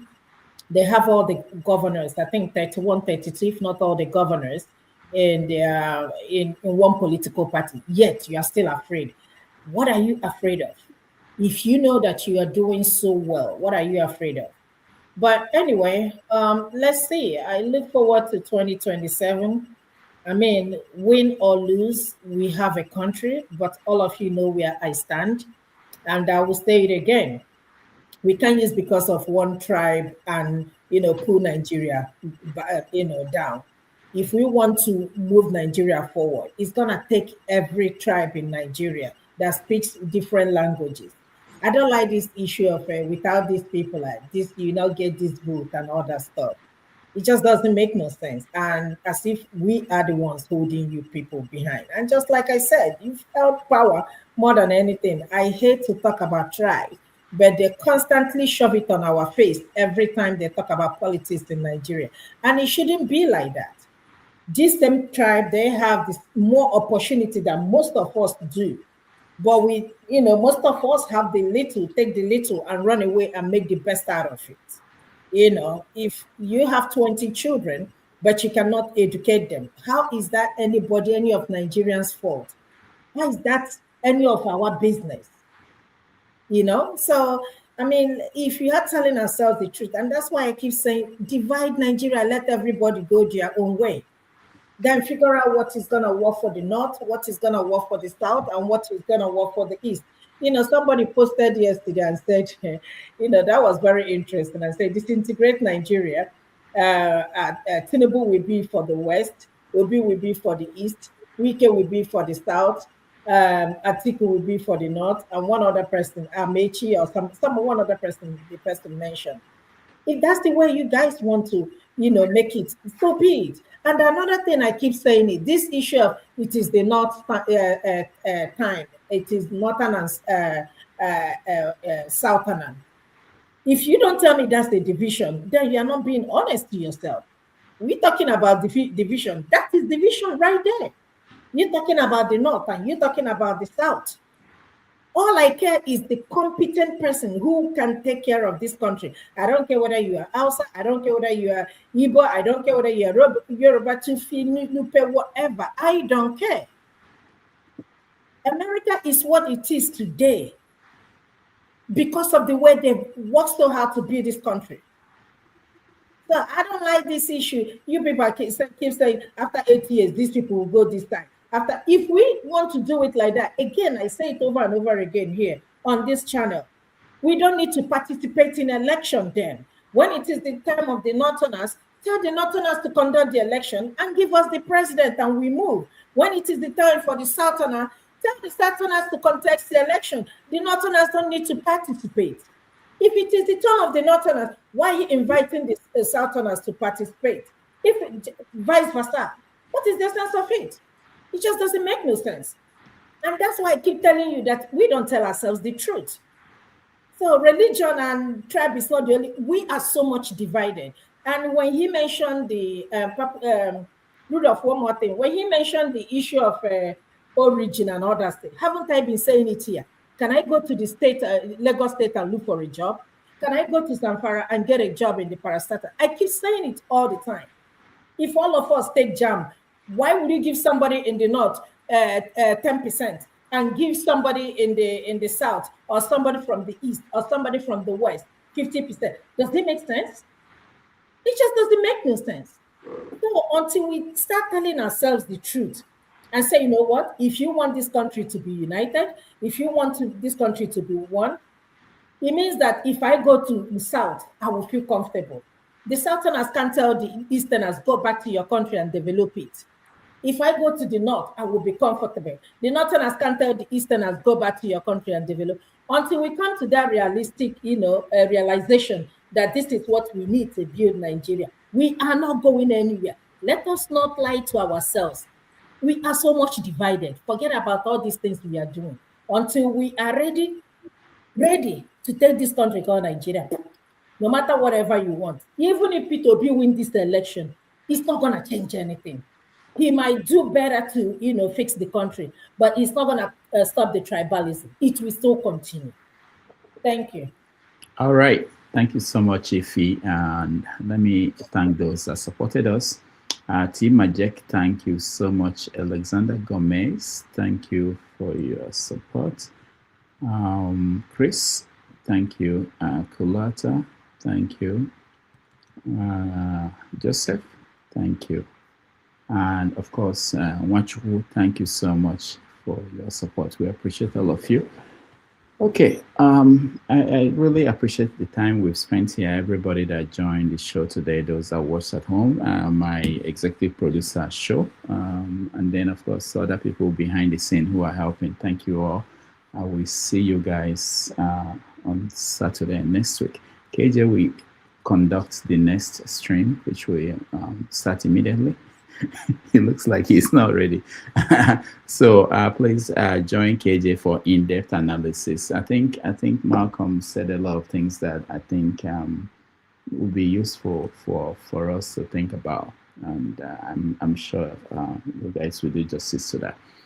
Okay, on that note, I say thank you, and I will see you again next week. And take care, everybody.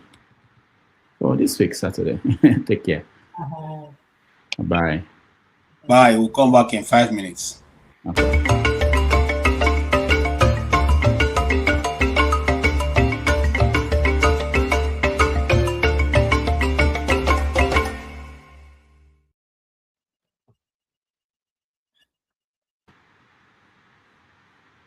Becomes tolerant. It will not be because it's direct primary. What if it will becomes? Never be. I can tell you. We are sure. We are sure. We are determined that it will never be. That we are a new set of people ready to sacrifice. I am asking that if Atiku Abubakar becomes a presidential candidate here, what would happen? Nobody will be through. Everybody will emerge through a transparent primary. I assure you of that primary. We want to build a new Nigeria. That Nigeria is a Nigerian that will be built on transparent primaries and good election, because we're going to rebuild the country. We want to start doing things properly.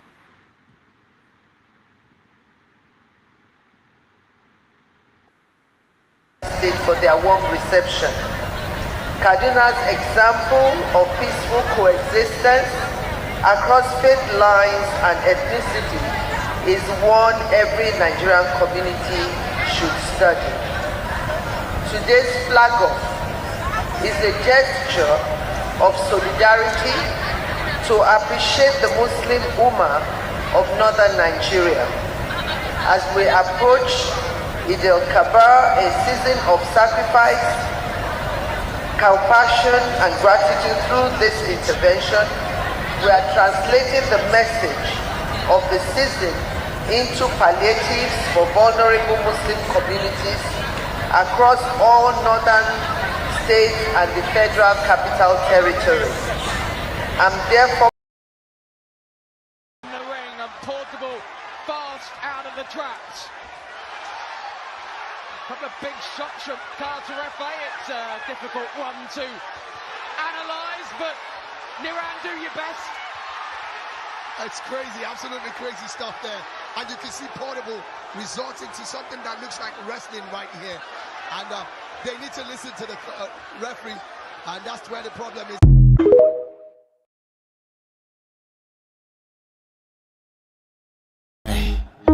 Hey.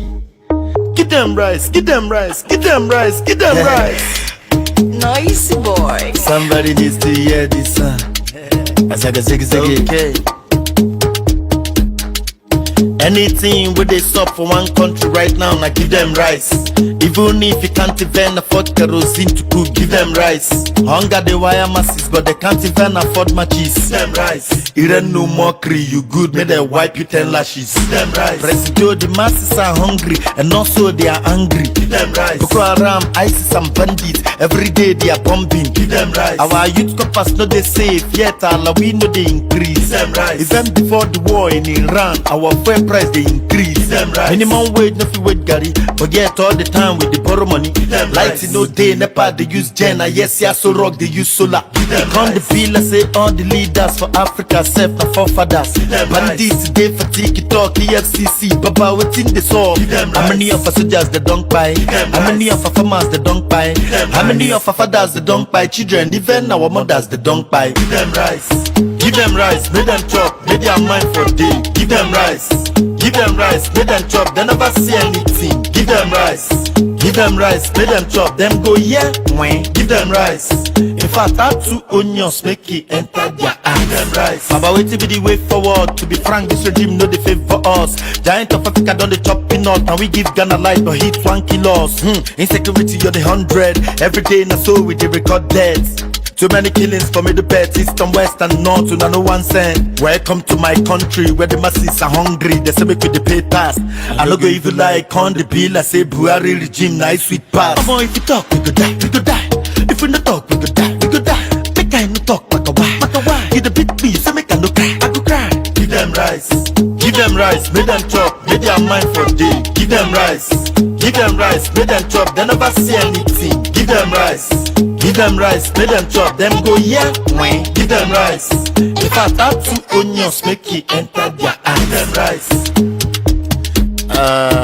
No matter what it is you are passing through in this country, just give them all rights, and definitely they will be all right.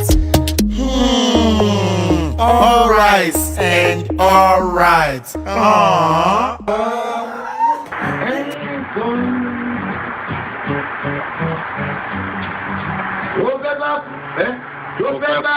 Tó fẹ́ kú torí ẹ̀ o.